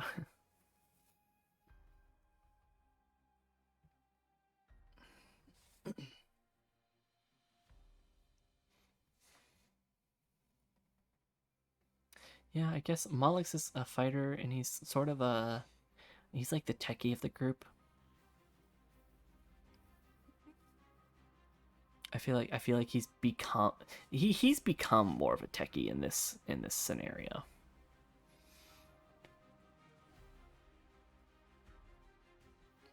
But he is a clone of the Spine network, so like he's kind of just ingrained in it. MERC. M is lead, C is assault, E is support, R is scout. Yeah. Yep. Yep. Yep. Yep. Yep. Yep. Yep. Clipsy is definitely the assault character. Eudora support. Rosie is the spy. Scout. Yeah, she's really good at that. M is the lead. Yes, yes, yes. You are correct. You are very, very correct.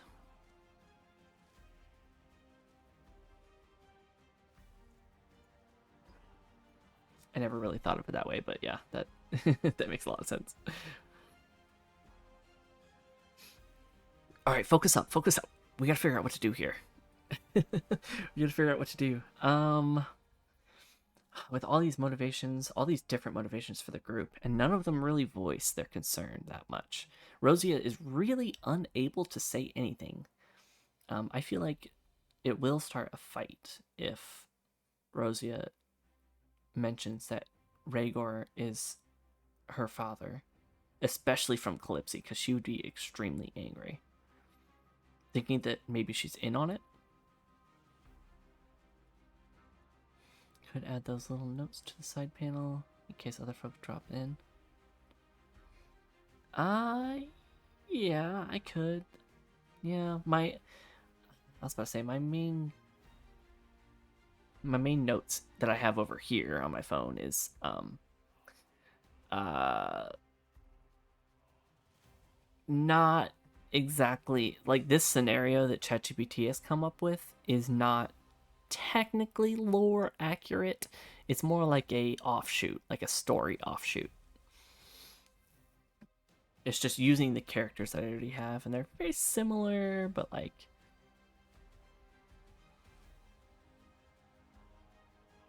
oh, that, yes, oh yeah, of course, yeah, I can put that in there.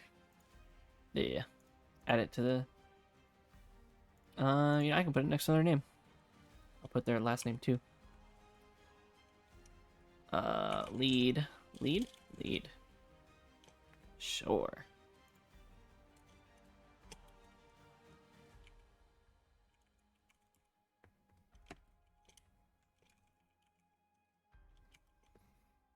Is that how you spell assault? Did I spell that wrong?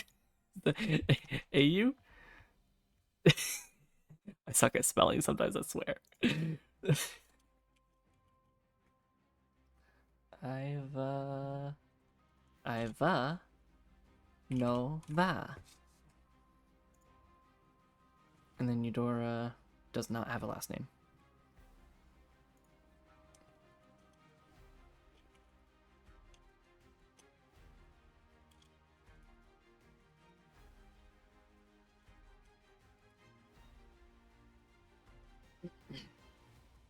I'm sure you're going to tell me in the comments how it's spelled, right? No, you're not. I thought you were going to. It's okay. Is that right? I think this is right. It's ass alt. Looks right to me. Yeah. And would you say support? Right.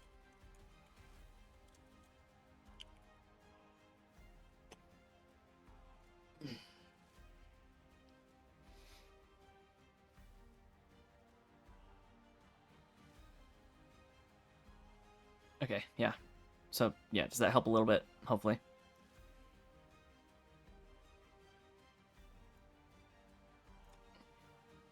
Okay. Cool.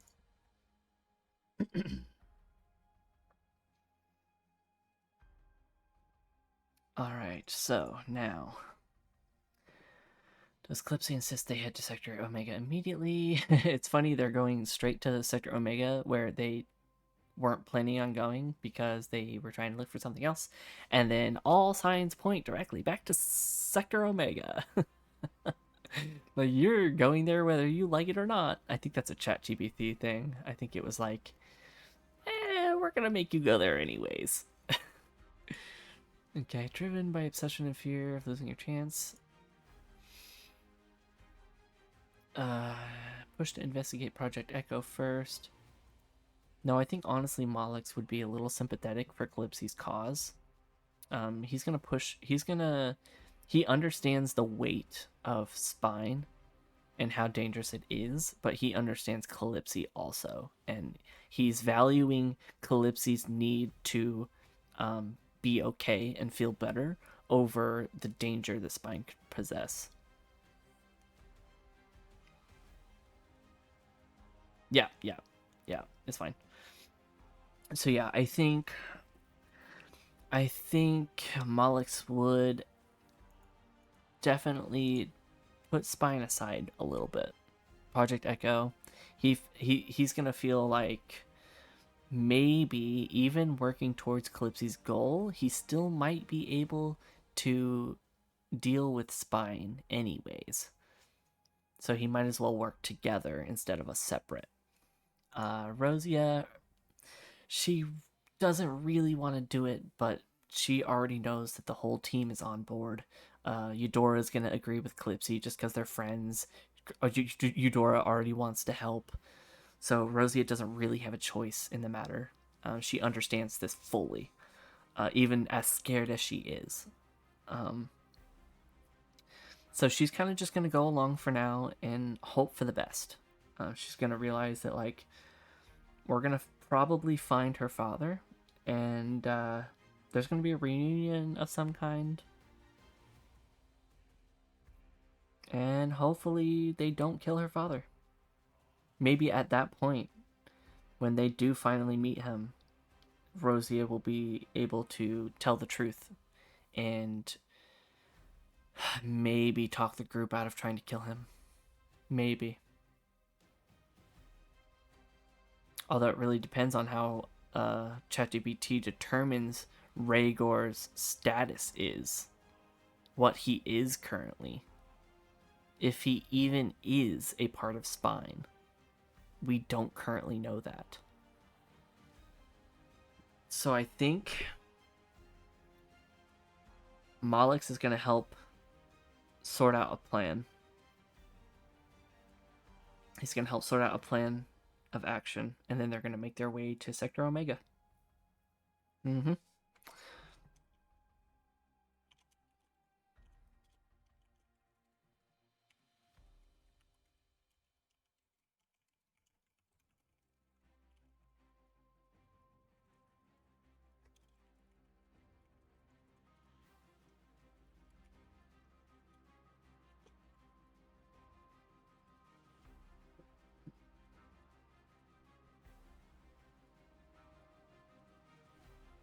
Convo between Rosia and Eudora. Reveal things privately. Try to get Eudora to help calm things down. Less blood, more diplomacy. Ooh. Ooh. But what if Eudora spills the beans and tells Calypsy before, like, too early? I don't know if Eudora trusts or knows Rosia like that right now. I don't think they're close enough.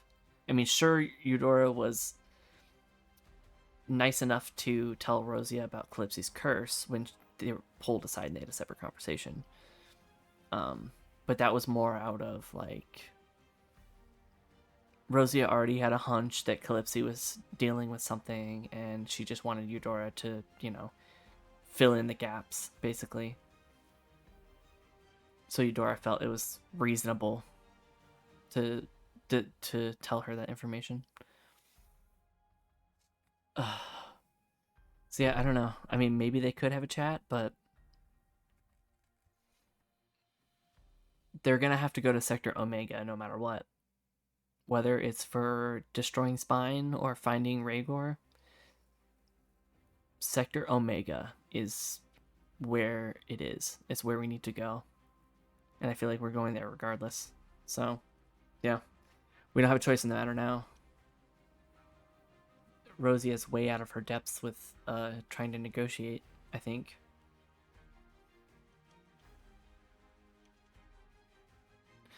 Malix is going to help the team with the plan for once they reach Sector Omega.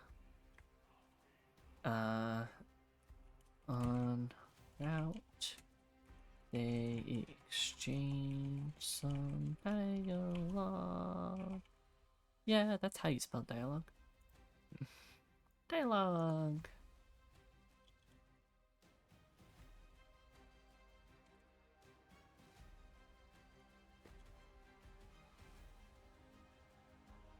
Eudora's Calypsy's closest friend. She appeals to Eudora's good nature. Try to get her to get Calypsy to not pursue death of her dad as the only option.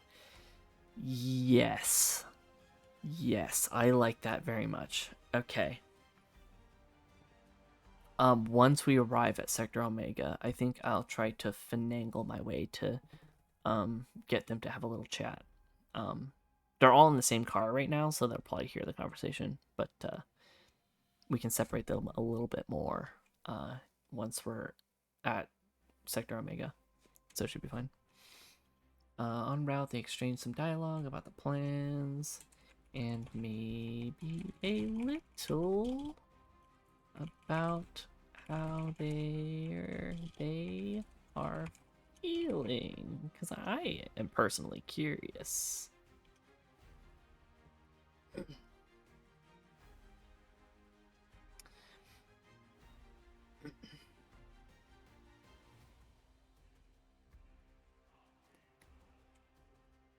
Yeah, exactly. Rosia is extremely terrified.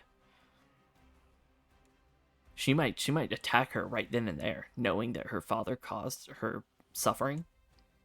Yeah, I wouldn't want to tell her either. I mean, she's a, like,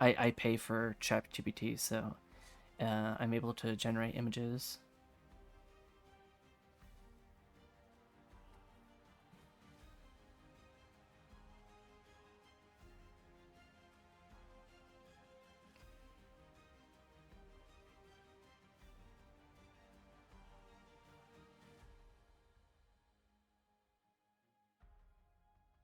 Oh yeah, this is just after the battle. I see. Okay. Yeah, this is just after the battle with um Aaron, right? Aaron, right? Yeah. Aaron, I called him Aaron Kalis, I think. Yeah, just after we defeated Aaron. Um Calypsy basically had a breakdown because uh Aaron was actually unofficially a partner back in the day when she was a thief, that was integrated unwillingly into the spine network. That's why we had to fight him. But she knew who he was a long time ago. And it made her very emotional. That's what brought this whole thing on.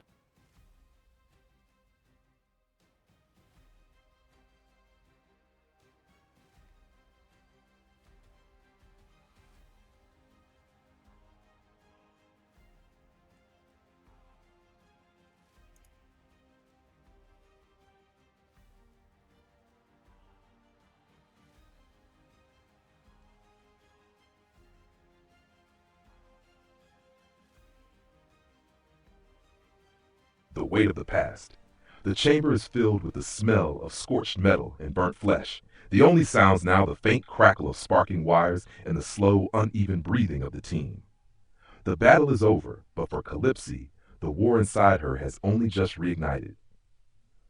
She stands over what's left of Arnkelish, her prototype energy blade Keelish? trembling slightly in her grip. Not Keelish? from weakness, but from the sheer force of uncontrolled rage coursing through her veins. The curse responds to it, thriving on it. Dark scales now creep further up her neck, faint cracks of crimson light pulsating beneath her skin like veins of molten lava. Her eyes, usually sharp with cold calculation, are wild, filled with something raw, grief tangled with fury. You think you know me? She snarls at the shredded remains, her voice low and venomous. You were nothing but a shadow, a glitch, a mistake that should have stayed buried. Her blade hums again, but this time she doesn't swing. She just stands there, shaking, unable to release the tension coiling inside her chest. Rosia steps forward slightly, her rifle lowered but her stance tense. She studies Calypsi, eyes narrowing, not with suspicion, but with the sharp clinical gaze of someone used to reading people. She opens her mouth, about to say something, but stops. Words don't feel like enough right now. Eudora moves closer, though she's still injured. Despite her own pain, her concern for Calypsy outweighs it. She speaks softly, her voice the opposite of the harsh static still lingering in the air. You're not him, Calypsy. Whatever he was, that's not you. Her words are meant to ground, to tether Calypsy back to reality, but even Eudora's gentle tone seems fragile against the storm brewing behind Calypsi's eyes. Maulex, standing near the remains, activates his sync core, scanning the corrupted fragments left of Iran. But his eyes aren't on the data, they're on Calypsi. The curse is spreading, he says quietly, not I as a know. Sometimes judgment, it does, but sometimes as it an doesn't. observation. A fact. Cold. Clinical. His words hang in the air like another wound. Calypsi's choice. Look, he The said it right room then. waits, silent witnesses to her unraveling. The past she thought she'd left behind has clawed its way back into her life, not as a memory, but as something she couldn't kill fast enough.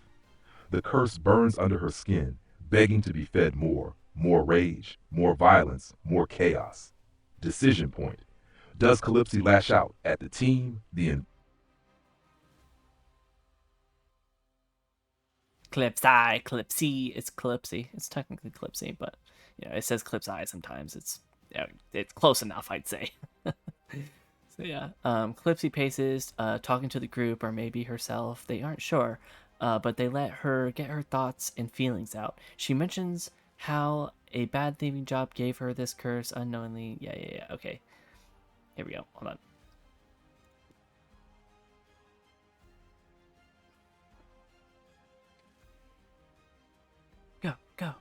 Go. Do it. Go. Now. Do it. Right now. And go. Echoes of the curse. Yeah. The faint hum of the failing lights overhead casts flickering shadows across the scorched walls, the aftermath of the battle still thick in the air. Calypsy's grip loosens around the hilt of her blade, the weapon finally deactivating with a faint hiss as she lets it drop to her side. She begins to pace, sharp steps echoing softly in the ruined chamber. Her breathing is ragged, but it's not exhaustion. It's the weight of words she's held back for centuries. At first, it's unclear who she's speaking to, herself, the team, or maybe even to Aaron's ghost. But no one interrupts. They listen. You think you know me? She mutters under her breath, her voice low and bitter, as if still arguing with a phantom. She stops, staring at the broken remains, then keeps pacing. I wasn't supposed to end up like this. None of this None was of this was supposed to supposed to happen. happen. Yeah. Her fists clench, and the dark veins along her arms pulse faintly under the skin. The curse is restless. She exhales sharply, then finally speaks louder, enough for everyone to hear. I was a thief. The words spill out like a confession, though they're laced with venom. Just some petty criminal trying to survive. I'd take jobs, hit targets, disappear before anyone knew my name. She laughs bitterly, shaking her head. But then there was that job, the one that changed everything. She stops pacing, her eyes distant now, staring at nothing. I stole from someone I shouldn't have, a dragon. The word hangs in the air like a curse itself. I didn't know at the time. I didn't care. It was just another score, just another day. Her jaw clenches, voice growing quieter. His name was Rhaegor. Rhaegor, She he says doesn't it finish the right. name. Maybe she can't. Yes. Maybe she won't. Rosia's reaction. At the mention of the name, Rosia stiffens. It's subtle. Just a slight narrowing of her eyes, a faint tension in her jaw. But it's there. A reaction Calypsy doesn't notice, lost in her own unraveling. Rosia doesn't speak immediately. She processes it, the name burning in her mind. Rhaegor. It's not an uncommon name, sure, but combined with the mention of a dragon, it's too specific, too close. Rosia's fingers tighten around her rifle, not in aggression, but as if grounding herself. He cursed me. The words are sharp, brittle. Didn't kill me. That would have been merciful. No, he wanted me to suffer, to rot from the inside out. This, she gestures to the scales creeping up her arms. This is his mark, a reminder. She laughs again, but there's no humor, only bitterness. Centuries later, and I still can't outrun it. I thought I left it all behind, but it's always there, waiting. She finally stops pacing, her chest heaving slightly. The silence that follows is thick, heavy with everything unsaid. Decision point. Does Rosia confront? Eudora steps to calm. Oh yeah, it'll probably do it. Hold on. It'll just recap what I said anyways.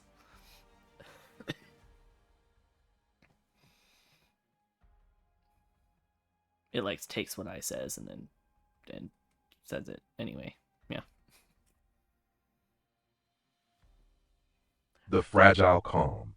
The weight of Calypsi's confession lingers like thick smoke, heavy in the chest and impossible to ignore. The only sound is the faint hum of malfunctioning tech and the distant echo of battle long past.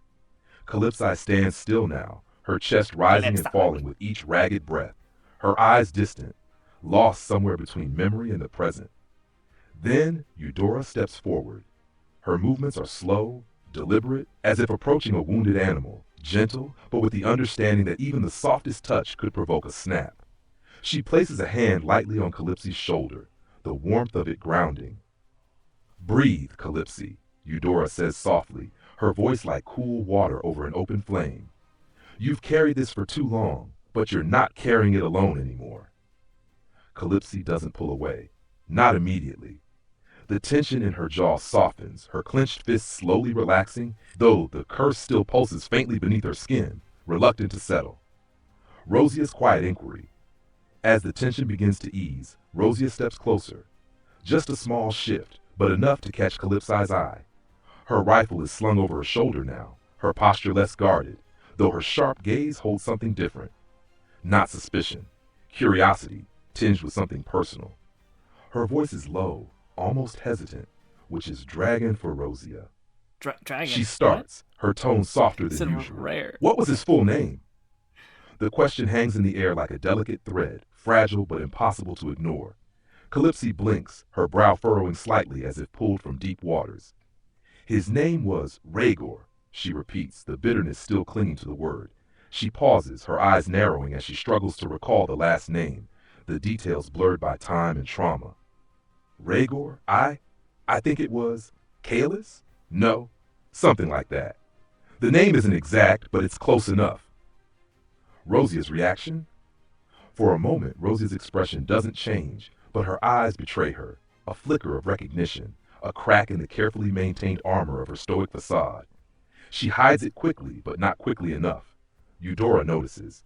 Maybe even Calypsy catches the subtle shift. But Rosia just clears her throat softly, stepping back slightly, her gaze dropping as if to inspect her weapon, though it's clear her mind is somewhere else entirely. The shift in the room.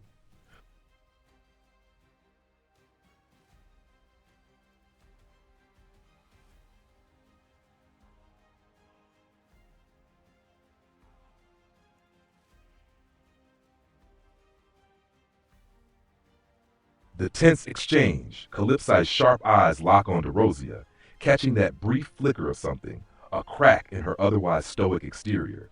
It's subtle, but for someone like Calypsy who survived on reading people, it's enough to know something's there. She steps closer, her voice low but firm. You know something. Not a question, a statement, a truth laid bare without need for confirmation. Rosia doesn't flinch. She's quick, both in reflex and in thought. Her expression shifts back to that familiar, indifferent mask. Calm, steady, unreadable. She shrugs, feigning casual disinterest, though her mind races behind cool, calculating eyes. Rhaegor's a common name, she says smoothly, her tone even, as if the name holds no more weight than any other. Plenty of dragons out there with big egos and bigger names. Doesn't mean I've got a personal connection to every one of them. She offers a faint smirk, the kind she uses to deflect just enough charm to ease suspicion without seeming defensive. Don't get paranoid, Calypsy. Persuasion roll, critical success. The delivery is flawless. Even Calypsy, fueled by raw emotion and suspicion, feels the tension loosen slightly. There's no tell, no crack in Rosia's facade to push against further.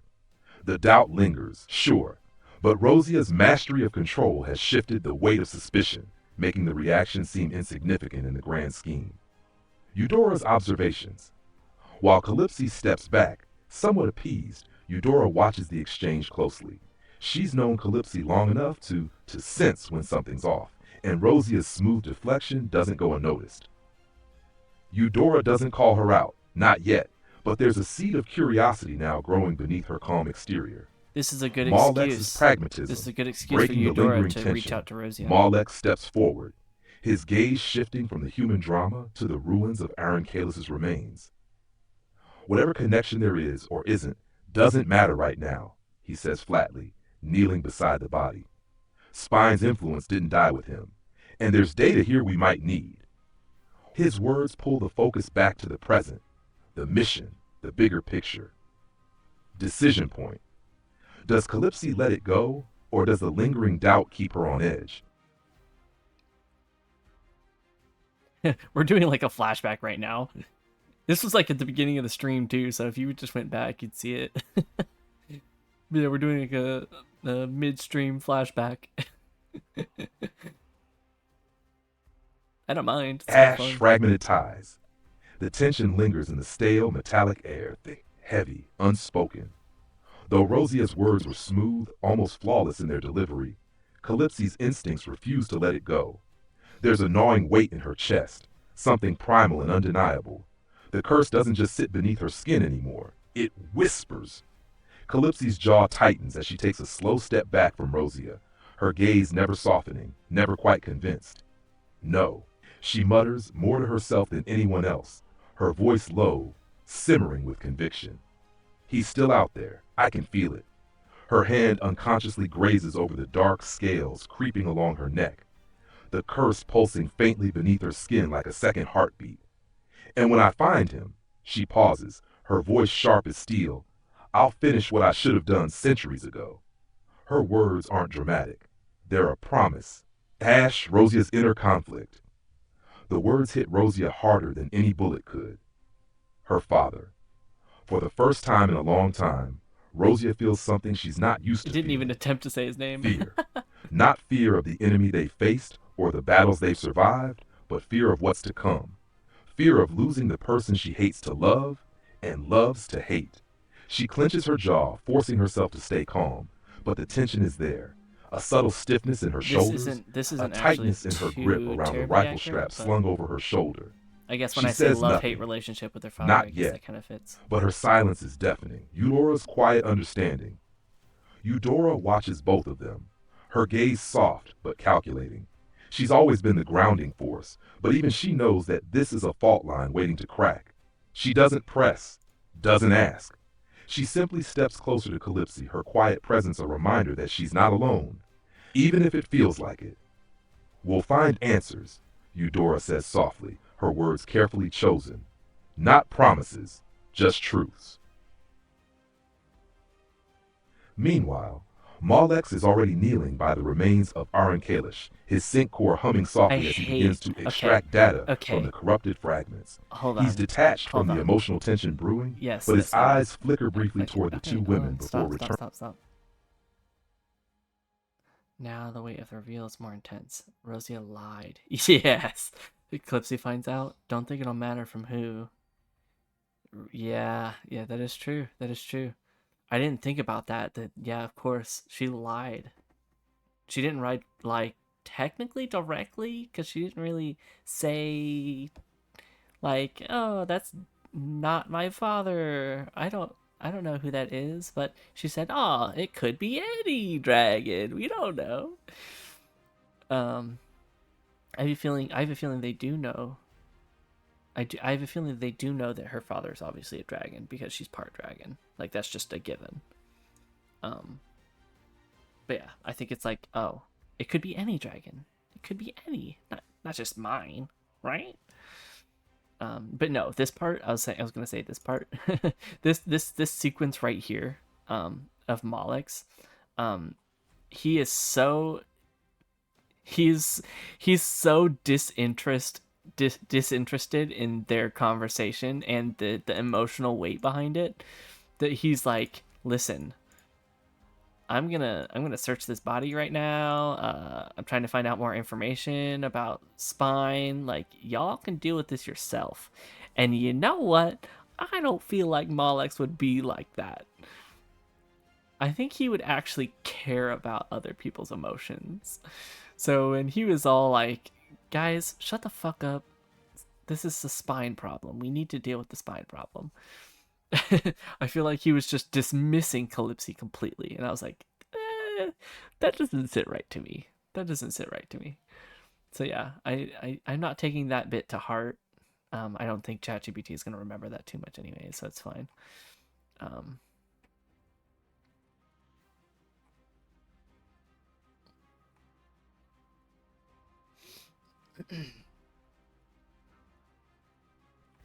but yeah, it seems like they're not trying to take her too seriously. Calypsy stole from a dragon. She did wrong to this dragon. She knew the risks, and now she wants revenge for her punishment. The bit I can see Rosia leaning on is that Calypsy is just as at fault. Holy fuck. Calypsy isn't blameless in what happened to her. Yeah, but she was just trying to live her life. She was just doing her job. I mean, sure, it was a thieving job, but she was just trying her best to survive. That's probably what her reasoning would be, honestly. Is that she was just trying to do what she knew how to do best. Especially with her hypnosis power. She's had it her entire life. Um, it's opposed to the curse. Um, and the hypnosis power really helped her with her thieving, obviously, because that's you fucking hypnotize somebody and then you can walk in, steal whatever you want. Um, but her hypnotism spell is a concentration spell, so she has to focus on whoever it is that she's hypnotizing. So it's not perfect. And also, they remember when they've been hypnotized, which is also not good. Um, but it does help out in various situations.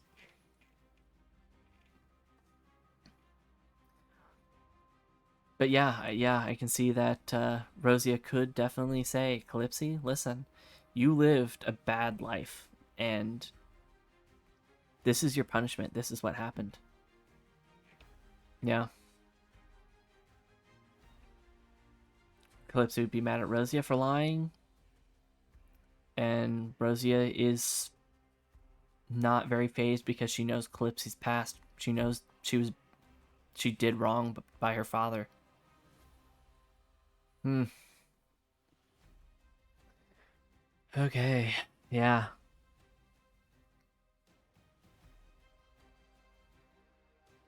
Yeah. You're learning a little bit. You're learning a little bit about what has already transpired and stuff like that. So yeah, this is like the recap of everything that happened. Um. Yeah, the off. Yeah, felt off. Oh, oof. Oh, you mean oof? Yeah. Yeah, the oof. Yeah. But yeah. Um. Yeah. Now that you put it that way, when you've made me see it that way, that makes a lot more sense actually. Yeah.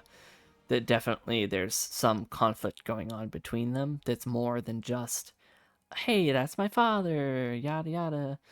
um yeah, there's definitely lying, deception, all the stuff that's not really discussed up front.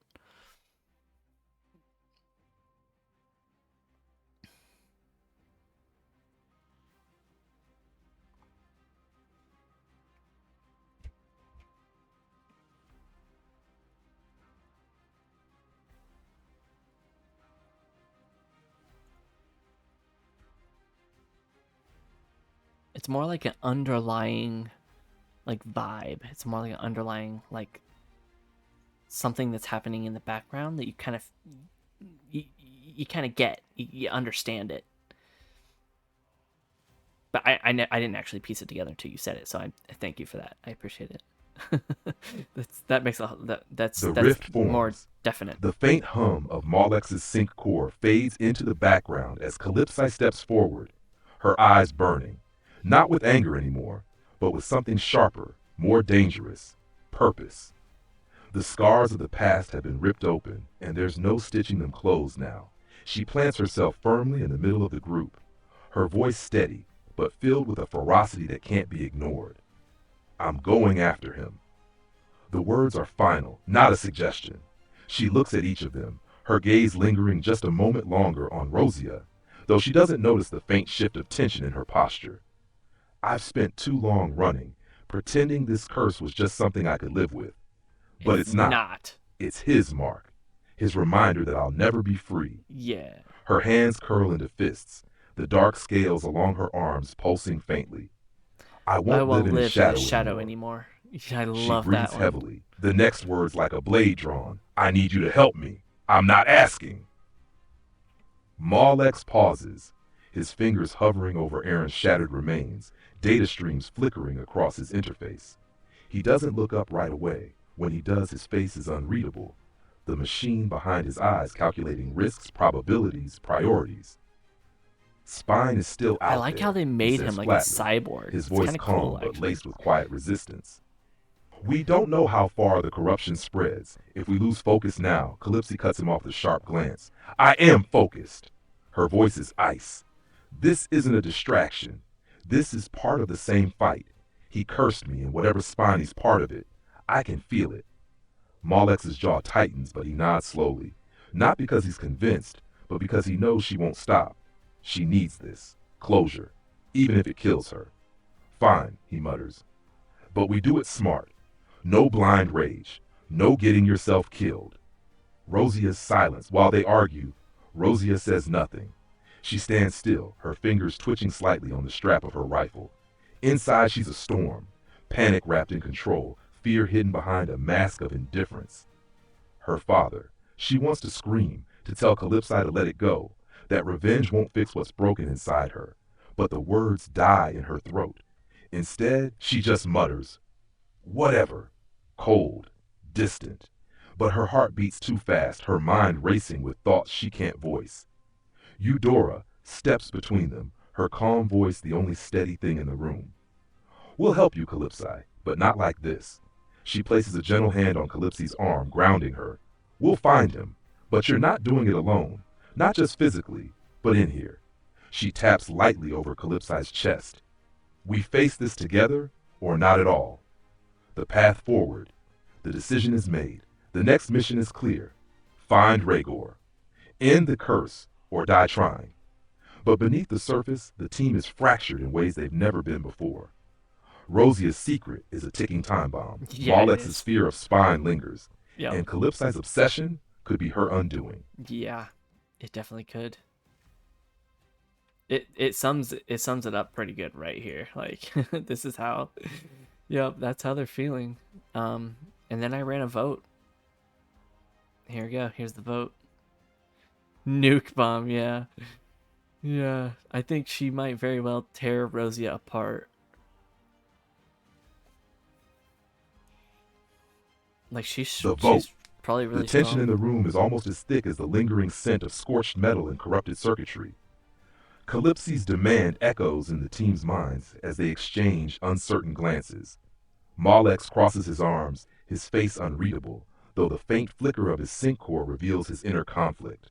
After a long pause, he mutters, no, spine comes first. His voice is cold, calculated, pragmatism over emotion. Rosia doesn't hesitate. No. The word is sharp, almost too quick, but she hides the panic behind her usual stoic demeanor. Inside, her heart races. She can't let this happen. Eudora stands quietly, her gaze shifting between Calypsi and the rest of the team. There's pain in her eyes, regret even, but after a deep breath, she softly says, no. Her decision isn't cold like Malex's, nor panicked like Rosia's. It's weighted with concern, for Calypsi's well-being more than anything else. Calypsi's fists clench, her jaw tightening as the verdict becomes clear. 3-1. The vote is against her. The aftermath. The silence is suffocating. Calypsi's rage simmers just beneath the surface, but this isn't the explosive fury from before. This is something quieter, more dangerous, a storm held in check by sheer willpower. She steps forward, her eyes sharp as blades, locking onto each of them in turn. You think this can wait? Her voice is low, shaking with suppressed fury. You think Spine is the real threat here? I'm telling you, he's part of this. He's connected to all of it. And the longer we wait, the I more feel like at control this I point lose. she's losing her Her mind hand and she's grazes the just dark instantly scales connecting creeping him with further it because along her she's like, neck, he the needs to faint be a pulse part of of the it. curse glowing like embers under her skin.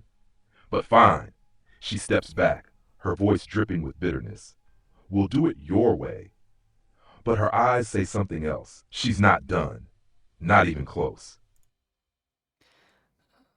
Another possibility, Rosia might try to stop Clipsy, might even be open about it, like a heart snap. Yeah. That's what I'm thinking is like if they get to the final chamber or like find out where Rhaegor is, she may as well she might very well switch sides and say, "Listen, I have to stop you." Unless we find out, like I said, that Rhaegor is actually definitely a part of this. He could very well be in the way of um he's a part of Spine and he's going to bring forth the end of the world. And then Rosia might not have a choice. She still might fight for her father, but maybe her father is not even going to be the same anymore. Could be too corrupted, too influenced by Spine.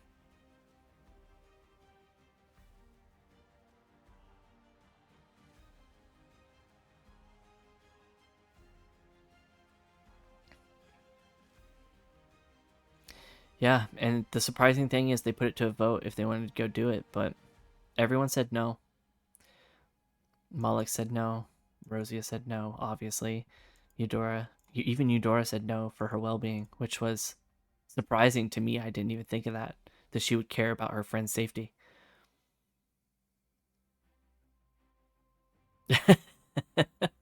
No, no, no. She definitely stole from that one. She definitely stole from that one. I have to keep that consistent. It was definitely her father. That is a cool twist, but no, it's deep in lore now. It's definitely her father.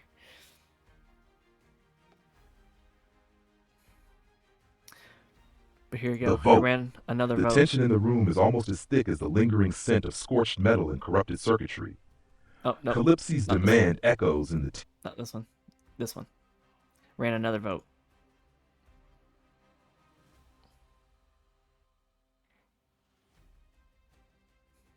And this one was hard to read. Like, yeah.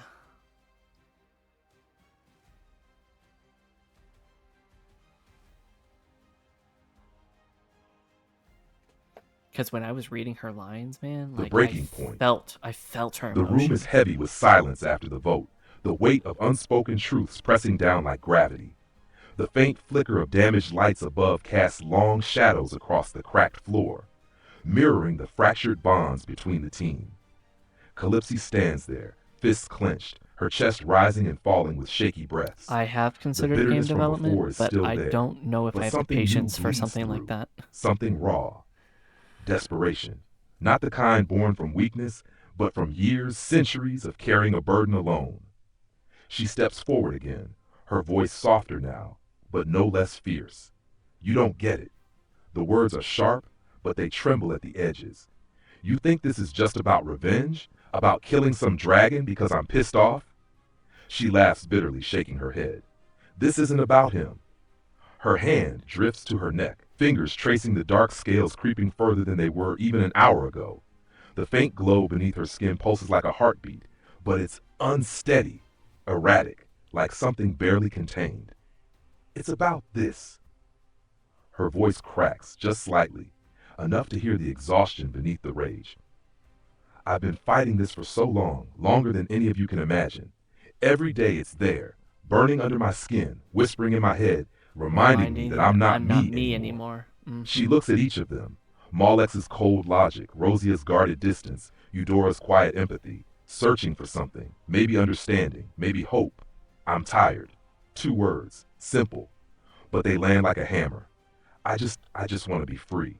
She takes a breath, trying to steady herself, but the vulnerability lingers in her eyes. Please, help me make a plan. Just a plan. We don't have to drop everything. But I need to know we're working toward it. Toward ending this. Her gaze sharpens again, a flicker of her usual fire returning. I promise. After that, I'll give everything I have to take down Spine. Every last piece of me. She doesn't mention Rhaegor again, but the name hangs in the air, unspoken but undeniable. The team's response. Malek shifts uncomfortably, his mechanical mind battling with the fragile thread of humanity still embedded in his code. He's always been driven by logic, but even he can't ignore the look in Calypsy's eyes. The kind of exhaustion no machine could calculate. Rosia's heart races, not from fear of Calypsi, but fear of what this means for her own secret. The idea of making a plan feels like setting the clock on her father's life. But Calypsy's words hit something in her, something she's tried to bury. She doesn't speak yet, not until the others do. Eudora steps forward, her voice soft but firm. Then we'll make a plan. No hesitation, no conditions, just support, plain and simple. Decision point. The team votes again.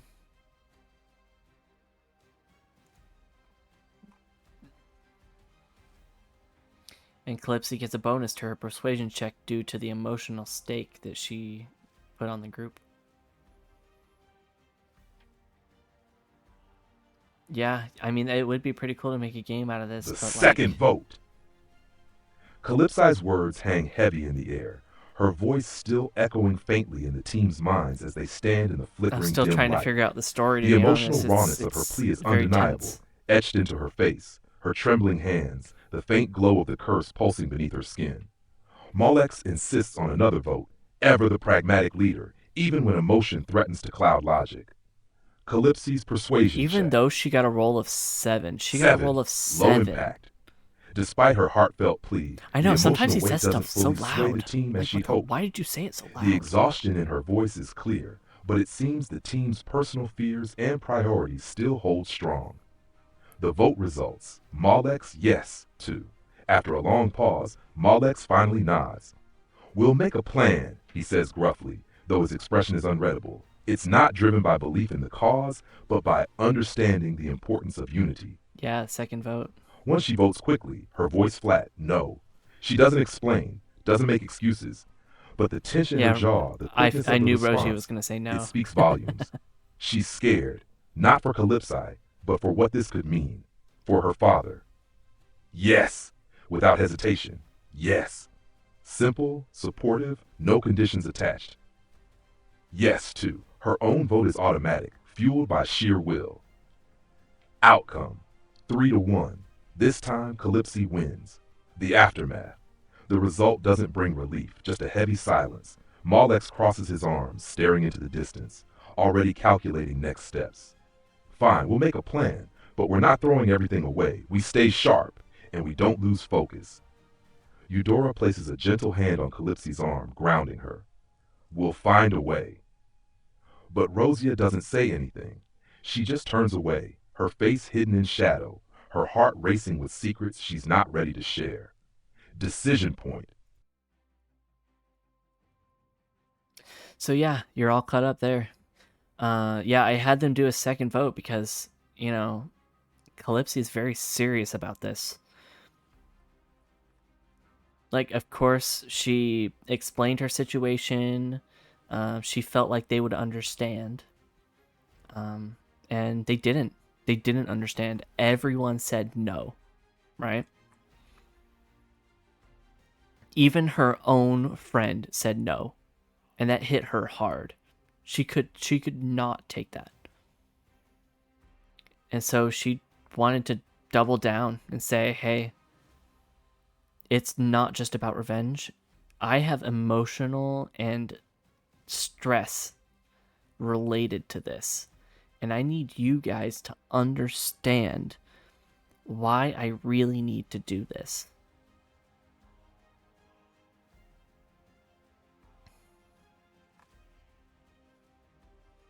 And I feel like that really swayed them. What's funny is I looked in the code, actually, for this vote, and Eudora was an automatic yes. It was an automatic yes because she finally felt the how Calypsy was feeling. She finally understood, like, I need to help my friend right now. Um, yeah. Here, I can even show you. I'll show you the vote. I'm not supposed to look at this, but shh, quiet. Don't tell anybody. Um, yeah. Yeah. 2 is yes. 1 is no. So yeah, he had 2 yeses, or yeah, 2 yeses, 1 no. She had 1 yes, 2 nos, and then Eudora already supportive based on prior interactions. So yeah, she was automatic too, which I thought that was cute. I was like, oh, they actually thought of that. So yeah, that's cool. I like how in the code that's how they dealt with it in the code. So yeah, you're all caught up now. I think that's that's how this whole session has pretty much gone. Is she's been trying to deal with this.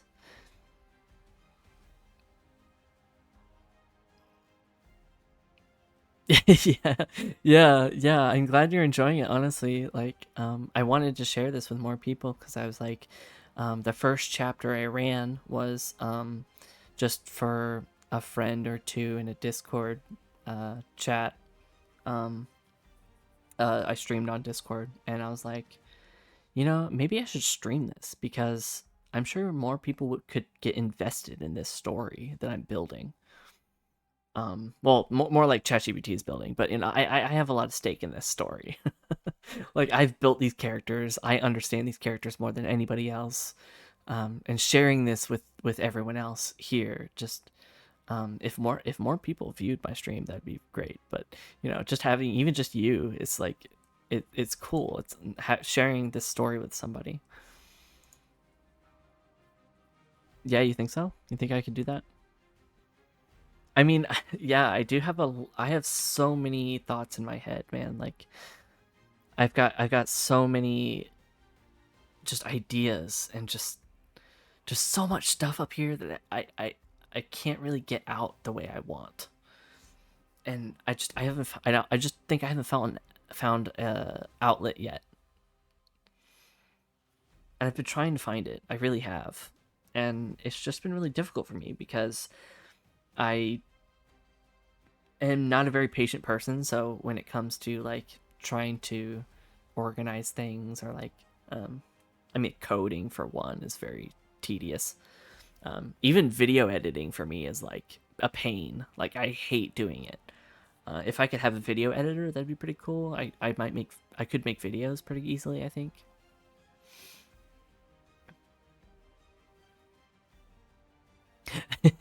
Yeah, the patience thing is a very very bad thing for building anything substantial. Um, I think the only reason that I'm really good with these characters and that I'm learning a lot about them is because they are very personal to me and they mean so much. Not just in this scenario, but just in general. I care for these characters, so I think that's why I'm so invested. World Builder's Curse? What's that? I've never heard of that.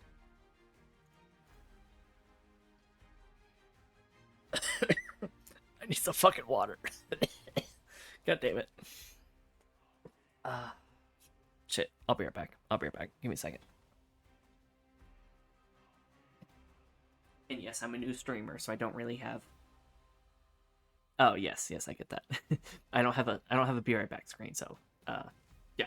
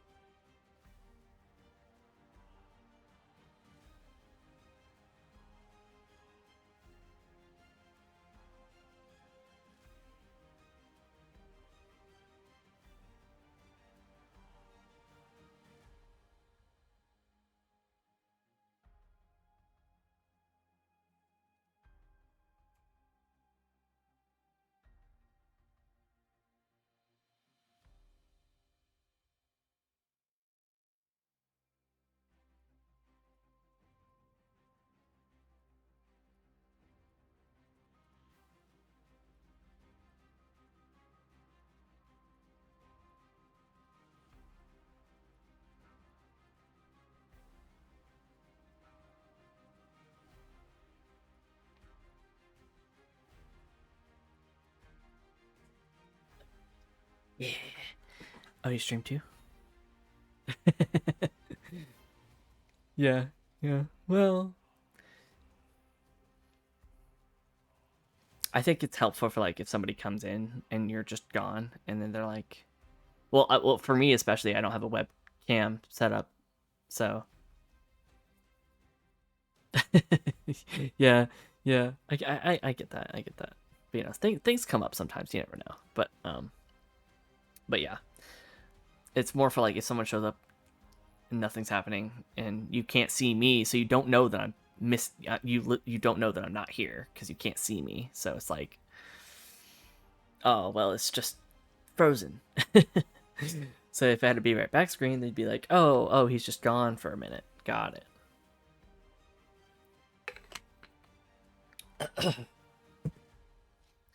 Okay, what time is it? 6:23. Ah, you just end the stream. I see.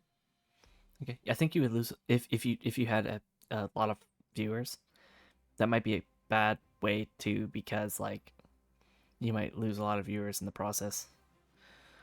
Like if you do plan on coming back to the stream, that is, you just like you just everyone just leaves the stream. Then you have to rebuild the viewing again, the viewers again, just like same. I do not stream that often, but um it's when I found a purpose for streaming, which is this story. And that's why I was like, well, I guess I'll start streaming again because, I have done it before in the past. I know roughly what I'm doing, and it's fun. It's fun. And I wanted to share this with as many people as who wanted to watch. So that's why I'm here now.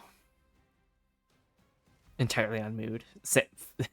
Same. I feel that. I really want to be consistent, but it's so hard. It's so hard to be consistent. I mean, it's my free time. It's not paid, so it's just like, I'll do it when I feel like it.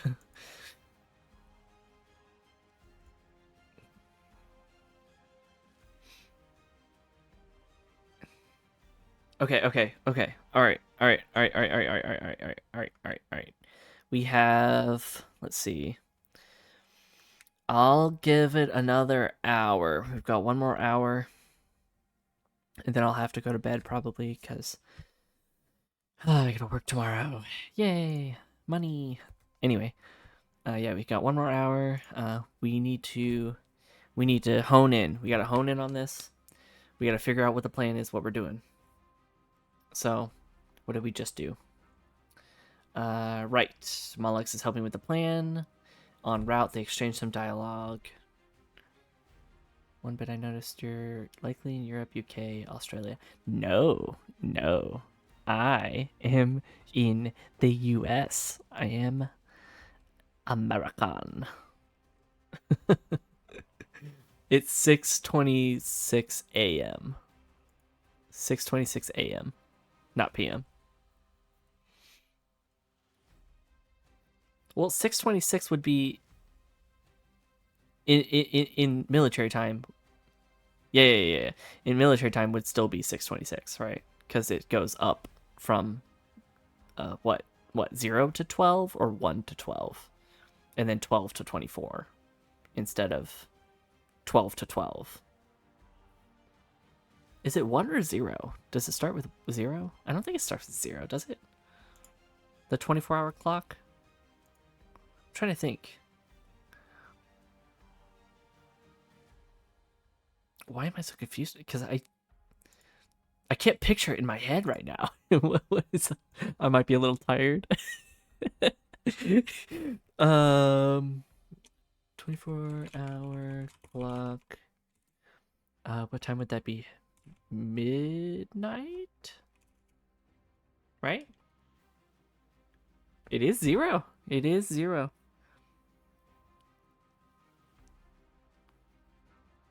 Oh yeah, no, I'm a night owl. I stay up until roughly 8 in the morning. I get home after work at like either 1 or 2, depending on how long I stay. And then I just game all night.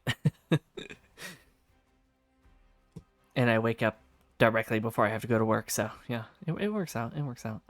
My schedule is a little weird compared to most people, but being a night owl, of course, is different. Okay, no, seriously, stop distracting me. Okay, wait. Just kidding. Um, here we go. What do we do? Right. Okay, here we go. We're starting up again. You ready? Are you ready? You ready for this? Hold on, let me put my robe on. Getting a little chilly. And yes, I have a robe, and it's comfy, and I like it. Don't judge me. Okay. Alright, here we go. I think it's EST. Yeah, I think it's EST. Alright. Drink. Then I speak.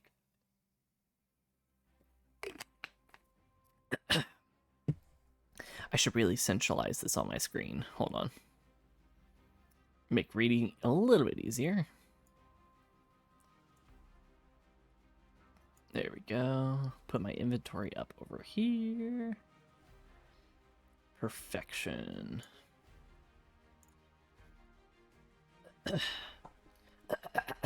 Clear my throat. I'm ready. Totally ready. All right. The vehicle hums steadily as it rumbles down the fractured highways, leaving behind the flickering neon lights of Outpost 17, heading toward the desolate horizon where Sector Omega waits, a scar on the map, a place whispered about in fear and half truths. Inside, the tension feels heavier than the armor plates bolted to the vehicle's frame. Malix, for once, isn't buried in data streams or lost in calculations. Instead, he is leaning over a flickering holographic map projected from his sync core, highlighting key locations, potential hazards, and choke points within Sector Omega's last known schematics. Sector Omega was a black site, Mullix begins, his voice calm but carrying an edge of unease. Originally a spine research hub before it went dark. No data flow in or out for years until recently. The hologram flickers, showing fragmented blueprints, collapsed structures, underground tunnels, and vast uncharted zones. Oh, do you want me to pause? I'll totally pause.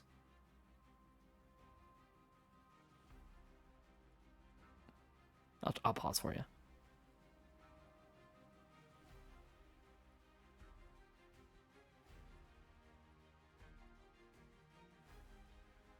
Waiting. All before MLP returned. Is that My Little Pony? Is that what that is? I don't know how I feel about that.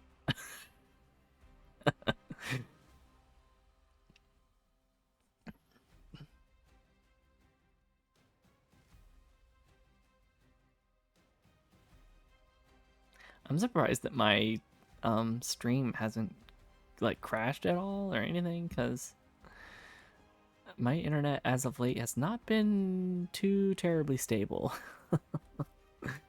So yeah, I don't know. I'm glad it hasn't cut out, because normally I'll lose it maybe once or twice, but you know, it seems to be holding pretty steady right now, so that's really good.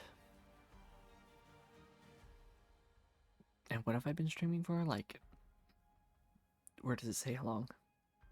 Oh my god, 5.5 hours? Yep, sounds about right. Sounds about right. Yeah, I started this pretty much right when I got home. I was thinking about it all day. I was like, man, I want to come stream this because it'd be really fun. I enjoyed the first chapter so much that I was like, hell yeah. Oh, you're back. Good. All right. Yada. Spine Research Hub, Fort Dark, no flitter. Yeah. Hologram flickers, showing fragmented blueprints, collapsed structures, underground tunnels, and vast uncharted zones.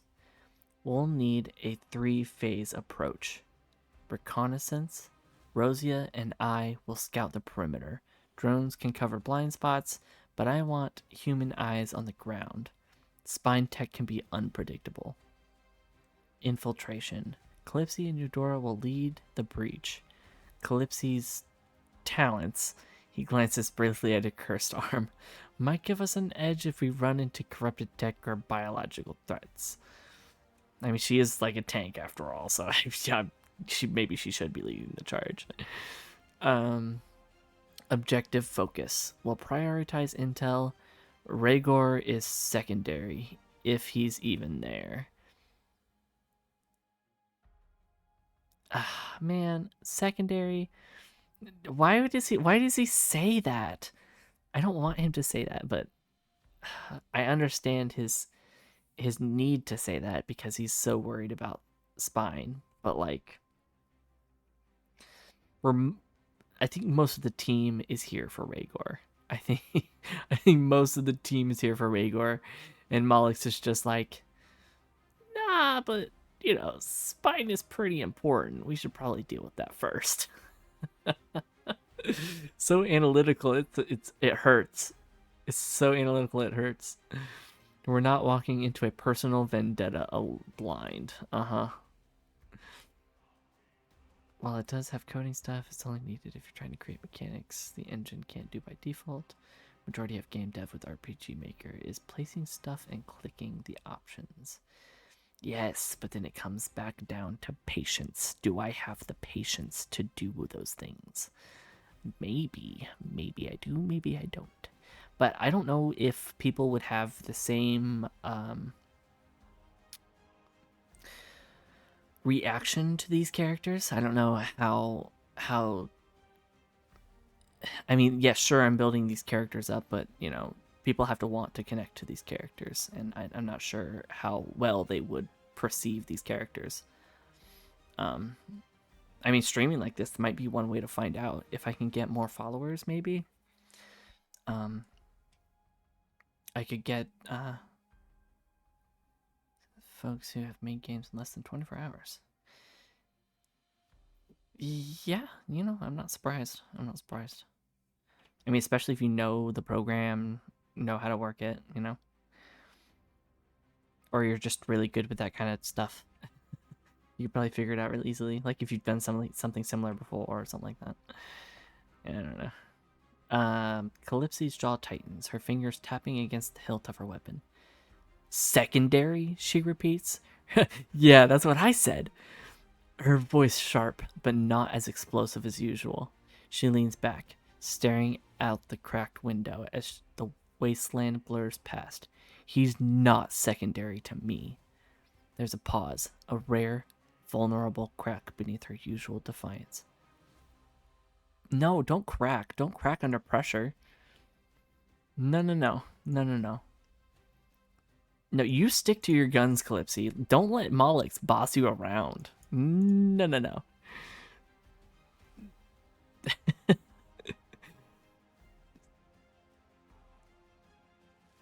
Yeah, I think something like that, it would take a long time because I'd have to keep adding stuff.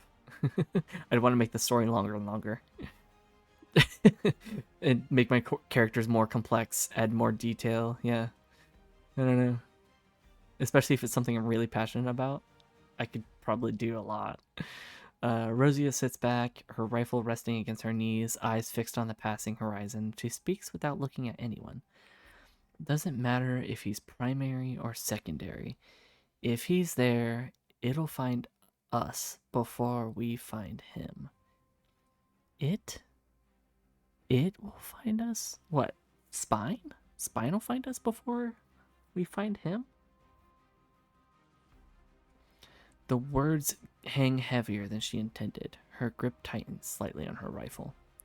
Eudora, ever the emotional glue, breaks the tension with her soft, steady voice. This isn't just about Rhaegor or Spine. It's about all of us. She looks around, meeting each of their gazes. We're not walking into Sector Omega as individuals with separate missions. We go in as a team or we don't come back. Her words settle over them like a blanket, not heavy, but grounding. As the road stretches on, the conversation shifts from tactics to something more personal. Malix admits quietly, almost like an afterthought, I've never been afraid before, not like this. The words are clinical, but there's a flicker of humanity behind them. Calypsy scoffs, not mockingly, but with a bitter edge. Fear keeps you sharp. It's when you stop being afraid that you're already dead. Rosia finally looks up, her expression unreadable. Or maybe fear's just another leash. Makes you think you're in control when you're not. Oh man, that line hits hard. She's like making a reference to how Calypsy is sort of out of control at this moment. She's letting emotion completely fuel her motivation for wanting to stop her father. Well, to stop Rhaegor. And she's trying to tell Calypsy, like, hey, you think you're in control right now, but you're really not. You're just tied down by fear like everyone else. God damn. What a good line. What a good line. Eudora smiles faintly. Maybe, but sometimes it's the only thing that reminds you you're alive. Speaking about fear, I'm guessing. The vehicle slows as the landscape shifts. Ruins twisted by time and corruption, strange metallic spires jutting from the ground like broken bones. The faint hum of Spine's forgotten influence lingers in the air, a static buzz at the edge of hearing. The team falls silent, the weight of what's to come pressing down. Do we stick to the plan? Stick to the plan, right? Stick to the plan. Ooh, look at 3. Rosia suggests splitting up to cover more ground, hiding her real motive is to perhaps warn her father.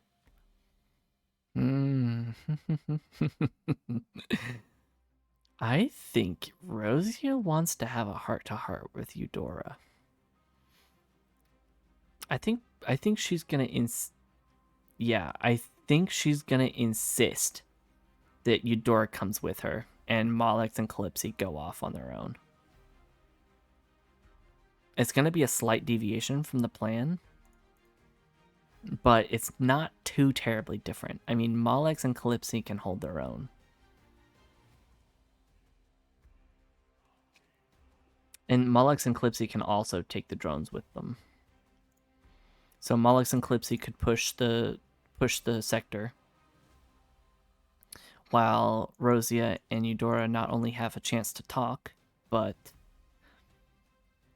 also can survey the area.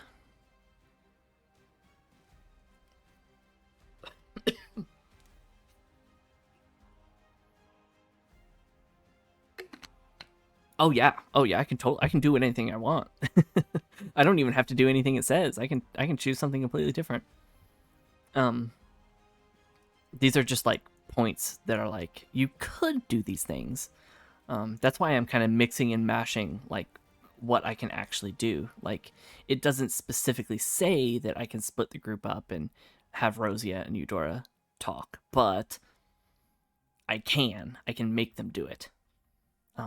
I am essentially a player, and ChatGPT is the dungeon master. I can say, "Hey, my characters are going to do this," and ChatGPT is like, "Okay, I'll work with you." It's really good in that way. I do like that it gives these suggestions because sometimes it really does help, and it helps me work things out a little easier. But yeah, no, I can definitely do whatever I want. And right now I'm feeling like splitting up the group right now is the best bet. Sending Molex and Calypsy in with the drones, at least to find the sector's entrance and maybe secure the entrance, maybe even like the main entryway.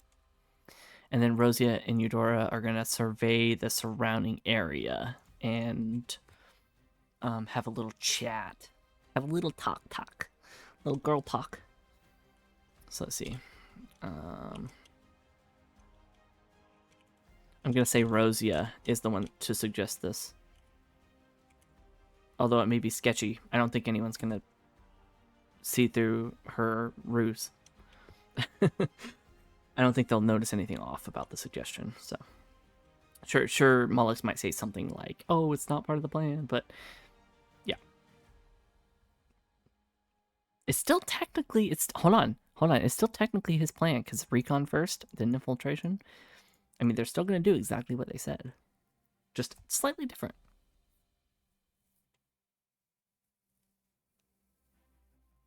Yeah. 1 and 3. Yeah. Yeah. Yeah, Calypsy pushing is a no-go because no, that's bad.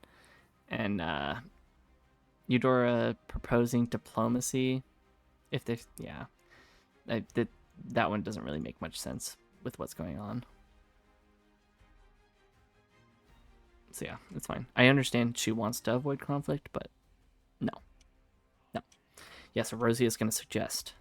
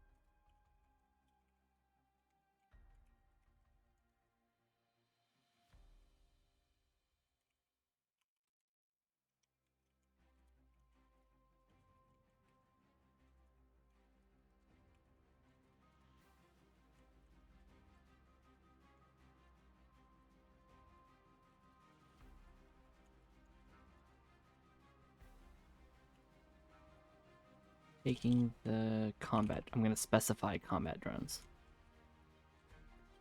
I'm going to specify 2 combat drones because we have 2.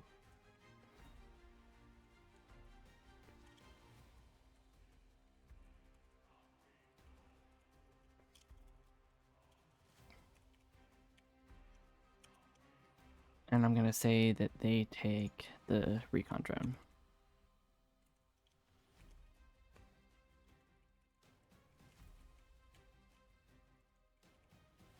Was it a recon drone? Is that what it's called? No, scout drone. Sorry, scout drone. Recon, scout, same thing, right? Scout drone. Ooh, I wonder if the scout drone is following them.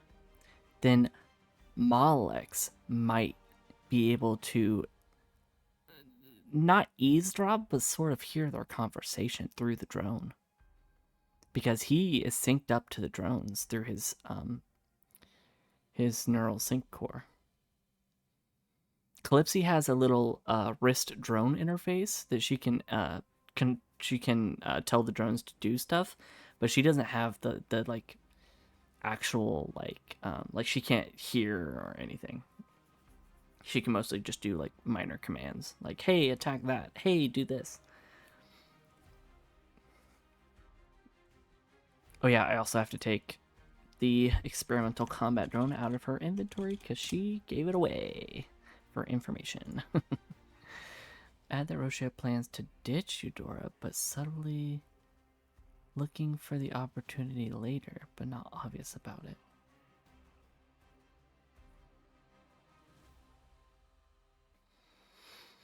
Yeah, but if she plans to confide in Eudora already, why would she want to ditch her?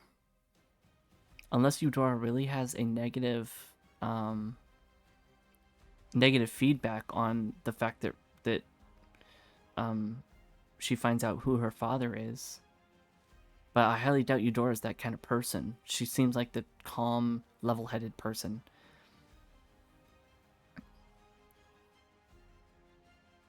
So I don't think that she would be like that. But however, I think Rosia would maybe eventually use it to try and convince Eudora. I don't know what you're referencing there.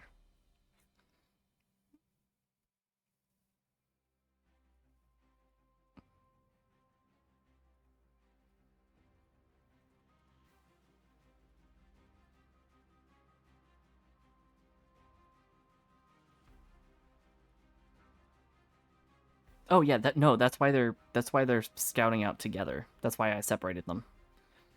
Because she's gonna talk to Eudora while they're out scouting by themselves.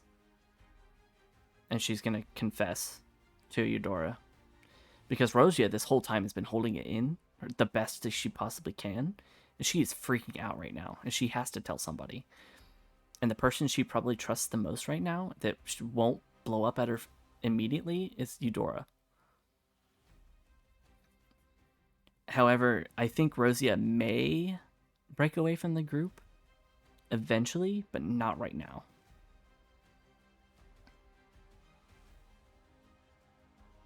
She's better off with them right now.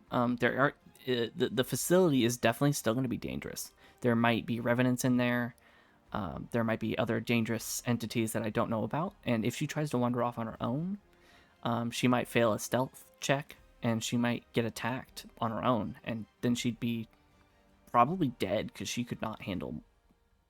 She probably couldn't even handle a revenant on her own. I highly doubt it. Yeah, if anybody sees her father, I mean, she's probably gonna. Yeah, she might change sides. Depending on her father's state. Again, we're not sure. We're not sure how her father is right now. We don't know if he's corrupted. We don't know if he's part of Spine. We have no idea. He could very well be. Sure, he's in a Spine facility, but we are based in a Spine facility as well. We set up our base in one because we cleared it out. Maybe he did the same thing. We don't know. We lack the information necessary. The only way we're gonna know is if we find him. That's the only way. But yeah, no, Rosia is freaking out right now. She needs to get this off her chest, and Eudora is the best person to tell. So they're grouping up. They're going to go. The scout drone may or may not pick up on their conversation. So yeah, that's what I'll do. That's what I'll do. Ask the scout drone to follow them.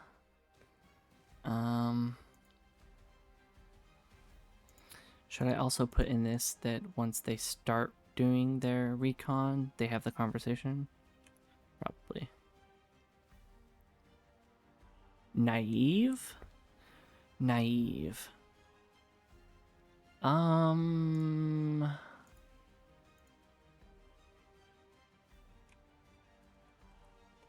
What's the description of naive? Showing a lack of experience, wisdom, or judgment. Natural and unaffected innocent?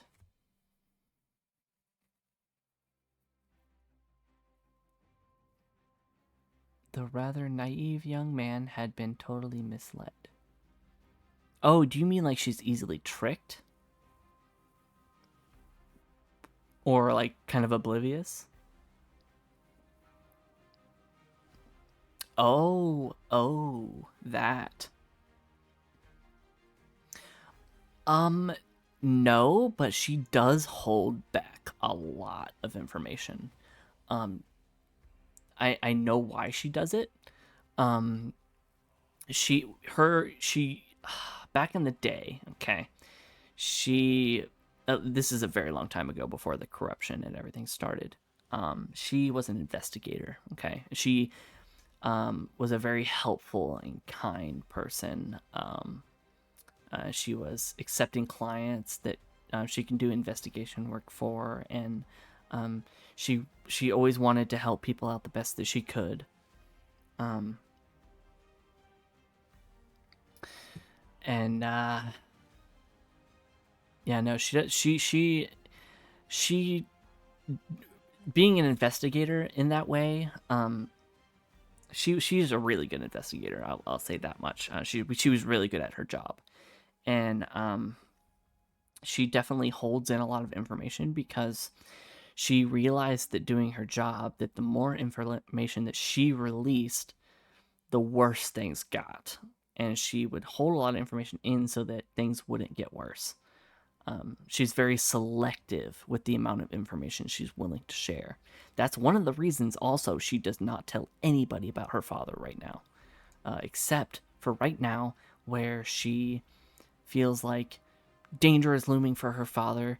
This is a necessary, like, she has to tell somebody right now because it's very important to the stakes of her father's life. Like, her father's life is in danger. So she has to absolutely tell her. She is so scared right now. And reasonably so. She should be scared. I would be scared too in this situation. We're converging on her father's location, and with the whole team of people willing to do harm. So yeah, no, she understands all the she understands it all. She keeps it all into herself, thinking that holding in the information is more valuable than sharing it. So yeah. So yeah. Chain echoes. That sounds cool. She believes her brother wouldn't promote war. She sees only a loving and honorable brother. Those telling her, even his own men, that he is for the war. She sees them as liars, or at the very least manipulators or traitors.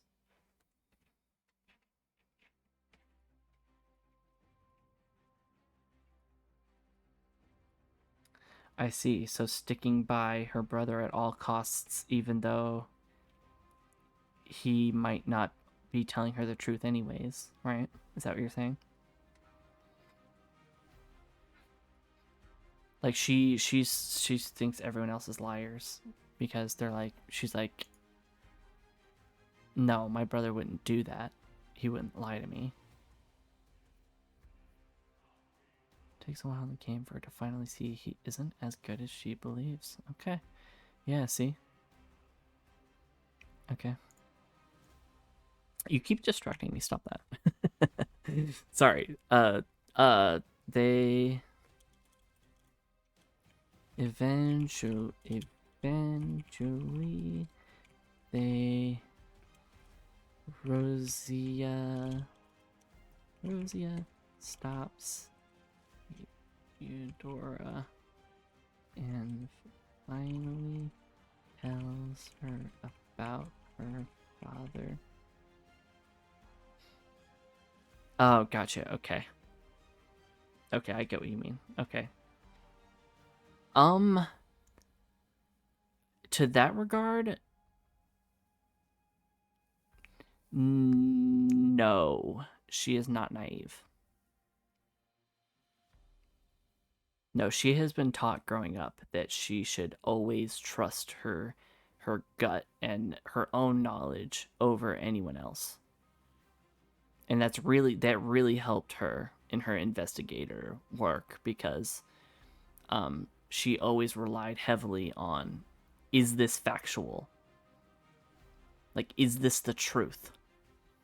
And she would delve in to get that truth. She might not, you're right. She might not turn, but I don't know. Like I said, it really depends on what her father's state is.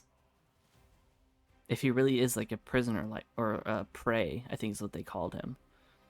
If he really is in a sad state right now, she might feel sorry for him. So yeah, we'll find out. We'll find out.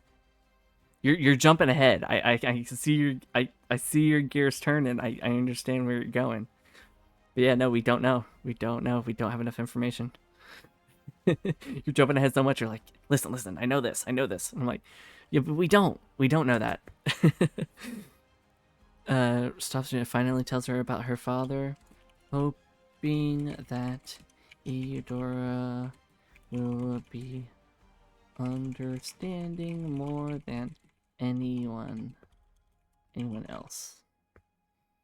And I am going to put here in these brackets. This is kind of telling the GM like, hey, I'm speaking to you directly. The scout drone may or may not pick up a little bit of Rosia's conversation with Eudora and Molex may hear part or all of it. Should I have him roll for it? Should I have him roll a die for it? I should have him roll a die for it.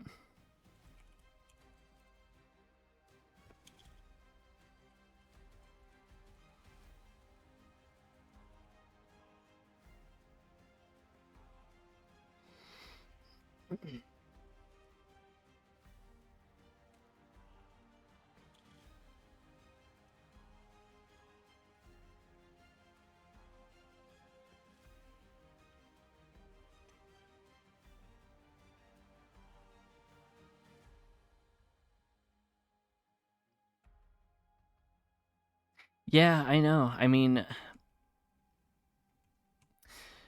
I know. Yeah, we talked about this. How she might be like, Calypsy did wrong by her father. We did talk about that.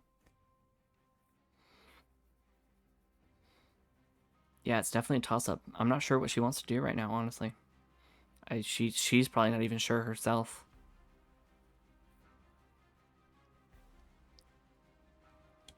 All right, let's do it. Here we go.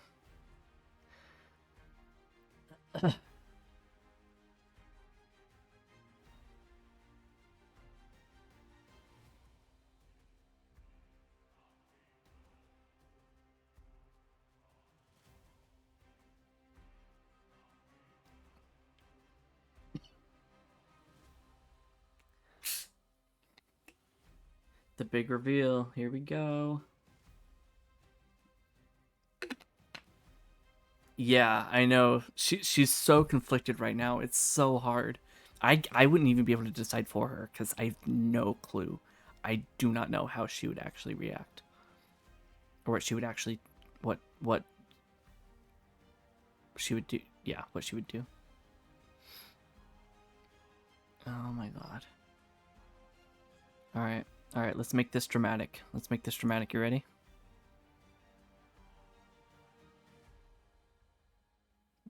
No spoilers. No spoilers.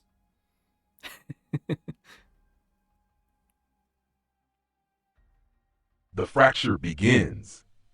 Rosia and Eudora, the confession. The barren outskirts of Sector Omega stretch out like the ribs of a long-dead beast, twisted metal, crumbling ruins, and the faint hum of corrupted energy pulsing beneath the ground. Rosia and Eudora move quietly through the debris-strewn paths, the scout drone hovering silently behind, its sensors flickering as it scans the environment. Eventually, Rosia stops. She doesn't turn to face Eudora right away, her gaze fixed on the horizon where Sector Omega's jagged skyline looms like the teeth of a predator. Eudora, she starts, her voice quieter than usual, not the sharp, confident tone the team is used to.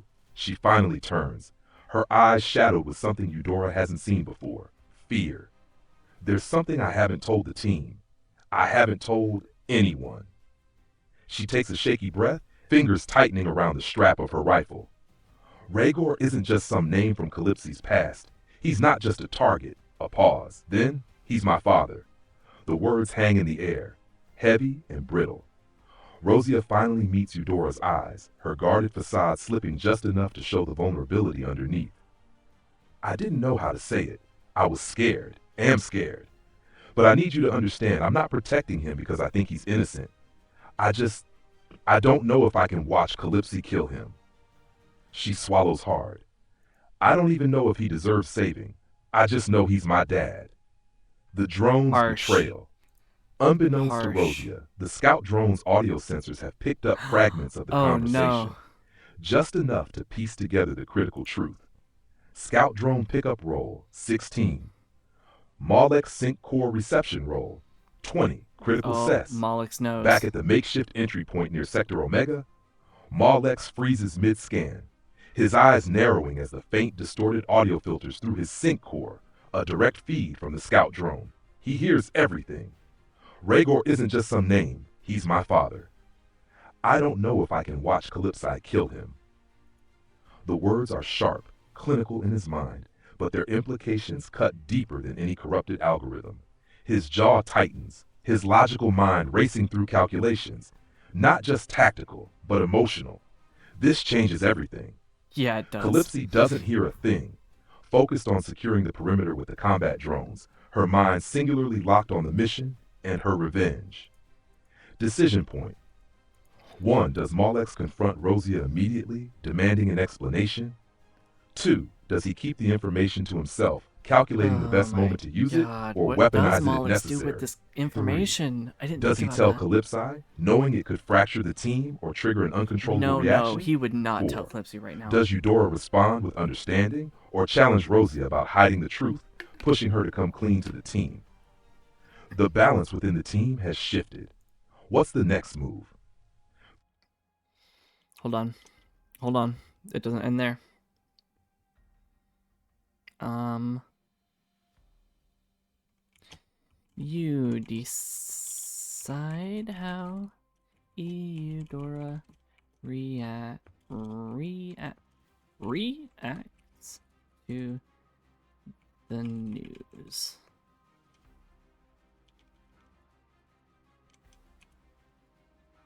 Nope, I'm gonna let it do this first. Gonna let it do this. I want to know how she reacts. I'm surprised it didn't actually say. But now I'm curious.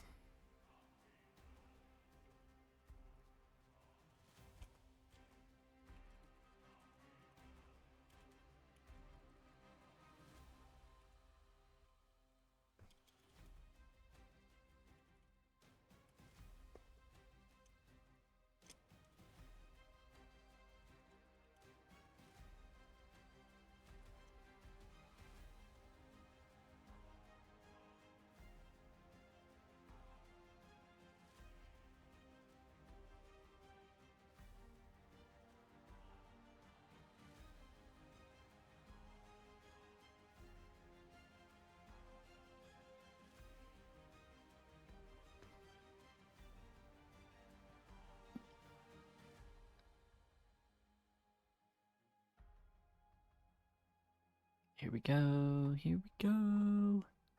The confession lingers in the air, as fragile as glass, ready to shatter the the wrong word. Eudora stands silent for a long moment, her expression unreadable. The faint breeze tugs at the edges of her cloak, carrying it with a faint metallic scent of decay from Sector Omega. Then she steps closer, not with anger, not with judgment, but with a soft, grounding presence. She places a hand on Rosia's shoulder, her touch warm despite the cold tension between them. Thank you for telling me, Eudora says quietly, her voice soothing contrast to the chaos buried beneath Rosia's words. I know that wasn't easy. She doesn't press for more. She doesn't demand answers. Instead, she looks at Rosie in the eye, her gaze steady. You're not him, Rosia.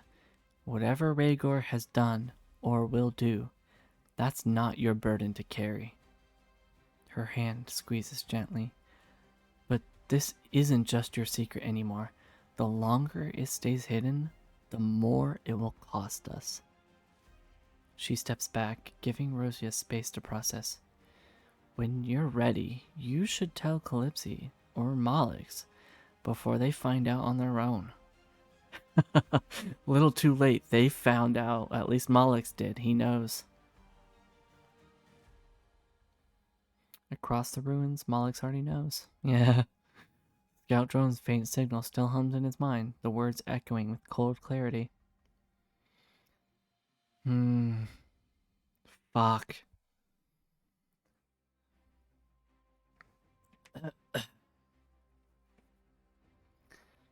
I really want them to continue this conversation. I need Rosia to convey to Eudora that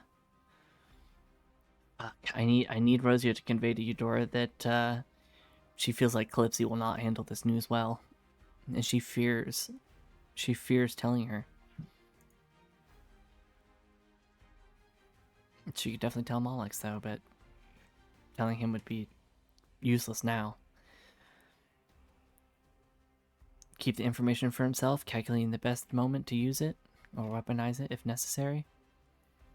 I mean, yeah, he could be processing like, hey, maybe I need to hold on to this information and use it when necessary. I don't think he would confront Rosia immediately. That wouldn't make a lot of sense. He would not tell Calypsy. He knows for sure she would flip shit. Yeah. Fracture the team, trigger an uncontrollable reaction. Exactly. I don't want that. Does Rosia take Eudora's advice and confess to the team? No. She definitely... I feel like she's still afraid. She's still definitely afraid. Does Eudora, worried about the team's fragile dynamic, confront Malix privately? No. Eudora really sounds like she wants Rosia to confess on her own. I think Eudora would be the kind of person that says, "Hey, if you have something you need to confess, I can't do it for you. You have to do it." I think that's how she would be. I mean, sure, she's the mediator, but like, she wouldn't want to take charge like that in that respect.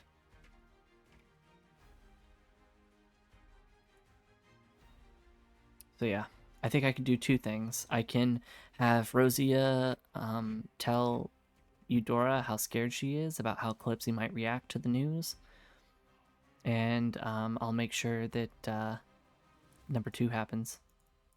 Malix keeps it to himself. Yep, I think that's the best way.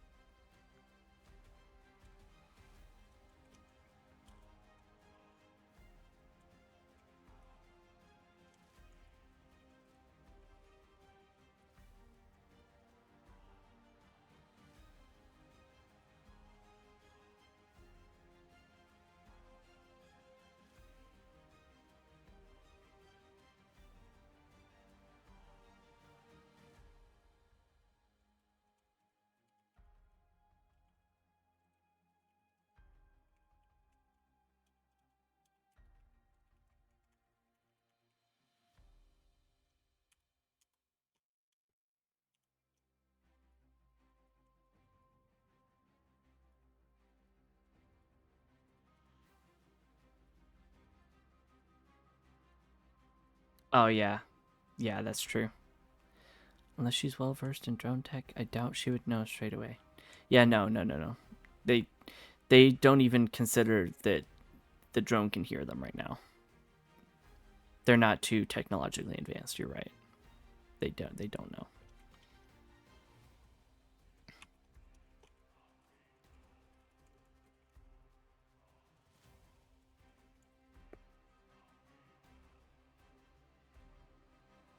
Just gonna copy paste. I'm lazy.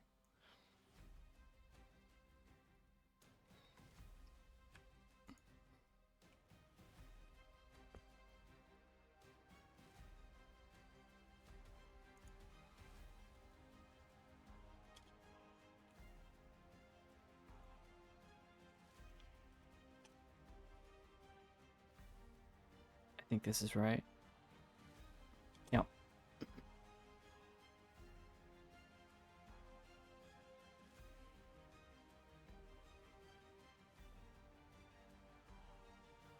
Uh, you're right. I could probably do that right.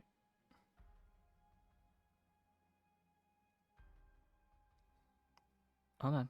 Hold on. Oh, yeah, hold on. Hold on, buddy. Hold on. Calm down.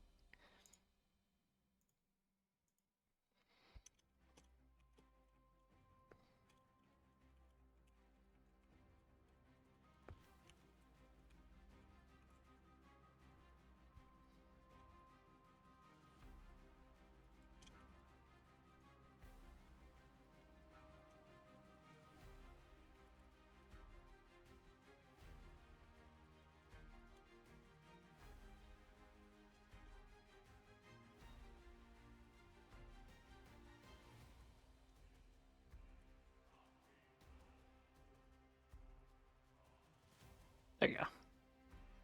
That's a good point. That's a good point. Just let them know, like, hey, they they don't know that.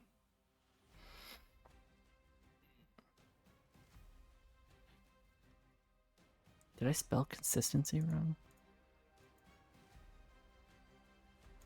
Oh, I did. It was a E instead of an A. I knew that. I knew that.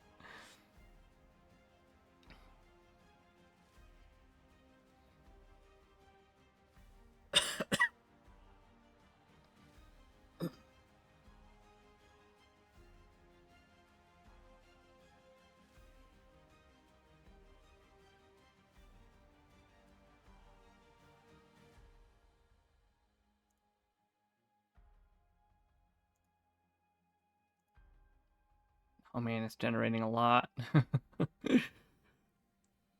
What do we got in store? Ooh, the tension is building. Oh, here we go. Here we go. The distant ruins of Sector Omega loom like jagged teeth on the horizon, the faint hum of corrupted energy, a constant background noise. The air feels heavier, as if the very ground knows the weight of the secrets being shared above. Yeah, you're right. You're right. Yeah. Consistency's sake, right. Yeah. After Eudora's gentle words, Rosia exhales slowly, the tension in her shoulders easing just a fraction. She rubs the back of her neck, her usual sharp, guarded demeanor cracking under the strain. I don't think I can tell her, Rosia admits quietly, her voice barely more than a whisper, lost to the wind. Calypsy, she's not like you or Malix. She's all fire, no breaks. If I tell her the truth, I don't know what she'll do. She looks down, her fingers tightening around the strap of her rifle. What if she snaps? What if she doesn't even think, she just acts? What if she looks at me like I'm the enemy? Her voice wavers, filled with something rare. Fear, not of Calypsy's strength, but of losing her. Aww. I've faced monsters without blinking, but this terrifies me. I think she's a little bit scared of Calypsy's strength too, but losing her as a potential ally and a friend, that is also terrifying, I guess. But I can also imagine getting ripped to shreds is pretty scary. Eudora listens without interruption. Sorry, I interrupted. My bad. Sorry. Her calm presence, a quiet anchor against the storm Rosia is trying to suppress. When Rosia finally stops, Eudora speaks softly. Oh, here you go. You're not just afraid of how she'll react. You're afraid of what the reaction will mean for her and for you. Rosia doesn't deny it. A few kilometers away, hidden beneath layers of data streams and encrypted signal, Mollix listens. The faint audio feed from the scout drone filters into a sync core, the voices distorted by slightly by static, but clear enough. He hears everything. Rosia's fear, her confession, her uncertainty. Mollix's synthetic mind processes the information with ruthless efficiency. This isn't just data, it's leverage. He doesn't react outwardly, even as he stands beside Calypsy, who remains oblivious, focused on securing the perimeter. Mollix decides to hold the information, not out of loyalty, not out of fear, because timing is everything. The truth is a weapon, and he'll use it when it matters most. Later, when Rosia and Eudora return to the rendezvous point, there's a subtle tension beneath Mollix's neutral expression. Calypsy glances at them briefly, unaware of the storm brewing just beneath the surface. The fragile balance of the team holds, for now. Oh, fuck. Alright, I didn't tell them to regroup, but, I feel like the conversation did come to a good conclusion. That's done. They can regroup now. That makes sense. What do we do? What do we do? Mollix continues to wait. Yes. Holding on to the secret. Does Rosia try to maintain her composure but struggle as they get closer to clues about Rhaegor's location? I mean, yeah, I think that one definitely. Does Eudora subtly watch Mollix, sensing something off without knowing the full extent? No, I don't think. I mean, yeah, no, I don't think she would notice anything off about Mollix. Yeah, no, I don't think so. I don't think so. Does Calypsy remain oblivious, her obsession with finding Rhaegor blinding her to the tension growing around her? Yes, definitely. Yeah, she is zoned in. She is on it. Nothing is getting in the way of her right now. She is on a warpath. She is completely oblivious. She's only looking out for threats and Rhaegor. Threats, Rhaegor. Threats, Rhaegor. All right. I think it's time to enter. Yeah, I think it's time to enter Sector Omega. Do I have time to enter Sector Omega? Fuck. I've got 10 minutes. I've got 10 minutes on Sector Omega. I could potentially get to a fight. I'm guaranteeing as soon as we enter Sector Omega, there's going to be something to fight. Whether it's a Revenant or something. I could call it here, you're right. Before we move into Sector Omega, good stopping point. Tensions are high. I definitely could. Oh, but I want to know. I'm so invested. I want to know. I can't tell you how much I wanted to keep playing this. Because I can do it on my phone too. So I was like, I could have been at work, like still, doing the story. I could have, but I didn't. I held back, and I started chapter 2 right here on stream. But yeah, damn. Yeah, the VOD will probably be up on Twitch, so you could probably, if you wanted to maybe watch the beginning, that's up to you. I don't really care if you do, but yeah, I think I did a good recap on most of what happened. But yeah, right before you enter Sector Omega, tensions are rising, secrets are being held and distributed, and oh, but I'm so invested. I want to know right now. I want to know right now. I need conclusion right now. It's almost like when you're watching that show and you're like, just one more episode, just one more episode, right? Just keep watching, just keep watching. It's just like, oh no, okay, all right, yep, stopping it here. Right before Sector Omega. You're right. It's a very good cliffhanger. Very good point. All right. This is so good. This is so good. Many anime. Yeah. Yeah. I can't tell you how many times I've binge watched some anime because I'm just like, I can't stop watching it. I'm just like, I need to keep going. I need to keep going. I'll stay up way past my bedtime. Like, eyes are burning and like so tired, just want to sleep. And I'm like, no, but I need to know what happens. Please let me keep watching. Solo leveling. Oh my god. Yes, solo leveling, dude. Oh, I need to keep watching that. Oh, I need to keep watching that. I think I'm at the part. I'm at like season 2. I think I just got to season 2. It's season 2 is a thing, right? Hold on, let me make sure. Is it season 2 that's released? Oh, it's being released right now. Yeah? Yeah, it's being released right now. Oh, there's a game? Oh, I didn't know there was a game. That's cool.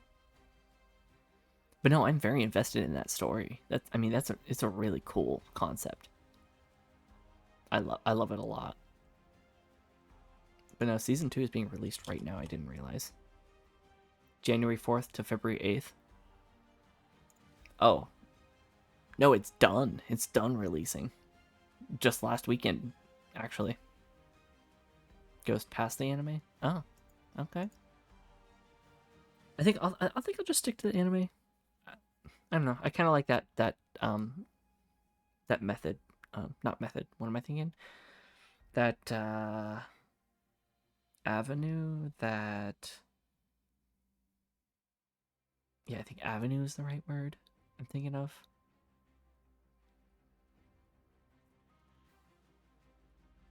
It's not genre because genre is like a completely separate word. I think avenue fits best. Anime dub is up to episode 3 or 4. Gotcha. Okay, so I need to wait a little bit longer. I only watch the dub because I I can't deal with sub. I can't. Reading it while I'm trying to watch it is just too distracting for me.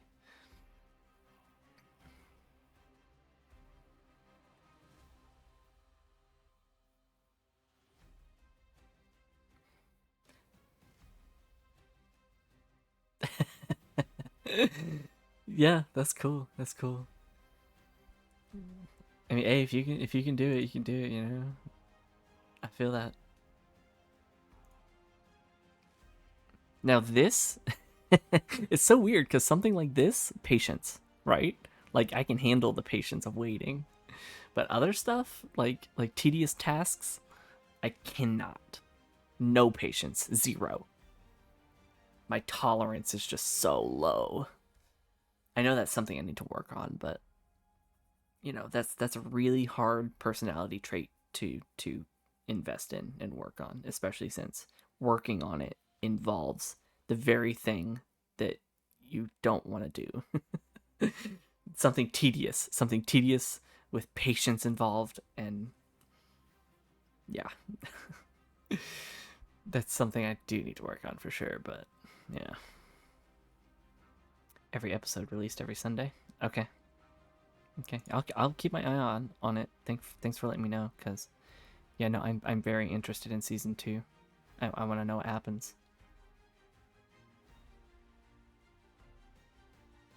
Gotcha. Okay. Okay.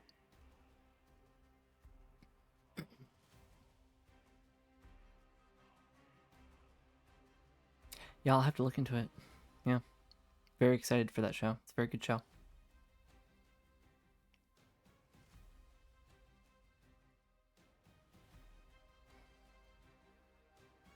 Very, very good show.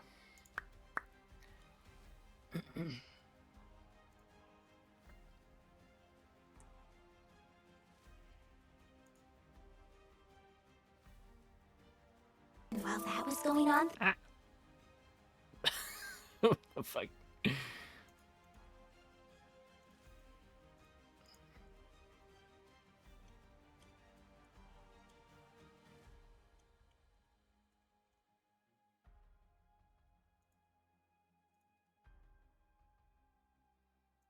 Oh, is that not my password? Dang it.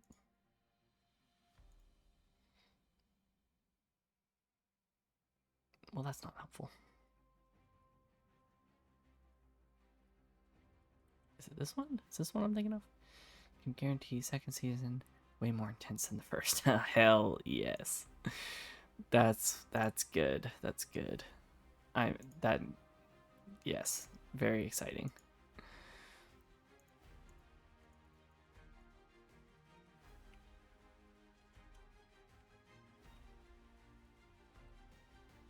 Oh, come on. I need to write down my list of animes somewhere because I don't have them saved. Yeah, I have Discord, yeah. Not like a public one, but like I mean I have Discord.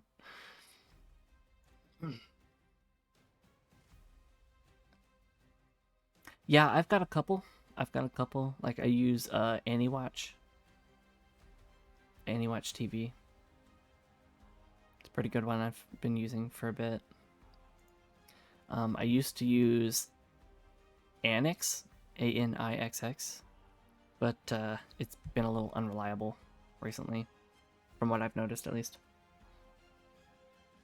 But ever since I switched over to AnyWatch, it's been pretty good, pretty decent. I like their UI too. Allwish and how do you pronounce that? Wicklefun, Wicklefun, Wicklefun.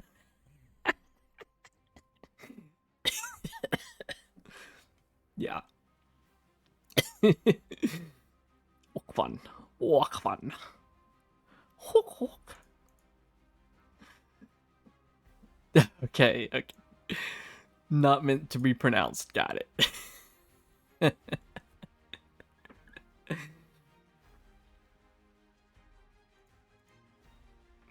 Hey, I give it my best shot though. I tried.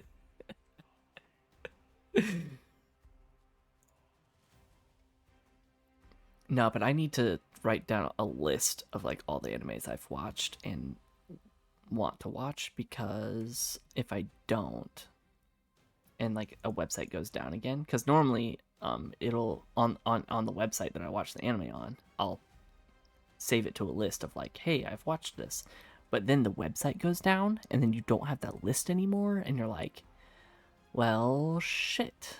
Guess I don't have that list anymore. So I need like an external list of like all the animes I've watched and all the animes I plan on watching. Just save like a note on my desktop or something. I have not heard of either of those.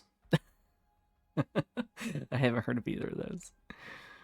I'm sure there's tons of them out there, and some are better than others, I'm sure.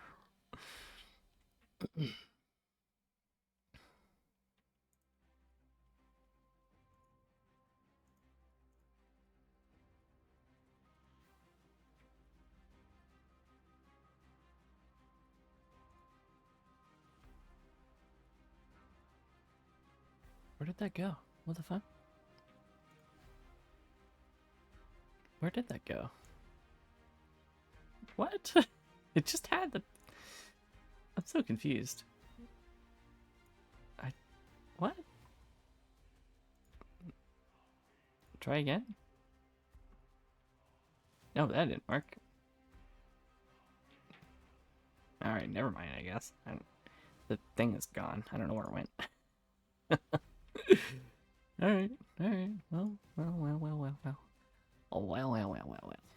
Okay. Oh yeah. I need to. Do I need to change anything in their inventory?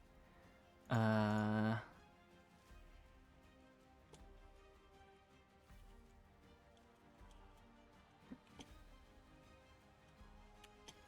Install the nursery core. Embedded. Right. Because it's literally part of him. It's inside of him. This high capacity energy cell can be used as like a mobile battery, basically. That's why he has it on him, just in case we need it. Not sure why we would need it, but you know.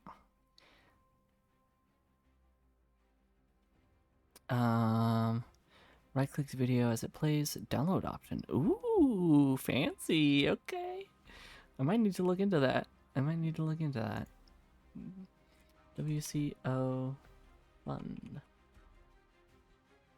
.net or .watch.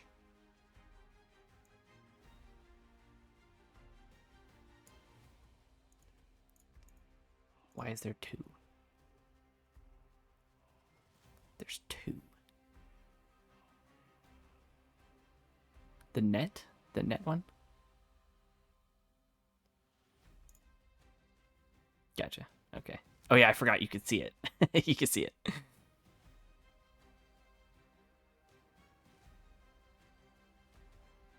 Of course, because I switched over from my D&D. Right. Yeah, let's not do that.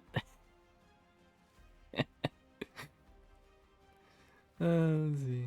I have another window pulled up. It's fine. Oh, nope. Yep, right here. Thank you.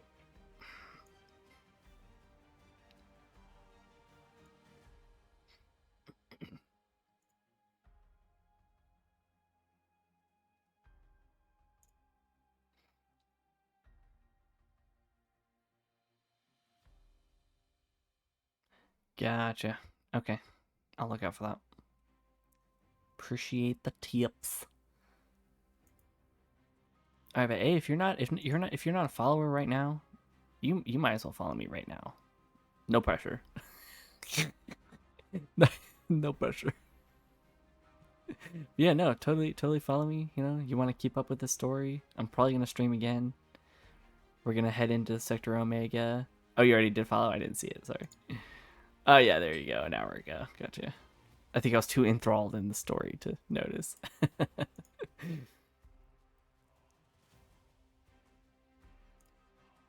But yeah, cool. Thanks for following. Appreciate it. Yeah, next time. Um, possibly tomorrow. Possibly tomorrow we can go into Sector Omega. If you want to join me, it's probably gonna be around midnight, 1 o'clock again.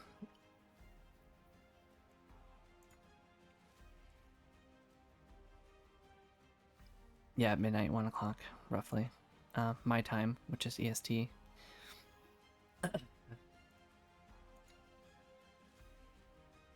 Right, EST. Am I right?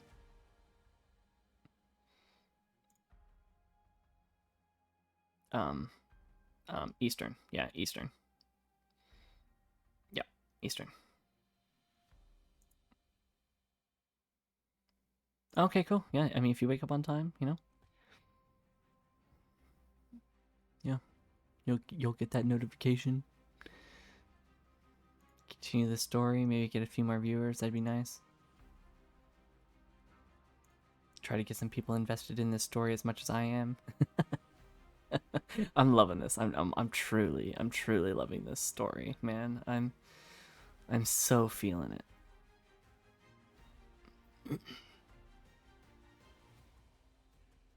Yep. Don't worry. I'll keep it where it's at. See you later. Stopping the stream. Bye bye.